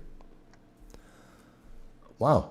4 hours goes by so fast. It really does. We've been having a great, fun conversation with Graham, Newsroom's in band. We had Anya, who joined us for the first time. I was so happy to see your voice there. And I thank you, Anya, for joining us. Blaine came back and he had some comments. Was talking with Hal a little bit. We had Jason call in. Belen was listening in on the show. You know, I love it. And Lynn was listening in earlier. It was fantastic. I enjoyed listening to everybody. I hope you guys are having as much fun with the weekly conversations. Hal says I am. I'm sensitive. Maybe. And I should be. And maybe we should have more people sensitive in the way I am. Maybe we should be more focused. What's there to talk about, Hal? Hal, you can call in. 607-242-9247. Phone line's open. Call in. You want to talk about the indictments? Call in. You want to tell me Trump is a bad guy, Trump has to be convicted. Gotcha. Okay, I know that. They've been saying that since 2016. They found something. Fantastic. Hello, and thank you for calling into No Soundbites Allowed. I'm your host, Michael. And may I ask, what's your first name? This is Hal. Hey, Hal. What's up? Hey. So, yeah, sorry, when I was discussing the indictments earlier, a lot happened. I dropped a bag of peanuts. There was a baby bunny emergency in our front yard. Oops. So I had to step away. But, Okay. Well, the bunny's okay, I hope. Well, yeah, my stepson was mowing the lawn, and they scattered. We were able to recover 3, but 1 took off across the street. So, unfortunately, this is probably part of the circle of life now. Good chance. Let's hope not, but, you know, it is what it is. There's baby hawks that need food, too, out there, so. That's true. Any rate. So real quick, let me just touch on a couple things, and I Sure. want to get to the indictment. So, the Tulsi Gabbard, I take her, and I could be wrong because I don't know her, but I take her as someone who's just trying to keep herself in the news. She would move her values, her ethics, her beliefs, you know, to do whatever she has to do to stay relevant. How to escape the heat if you don't have an air conditioner. This only takes 5 minutes. Tired of hot? She would just move her values, her ethics. Well, I've heard that. I've heard that a lot. And it's almost How to escape the heat if you don't have an air conditioner. that I hear saying This that only about takes Tulsi 5 Gabbard. minutes. Or, Tired of hot? People on the right, I hear. Well, I've heard that. I've heard that a lot. That they don't. How to escape the heat if you don't have an air conditioner. This only takes 5 minutes. Tired of hot? People on the right, I hear. On the left, I hear. She's well, I've heard that. I've heard that a lot. If we look at her history, How to escape the heat if you don't have an air conditioner. This only takes 5 minutes. Tired of hot? People on the right, I hear. On the left, I hear. She's well, I've heard that. I've heard that a lot. If we look at her history, How to escape the heat if you don't have an air conditioner. This only takes 5 minutes. Tired of hot? Who's the guy? I can't think of his name that Trump called pencil neck. You're talking about Adam Schiff. Shoot. Adam Schiff. Adam Schiff. Yeah, Schiff. Yeah. I think he's in it. Just you know, they're not there to serve. They're there to perform. But at any rate, so that's my Gabbard thought. As far as pedophiles and what do we call them? Youth attractive persons, or I would guess that if you stood on the streets and asked 100 people if they think that changing the term to youth attractive person, from pedophile to youth attractive person, and trying to understand them, you would be hard pressed to find somebody that agreed with you, even in the most liberal of cities. It would be a challenge. Yeah. I would say if it's 1 in a million, I'd be surprised. I would agree with that. I don't know of anyone left, right, center, the Green Party. I don't know of anyone who supports this, but yet the political movement exists. I don't get it. Yeah, I don't understand it. I don't, there was a show, To Catch a Predator, with Chris Hansen. I absolutely love that show, and why that isn't national viewing is beyond me, because I want to know who these people are. Let's out them. Let's find them out now. Let's take care of them. But at any rate, that's and I'll tell you just one more thing. I am bothered that we have this national movement to protect kids from guns, from drag shows, from the LGBTQ clothing, from all these things. But man, when there is a real pedophile who gets sentenced to 6 months in jail, not a peep from anybody. I mean, if we want to protect kids, let's go after these ridiculous sentences for guys that and some women, but mostly guys that are attacking our children. Wait a minute. I missed that. There was a guy. This happened recently. Yeah. So I posted the story on my Twitter. I don't have it up to tell you the exact details of it, but I posted it recently to my Twitter. Okay. Well, no. Any pedophile, God help them, they should never get 6 months. They should get like 16 years. I think that's a horrible violation. Yeah, we need real, serious mandatory minimums, because the recidivism rate is incredibly high. Yeah. And part of me feels, don't take this the wrong way, I feel a bit of sympathy in the fact that I don't know that some of them can help themselves, even if they really wanted to. But that's also not my problem. It's not the kid's problem. That's a you problem. I'm sorry that you were born with that addiction, that affliction, whatever it is. But I'm sorry your brain is wired that way, but I can't just, accept that as a reason why you should be walking around. How? 25 years is my minimum. You touch a kid, that's where you go. Goodbye. And honestly, my personal minimum is life, but I don't think we could ever get that. Anyway. Right. But let me mention something about that. See, I don't agree with that argument. I've heard it before, and I understand it, and I respect that many people feel that way. But here's my problem. Is we know that's like saying, the people who say I couldn't help but rape someone, or there's sex addicts. They say I can't help but having sex. I have to. I really have great difficulty believing that, because it's a choice. You don't just happen. We're not like animals running down the street and here we go into, it's spring and so everybody's running around. That doesn't happen. We make choices. We choose our partners. We choose the type of sexual activities that we have, and we live without it as well. These are all choices. Now, you may have a preference. Now, everyone has different preferences. Fantastic. Have whatever preference with a grown adult. But just because you may have a preference, and I think it's sick that you're looking at some 8-year-old, 6-month-old. I mean, there's some sick people out there. That's a choice. Even if you're saying, that I like that, but okay, but that's a choice, and they're making that choice, and there's my problem. Yeah, that very well could be. I mean, the truth be told, I'm not qualified to have this conversation on how the brain works, how addiction works. Nor am I. How this, I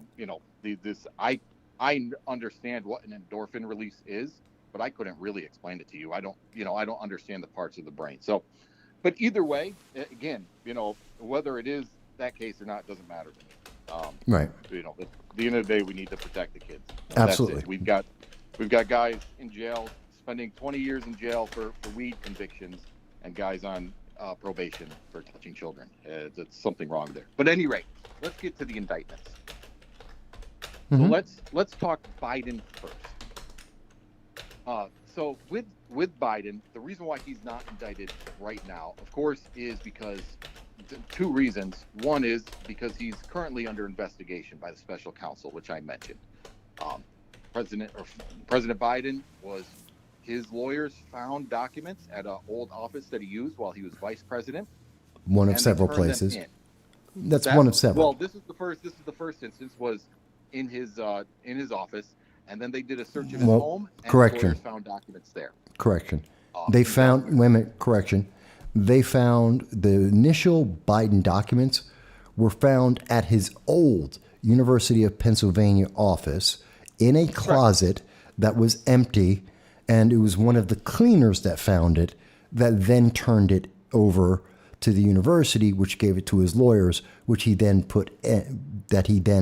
released several months after the fact without notification to the news media or the general public. So if we're going through the timeline, that's the timeline. So he didn't just voluntarily go, oh, look what we found. A janitor found it. And then it went through that process and they hid it from the public. It's still, and by the way, that's still a crime. Doesn't matter. Doesn't matter how. We'll get to whether it's a crime or not. Hold on. But it is. Okay, go on. So hold on. Hold that thought. Go ahead. Because this is why I said that there's some things that you're a little confused about. Not a problem. So they found, so in the end though, then they did a search of Biden's home, of course. Ultimately, they found 10 to 20 documents. We're not quite sure on that. And X amount of pages. Of course, a document isn't necessarily a page, right? It's a document could be 1,000 pages for all we know. And the reason why we don't know, whatever you think of the FBI, the one thing the FBI is good at is releasing the information they want to release, leaking the information they want to leak. Yes. So right now, we don't actually know the number of documents or the number of pages that they found with Biden that was turned in by Biden. What we also don't know is the full classification of those. And why that's important is because just because something is classified doesn't mean that having it somewhere other than some secure facility is a crime. Actually, yes, it is. Yes. No. If Now, it is classified, it is, by definition of the law, listen, it is a crime. Stop. I just want to say right now, if you think that any piece of classified information being somewhere other than a secure federal facility is a crime, you don't know what you're talking about. Wait a minute. Wait a minute. What I personally feel and what the law states are two different things. You are wrong. It is not the law. And let's kind of level set, classified information. So there's, of course, 3 main levels, right? And you were in the military, so you must know what they are. I do. Confidential, for your audience that doesn't, there's confidential, secret, and top secret. And then when you get to top secret, there's even bigger levels. There's eyes only, need to know, NDI. And NDI, of course, is the big one. But confidential information, there are several people, including just members of the military, that have courier access that can take confidential material.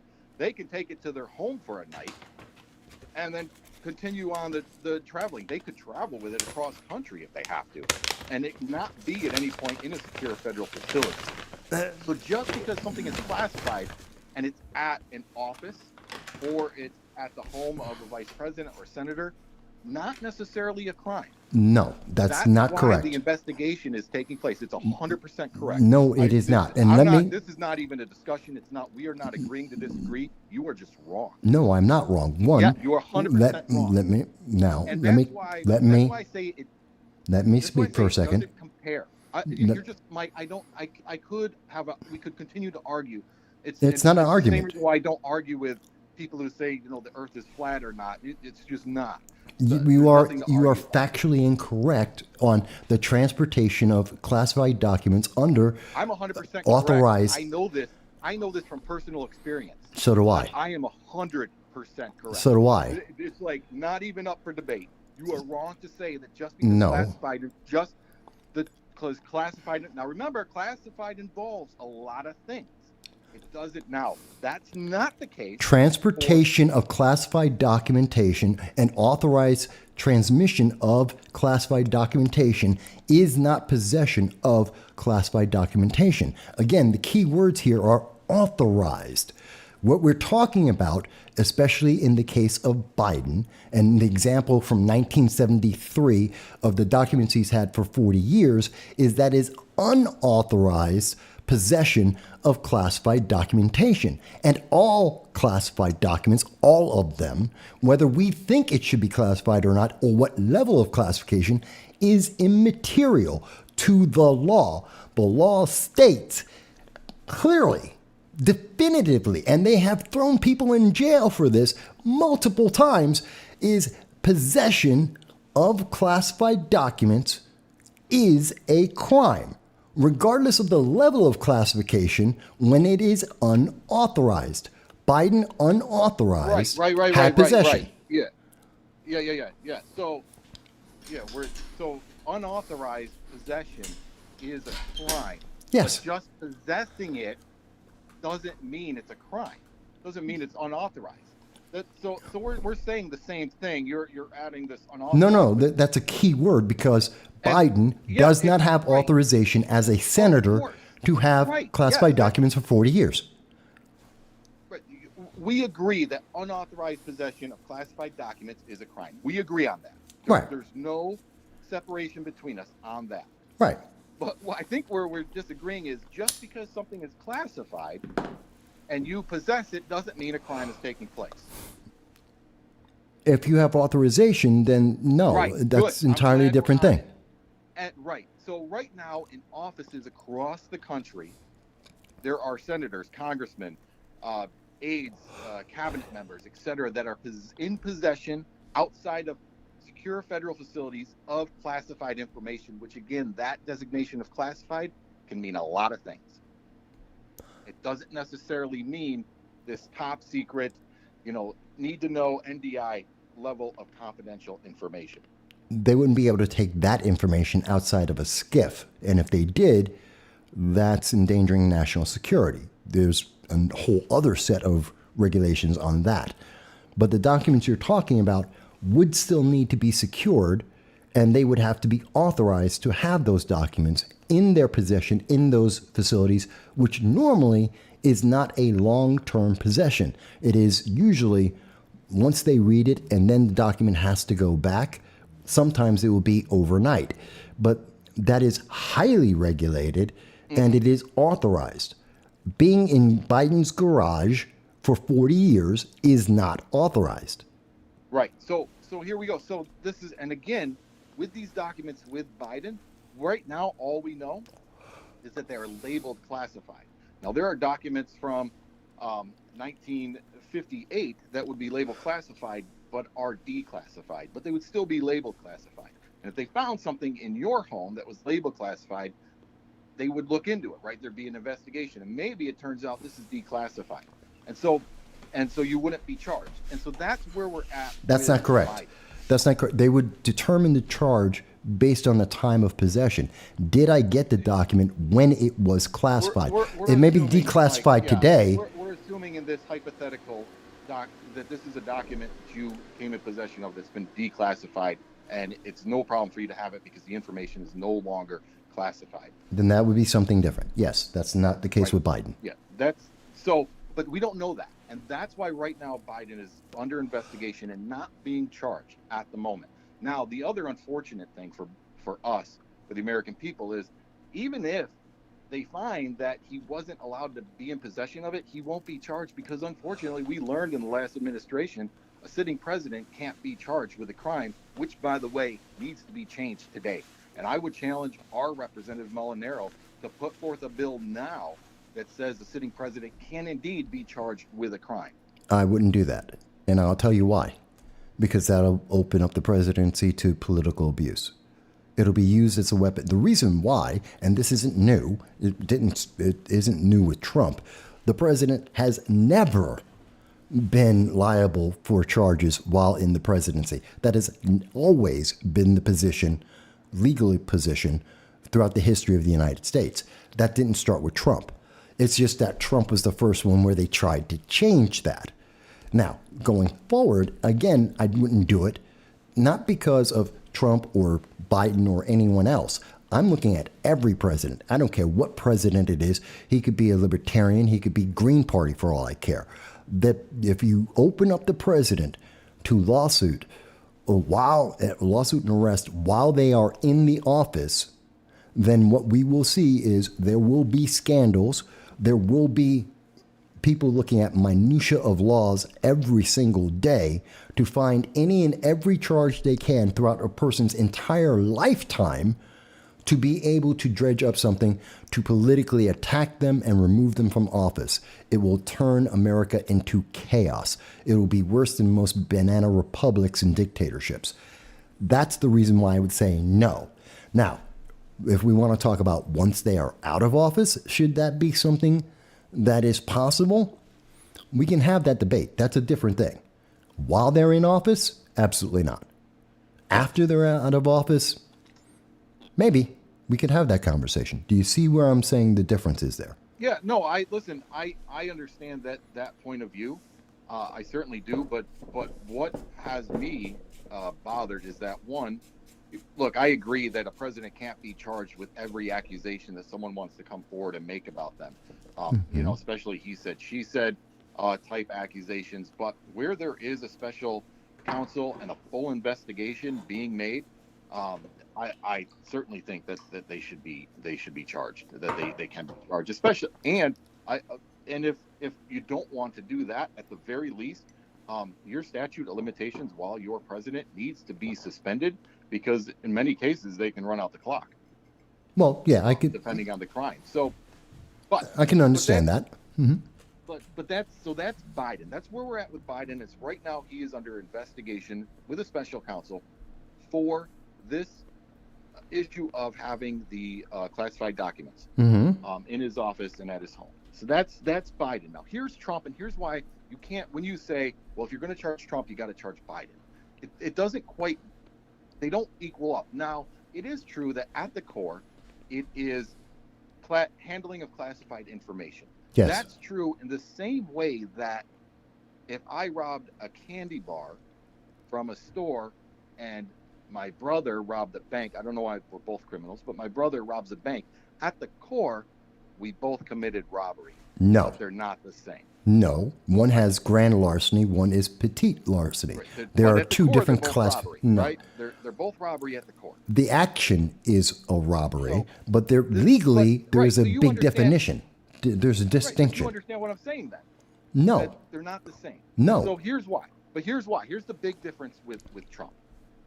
So with Trump, we know, and again, I go back to the FBI. We knew this well before the indictment was unsealed. The FBI's ability to leak the information they want to. We know with Donald Trump, it was 360 docs and over 20,000 pages of classified information. What we know now, first off, there is the issue. His first excuse was that he declassified the information, that he did it, and he can do it by just thinking it, that he doesn't have to go through a process, which isn't true. But they now have him on tape admitting that the information was not declassified, that he could have, but he didn't, and he can't do it now. And he's sharing this information with people, trying to win an argument with General Milley about whether or not they should have. I don't really fully understand the argument he was trying to win, and some case he was making against him, but it had to do with attack plans for Iran. So that's the second thing. And that information, along with some of our nuclear secrets, is top secret NDI. Now that information, national defense information, cannot be viewed outside of a secure federal facility, no matter who you are. The president just can't take it to his country club because he feels like it. Now, so that's the big difference between these. Now, it may be the case that we learned Biden had that same information, which would make him guilty, well, with the presumption of innocence, of course, but guilty of the same crime that Trump did. But what Trump also did that we've learned from the indictment was that he willfully neglected the subpoena and to turn over those documents. That his strategy was to just ignore it. What if we just ignore it? Then conspired with his lawyers to get rid of the information. And that's why I strongly suggest to you.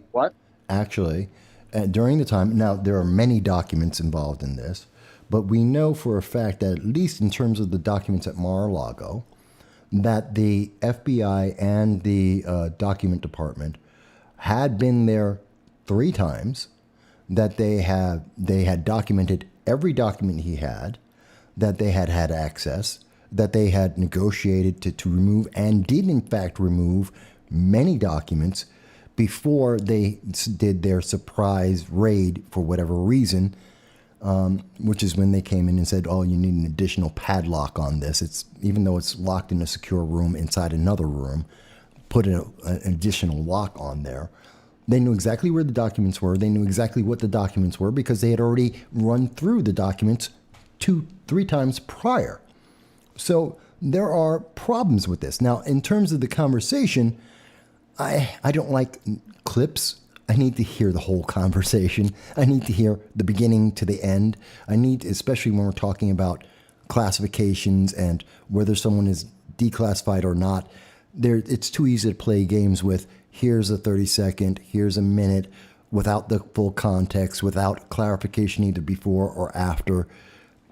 I don't like those games. And that's why they leak, to be able to play those games. So we want to be very clear. And he is a president. There is a different classification, and presidents can, depending on circumstances, see NDI, national security information, outside of a SCIF, depending on certain situations. Like Air Force One isn't a SCIF, but can disclose nationally sensitive information on Air Force One, as an example. And also the Marine One, another example. The limo is another example. Under various circumstances, and that goes into national secrecy and privacy, but that's another thing. So there are situations where that is possible. In terms of declassifying, there are many arguments about that. It is possible for a president to declassify a document directly. Now, is there a legal debate on what the process should be, what it takes for it to be authorized or not authorized or recognized? Yes. The question isn't can presidents declassify, it's how do they declassify? How is it recognized as declassified? That's a different argument. And that's the argument they're having right now. Not that he doesn't have the power to do so, but how is that power wielded and recognized? That's a different argument. And again, I'm not saying they can't indict Trump. I expected them to indict him. I've been waiting for it. And again, I'll say it. He's going to be charged on 2 or 3 other crimes before now in January of 2024. He's going to be convicted on at least one charge of something between now and January of 2024 because it's about politics. My problem is we have a 2-tiered system. Biden, Mike Pence, President Obama, and Joe Biden are all being treated on different levels. They're being treated in a different manner than we have seen explicitly with Trump for the same crime, for the same exact type of crime. And that is a problem. It's not, though. This is why I tried to lay out the Biden, where we were at with Biden, where we are with Trump. They're not the same crimes. And it's also why I tell you this, I strongly senators do not you read the indictment, Michael.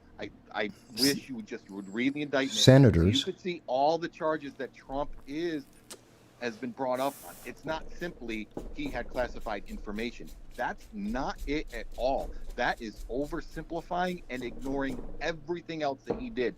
The willful oh God, how did they word it? Trying to obstruct justice and retention of classified documents, withholding the documents, ignoring the subpoena, working with his lawyer to try to conceal the information, having the NDI information outside, storing it at Mar-a-Lago, outside of a federal secure area, which, by the way, he probably would have been off if he just said, yeah, you can have the information back. Actually, he was negotiating that. Going back to something else you said about, whether or not you can take the clip of the conversation, and yeah, you can't. I agree with that, and that's why he'll have his day in court. Right? Yes, he'll have his day, and there, if there is something else in that conversation, then very well he could walk on this. What I find the most interesting, though, is that you are ready to just, if he is convicted of something, just to say, nah, I knew they'd convict him, no big deal. No, they've created that environment. They've created that environment. Donald Trump, his entire life. And if you want to watch something really good, there's a 30 for 30, an ESPN program called 30 for 30, and they did one on the USFL. And this took place before Donald Trump ran for president. This is this is back when he was Democratic Hillary supporter, Donald Trump. Uh-huh. All the things that the other USFL owners say about him are the same things that people say about him now. And on Donald Trump's part, everything that didn't go his way was rigged against him. He's whined that his whole life. Everything is rigged against him. It's not fair. What he's never had, though, is people to carry his water for him. He has that now. That's not true. That part That's not true. my mind more than anything else. You're ready to just dismiss any No. guilty plea. You're like, No. they're just out to get him. Don't tell me it's not true. You're walking proof of it. No, because first of all, there's a difference of my expectation because they've created that expectation because of their actions. It's historic. We've seen it consistently over and over again for years on end. So to say that they are, and now we have seen a slew, a waterfall of charges and attempts and investigations that have been going on since the day he got out. Yeah, so to say that they're going to find something, you have that many investigations going against you? Of course they are. Is that justified? Maybe. I don't know. That's a different question. I never answered that question because that wasn't asked. Are they going to find him guilty? Absolutely. Why? They have that many indictments against him. They have to. Is that justified? Maybe, maybe not. Is there political pandering involved in that? Absolutely it is, as it has been since 2016. Very different situations with that. Very different understandings on that. And that's the difference. Why is my anger diminished? Because it's expected, because this isn't new, because this is exactly what they have been doing. And so far, history has shown us that in each and every one of these cases, that no matter how much they hype the argument, when it gets through to the trials, when the investigations are done, we see the reports, we come up with the same answer. They're wrong.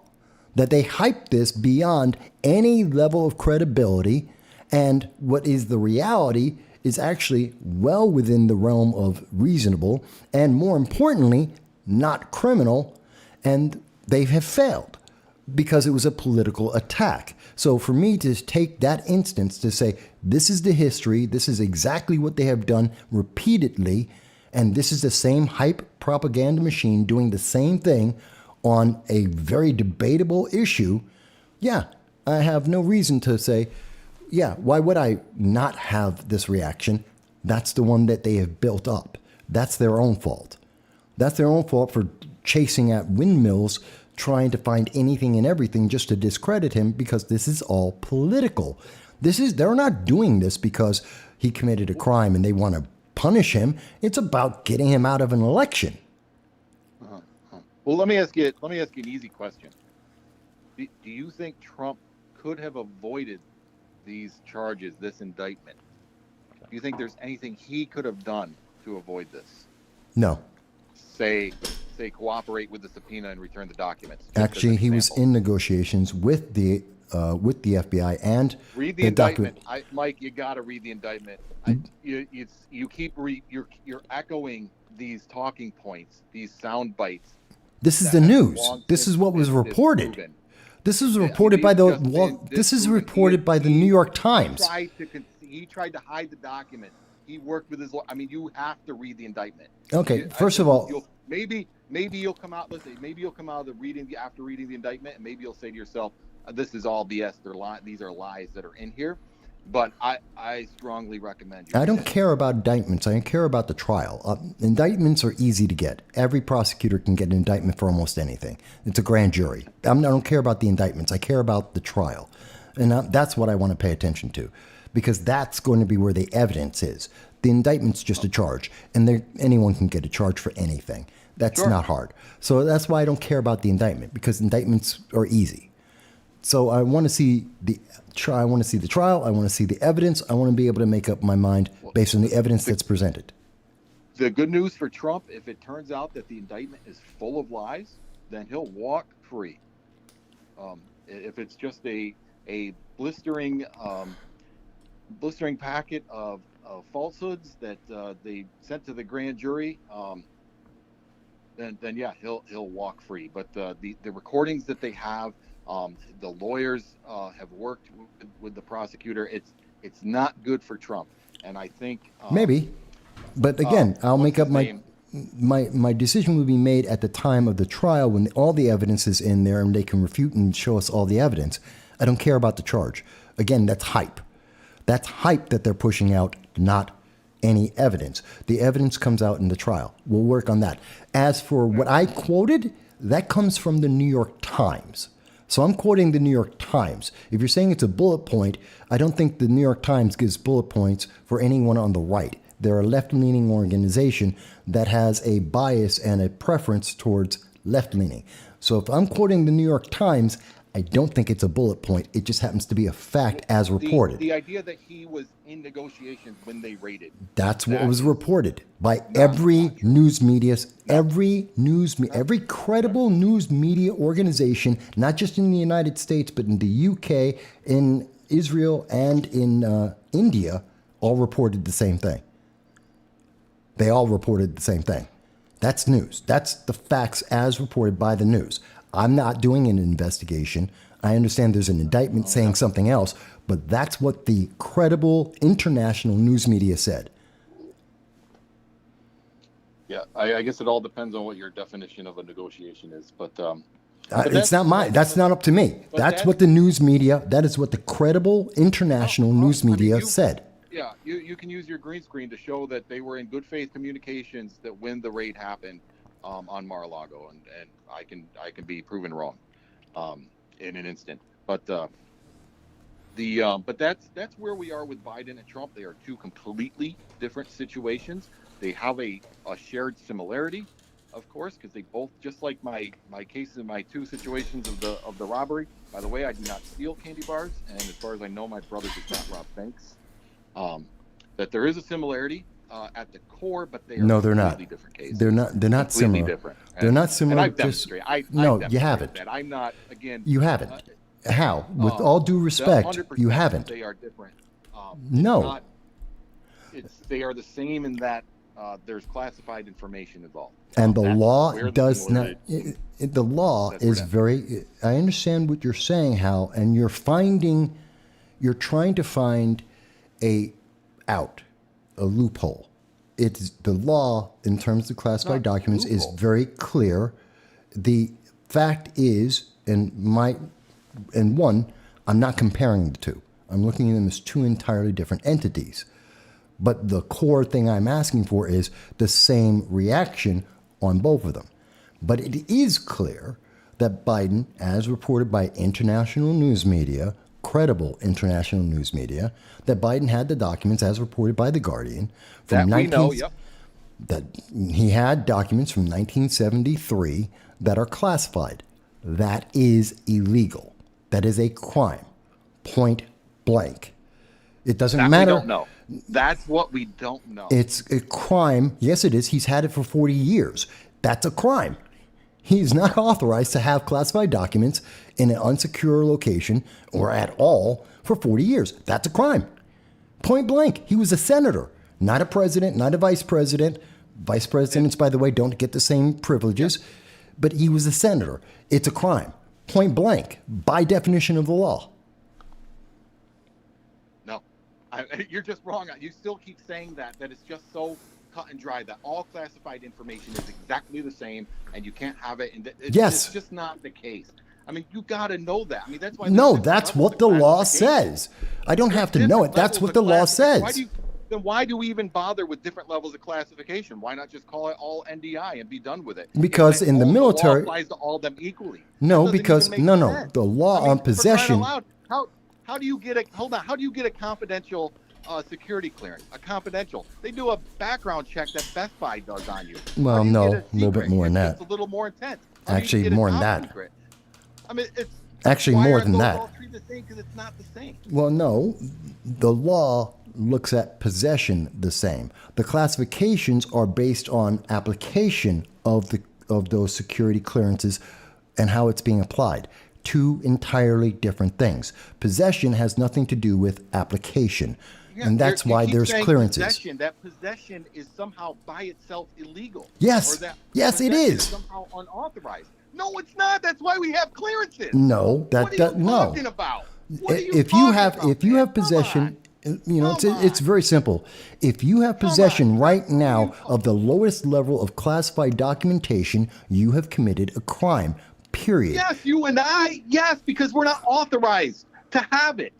Anyone who is not authorized to have it has committed a crime. We agree on that, but that doesn't mean that nobody is authorized. Biden cannot be authorized to have in his possession a classified document for 40 years.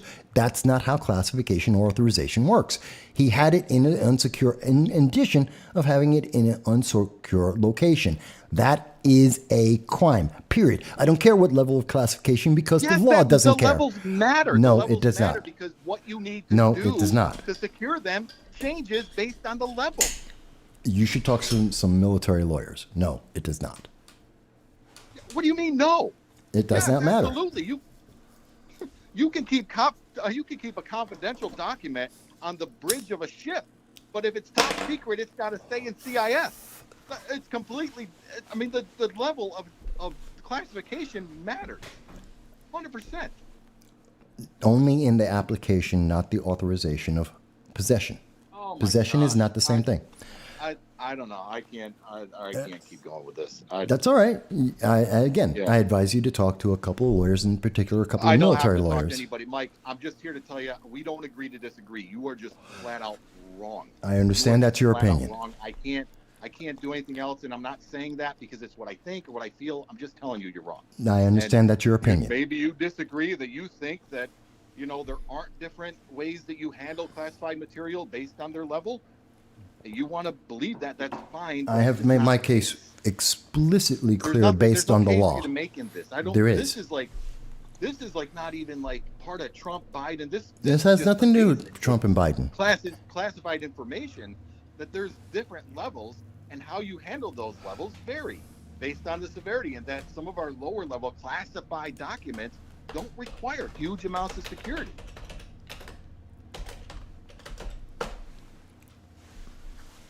Okay, I don't know. I mean, like I said, we can go round and round on this, but we can't. Yeah, we can't. and tell Blaine I'm sorry. I'm getting on his nerves. It's okay. Next time I see him, I'll buy him a Bud Light or a Chick-fil-A, whichever he likes more. Oh, you know Blaine? Okay, cool. Yeah. All right. But all right. I do believe people are getting tired of this argument, and it's not getting us anywhere. But these are the differences between Biden and Trump. That's really what I wanted to get at, and why we are where we are, and that they both got special counsels and they're prosecutors right now that are looking. Well, one is done, and one is happening, and we'll see what happens with Biden. It may very well be, by the way, that what he did was illegal, and there's a crime that committed. And I'll add this one little tidbit to the whole thing.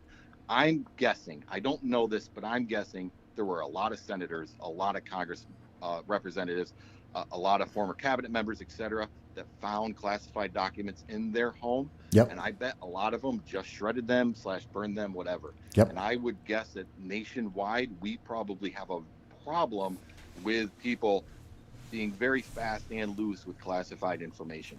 I agree. And I don't know what the answer to that is, but I think it's something that needs to be looked at and addressed. I agree with that. That is factual. There are many. And yes, we have too many documents floating around too easily. And yeah. And what's the answer? I would say even-handed prosecution, but don't know.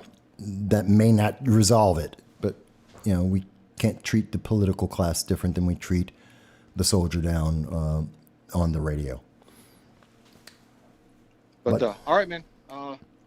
Thanks for letting me talk. No problem. Thanks for the argument, and you have yourself a pleasant evening. Always. And thank you.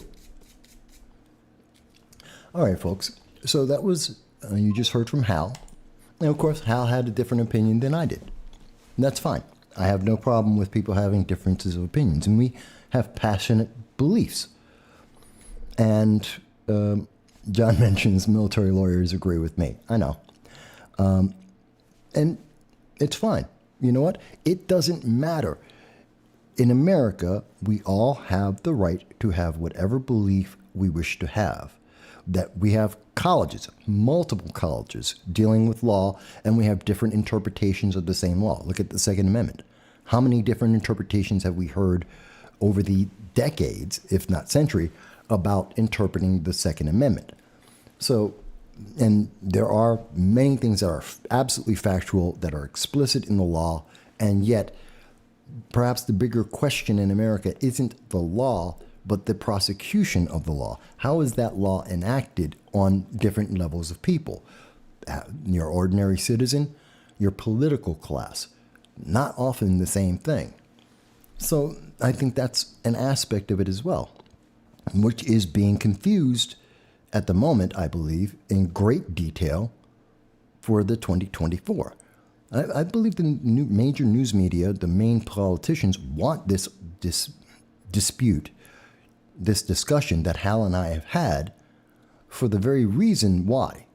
Because there's two very different sides that don't see eye to eye at all and have very disparate views of the law and the prosecution of the law, which is the American way. We have the First Amendment rights to have that. We have the freedom to have those very different views. And while I am sure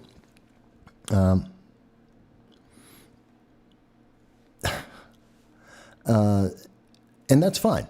And you can find lawyers to say everything. That's fine. That's what they want. They want this disagreement. I think the bigger thing is the prosecution of it and the fact that this is all politically motivated. It is meant to divide America. We have been seeing consistently since the day that Joe Biden came in. He has violated his promise in 2019 to unite America. He has done everything he can to divide America with the DEI, with the equity that he has introduced into American politics, into American legislation. We have seen more and more separation. Did you get the jab? Oh, if you didn't, you're evil. Do you believe everything that Biden says? If you're not, well, not only are you not black, then you qualify as MAGA, which is make America great. And making America great is a bad thing now. This is all politics. It's all about division. It's about divide and conquer. It is about keeping us separate and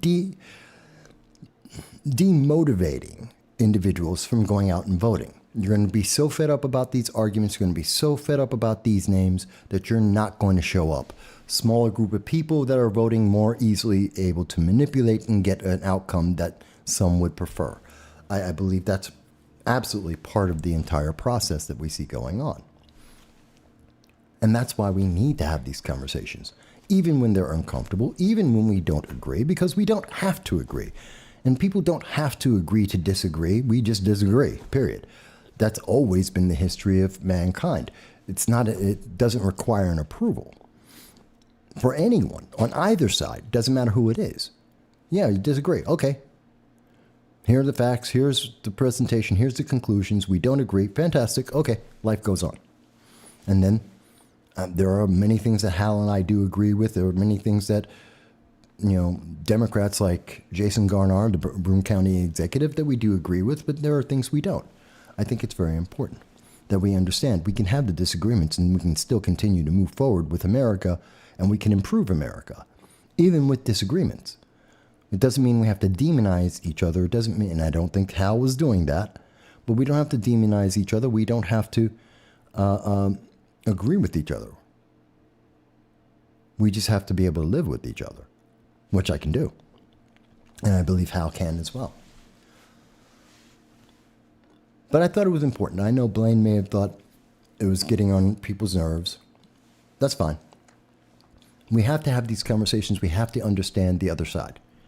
We have to understand what people who don't agree with us, why they don't agree with us.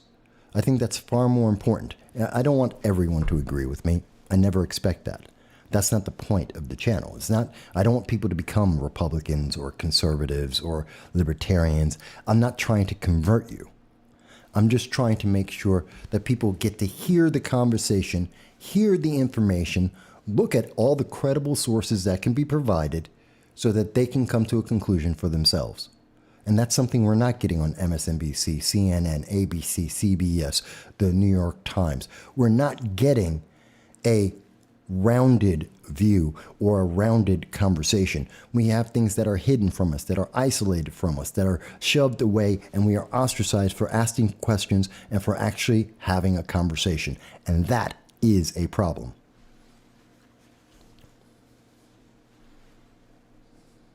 Oh, no, how? I don't think anyone doubts. We have respect. We have different political beliefs, and that's fine. And I'm not upset. And no one hearing this should be upset. They may not have agreed, and that's fine. And we don't have to agree. Again, no one has to agree. But I don't mind passion in the conversation. Please, absolutely. If you didn't have strong beliefs, I would tell you, get some. But you have them, and that's fine. I did not take it personal at all. I don't think anyone should have taken it personally. It wasn't a personal conversation. It was a dispute over politics and policy, or prosecution of the law and definition of the law. And that's how we get better definitions of the law. That's how we get better prosecution of the law, better execution of our government. By having these debates, and maybe there's a third person out there, maybe it's John R., maybe it's a user has been banned, could be Dal, will hear this, maybe it's Blaine, and then they go, okay, and here's the compromise point. Here's the way that we can make this work for everybody. Because that's how consensus is how we get to move forward. And mother of innovation, here's the problem. There is no solution. Okay, someone comes up and says, here's a way I can fix that. I can fix that problem. I can come up with that middle ground, that middle road. And that's important. Oh, we have another call coming in. Hello, and thank you for calling in. This is your host, Michael Voss, on No Soundbites Allowed. And may I ask, what's your first name? Hey, Mike, it's Jason again. Hey, Jason, what's going on?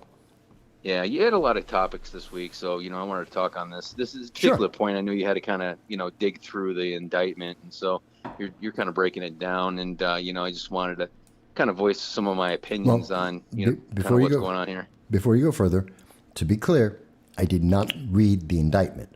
I looked at a lot of the evidence before and leading up to this, but I didn't read the actual indictment itself. Just to be clear, but go on. Mm-hmm.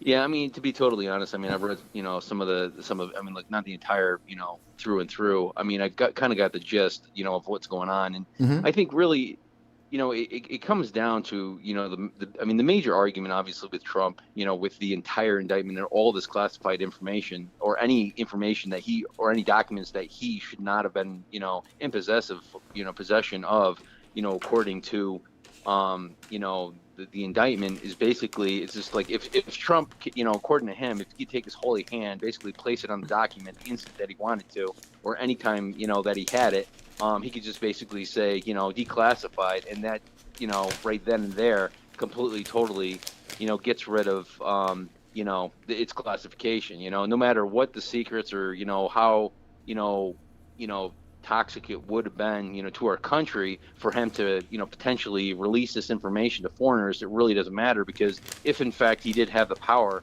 to instantaneously, declassify this, as he said, then the entire indictment is basically mute, because there's that's what he said he did, and if he does have the power to do so, and then it basically goes, like I said, completely out the window.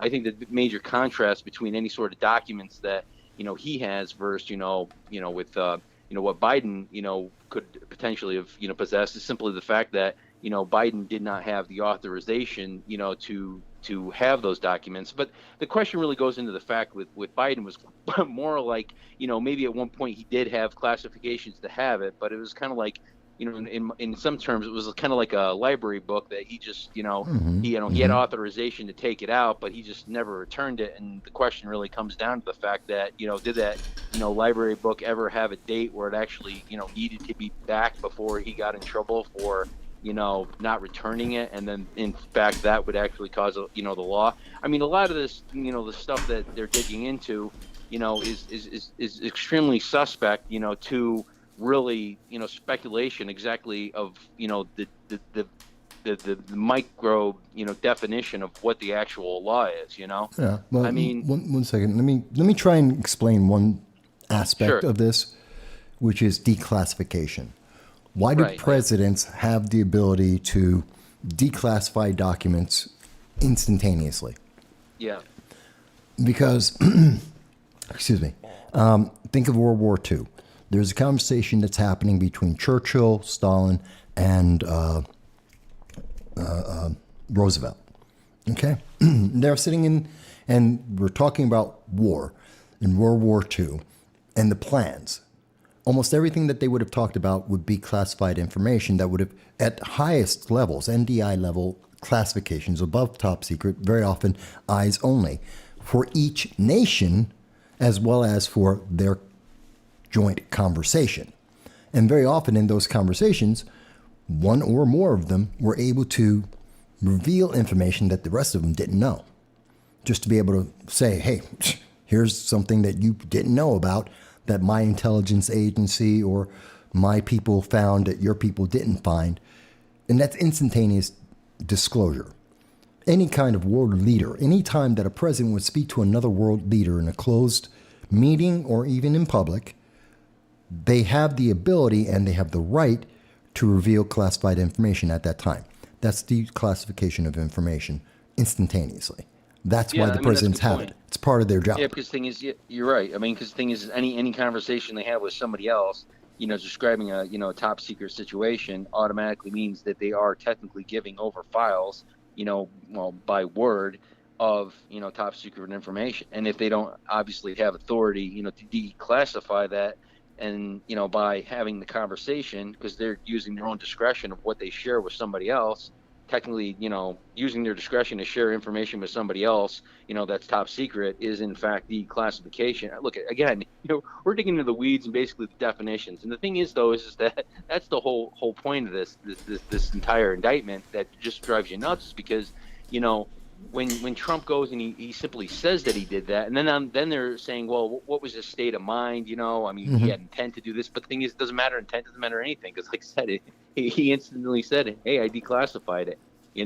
They're just, it's such a technical thing that I just, it's going to be very interesting to see how they do this. And I think that the further this goes in, I think the more divided our country is going to get, because they're going to see that, look, I can't speculate exactly, how much, we'll actually even see of this, but, I think the more this goes on, I think that you're going to see how big of a sham it is, just due to the fact that, if Trump just basically just says, hey, guess what? I'm standing on my ground. I declassified it. And then they go, and then the indictment says, no, you didn't. And then they go back and forth. Yes, I did. No, I didn't. Yes, I did. Hey, we're going to prosecute you. And then if they do, indict him, and then they do find him guilty of this, and they do charge him with this, American people, who are standing by Trump are not going to go with it, because they're going to believe that what he says is, and then if he said declassified, everybody's going to be declassified. And there's no way around that argument of the two sides, because you're arguing on the fact of what was Trump thinking when he had those documents. When did he think that they were declassified, And that's impossible to figure out. And again, if they prosecute him on that, it's going to rip the country apart. Well, that, I think, in part, the attempt by, again, this is all based in politics. None of this is based on any need for justice. This isn't justice-based. This is political-based. And I think that's an important factor. So, again, they're looking, what we're seeing, which has been consistent under the Biden-Harris administration, is their motivation is the next election. They're trying to gain power or maintain power for the next election. And they're not looking at the consequences of the actions that they have done, which have been very negative. We see that in the economy. We see that in international policy. We see it in domestic policy. And so I think that they're looking at what they're doing right now. As an example, now they want to change the law itself, on how a president declassifies a document and when they can do so. They're not thinking about, okay, and the consequence of that is, when our president is talking with other nations, how is that going to interfere with diplomatic relations, which is the purview of the president? They're not considering that, no matter who the president is. Go ahead. The thing about this, though, is that they're having conversations now on how the president has to declassify information. But the thing is that, and that's because it is blurry, and then that is because, they need more of a definition of what he can and a president can and can't do with classified information, because they want to say that what Trump did prior to whatever law they're creating right now, was wrong. And so like I said, it's just really just kind of reverse. And look at, the thing is that when you look at the information and the classified information, and then the question is that, should this, information have been, declassified? Should it have been in a place where, people could be presented it? Was it best for our national security? I mean, I think you can argue all those different points, but was he illegal was it illegal for him to declassify it? In fact, no, it wasn't. And then that's the thing. That's the whole point you're trying to make is that they're saying that, well, you know what? We shouldn't give the president that much power to declassify information that basically could put our national security, in jeopardy. And quite frankly, to some degree, I would have to agree, considering the fact that right now we got a president, in power who's completely senile. Which is God only knows. But, we've also seen that with people like John Kerry, who was accused of providing top secret level information to Iran against our ally Israel. This came out in 2020, the summer of 2020, about what he did in 2017, 16 and 17, while he was Secretary of State. 2016, excuse me, while he was Secretary of State working on the Iran nuclear deal. Yeah, I mean, and yet that disappeared. And yet they let that disappear. That's the problem. Well, that was the thing too. Is that when Trump was in power, what John Kerry, was basically saying to Iran, just hold your breath, don't do anything. Once Trump's out of power, you don't that's have Milley. to worry about anything. Well, that's General Milley, which is yet another who I thought was treasonous.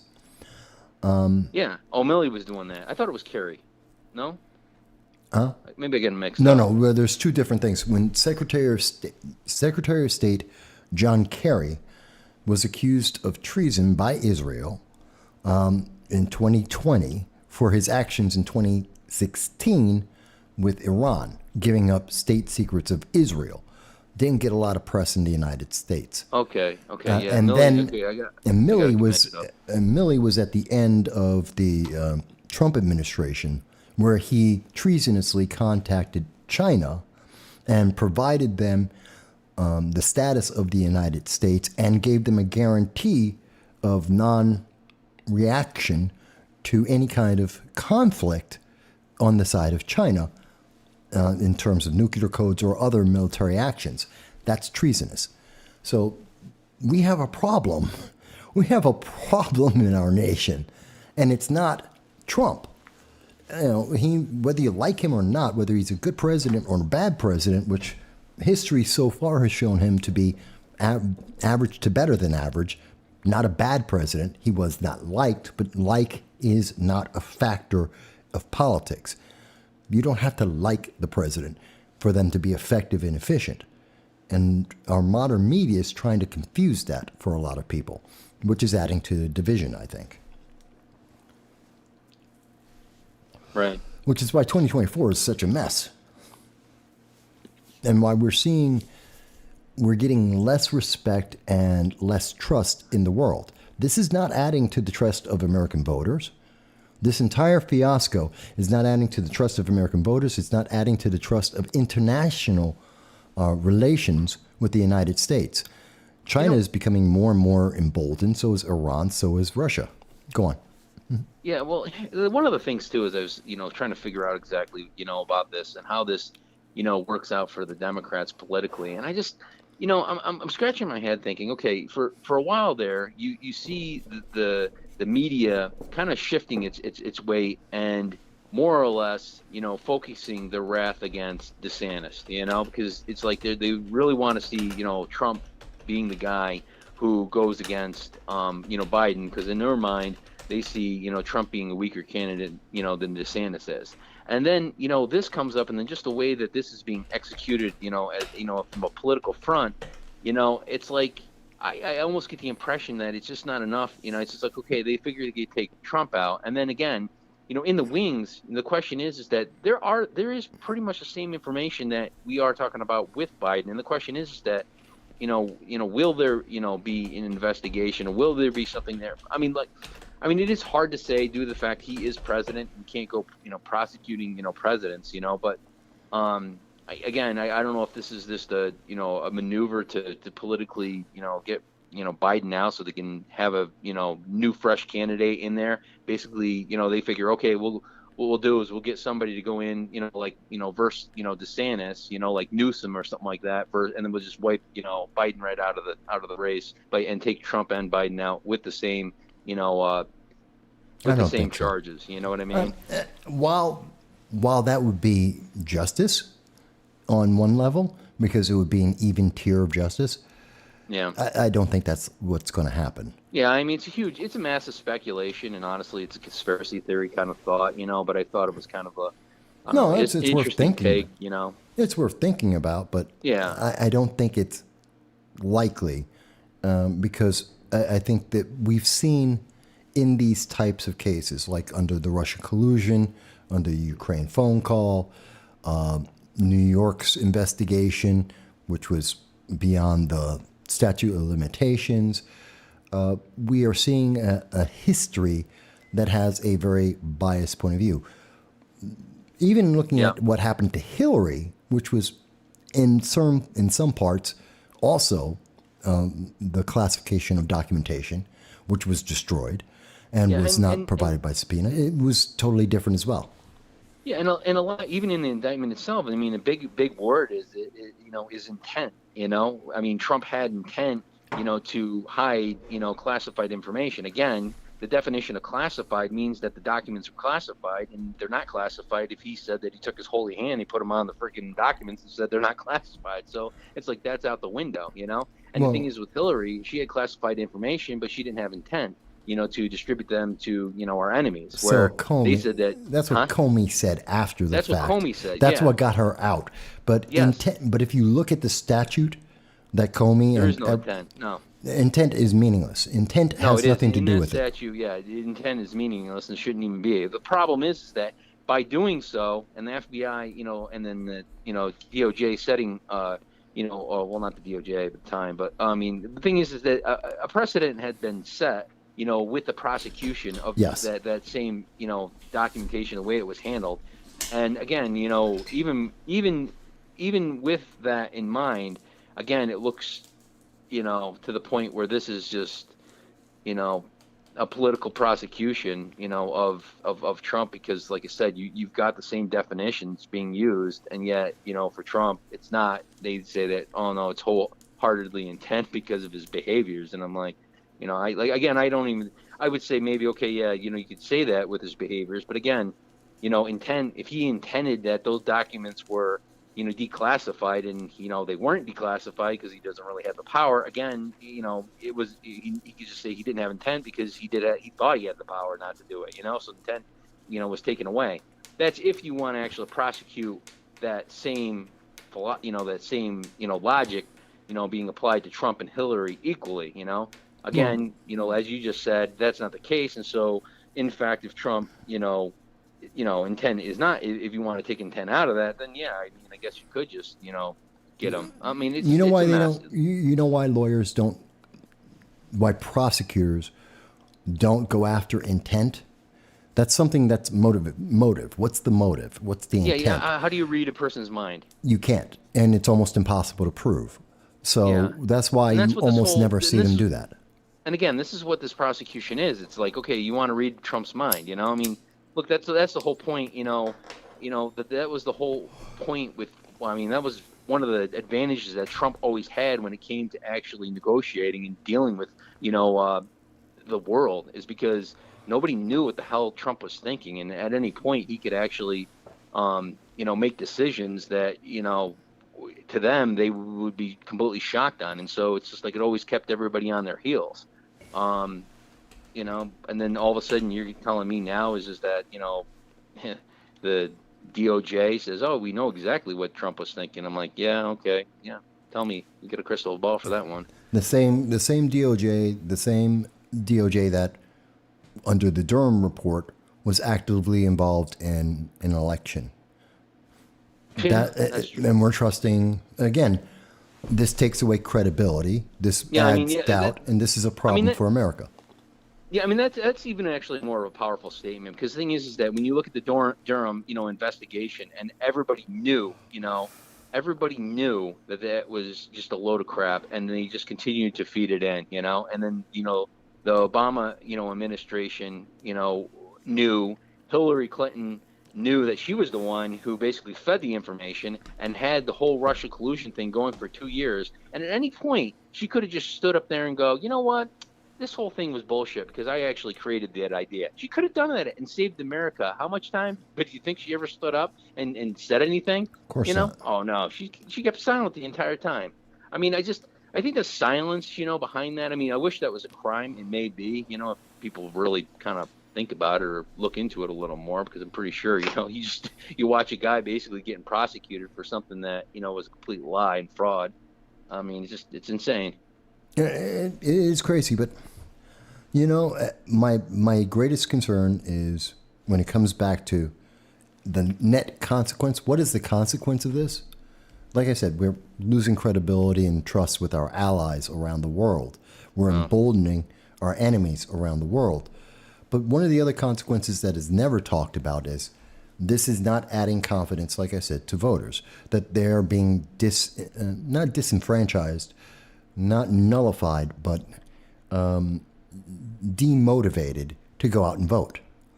And that's the consequence. And when we have a public in America that isn't motivated to go out and vote, that isn't motivated to be involved, that is motivated based on emotions, not facts, not efficiency, not effectiveness, then we get a worse America. This isn't making America great. It's not building America back. This is a problem. This is destroying America because of the way they're going about this and what they're going after.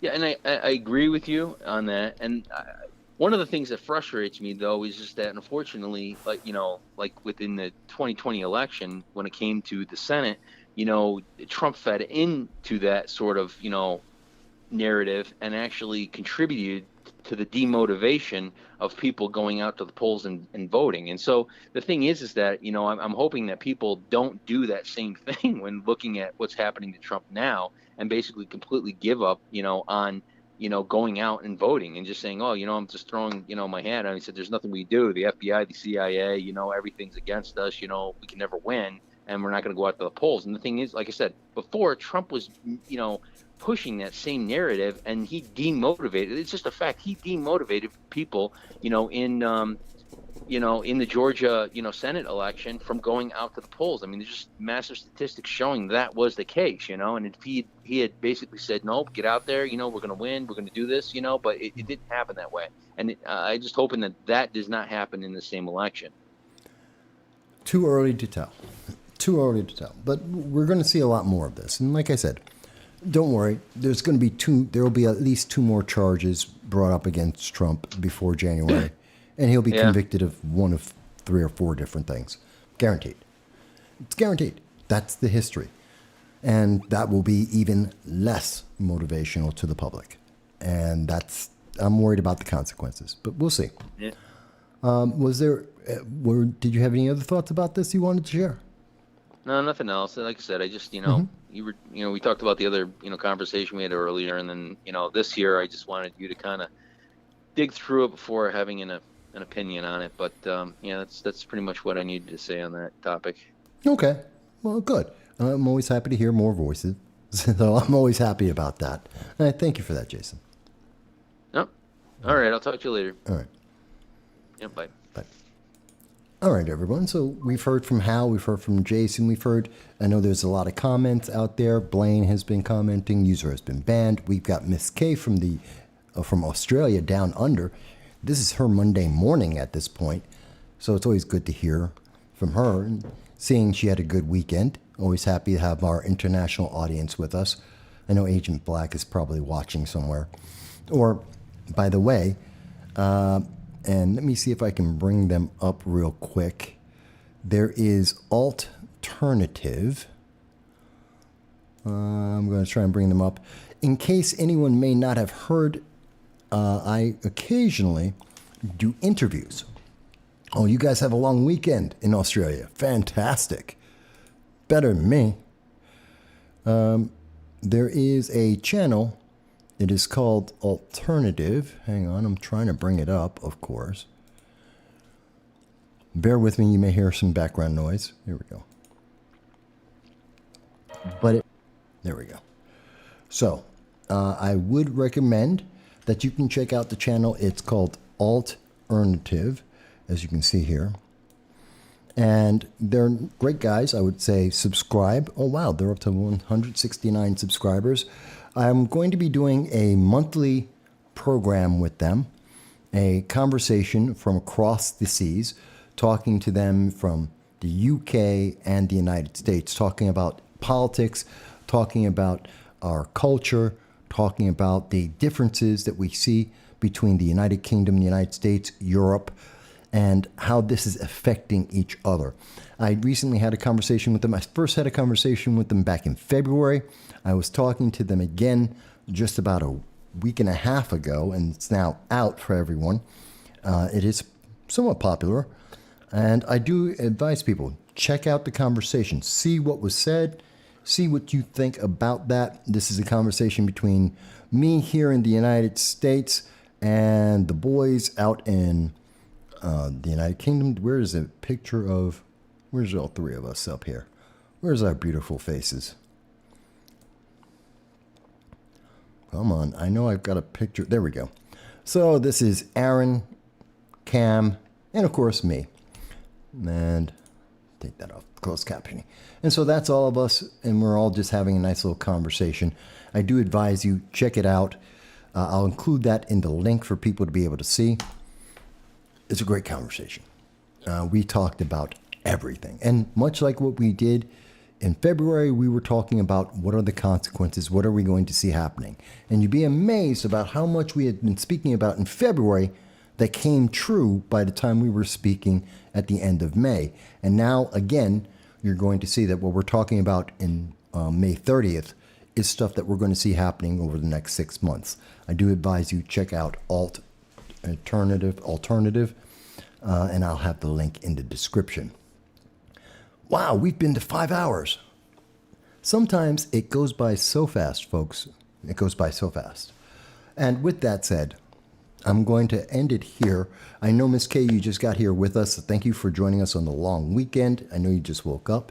I hope you have a great day. Check out the beginning of the show. Please, folks, you don't hear me mention it all the time, but if you found this to be informative, educational, and even entertaining, please like, share, and subscribe. Let more people hear this from all around the world. We want to hear all of your voices and see how this is affecting everyone in the world. We're always open to your conversations, your questions, your chats, your tweets, and your phone calls every Sunday at 2:30 p.m. Eastern Standard Time. If you can, please, you feel generous, you can always donate. You can see on the screen the donation. You know, donate $1, donate 50 cents. I know it's a bad economy. It'll help me with my relocation fund because I am moving and I will be out very shortly in the final stages of moving the last of my stuff. If you're on Facebook Marketplace, look, you can see some of the dressers and stuff that I'm selling. Go ahead and buy it. Or you can just donate $1, 50 cents, whatever you can. And I do appreciate that. And I appreciate everyone who has donated. We've been at this a long time. I will end this. There it is. Bear with me 1 second, folks. Bear with me. This is no sound. There it goes. It never works the way I want it to, I tell you. It's the fun and joy of being, I'm the engineer, I'm the producer, I'm the guy who does it all on this.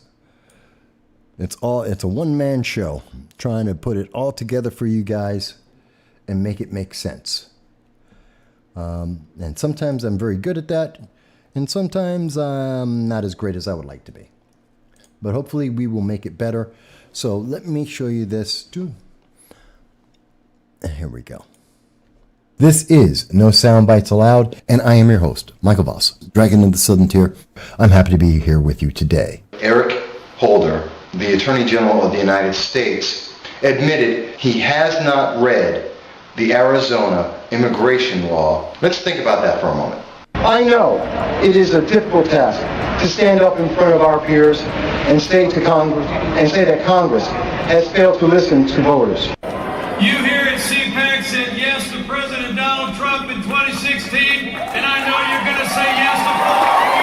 she was very aware that she had the flag in her hands and that the flag was dragging on the ground.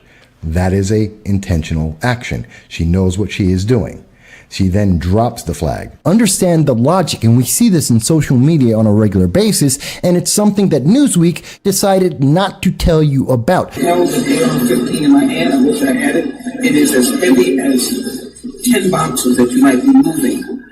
And the bullet that is utilized, a 50 caliber, these kinds of bullets, need to be licensed and do not need to be on the street. That's right. Representative Sheila Jackson Lee, a representative in Congress who is writing laws to deny American citizens their rights, has no idea what she's talking about. And they are against the vaccine mandate. Yeah, absolutely. Now, you support that? We shouldn't have any problem in meeting that error rate, because last time I checked, there were not a lot of planes crashing into each other at airports, right? You can meet a very, very stringent accuracy rate when it's important, when it matters, like in federal elections. No one wants to point out the quote from Joe Biden where he is admitting that he is willing to lie to the American people.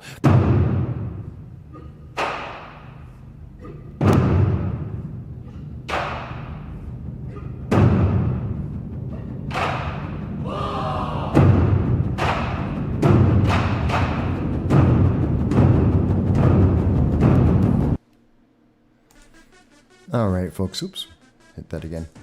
Folks, I want to thank you for joining us and being here with us for 5 hours and 20 minutes. Some of you have had a great drive. Maybe some of you are going to listen as we go to sleep. However and whenever you watch and listen, I thank you. I appreciate each and every one of you. I thank everyone who called in. I thank everyone who left a message and a comment. I thank you for your voices and your time. And I look forward to speaking with you again next Sunday, every Sunday at 2:30 p.m. And look out for various interviews and videos that we do throughout the week. Thank you, everyone, and you be well.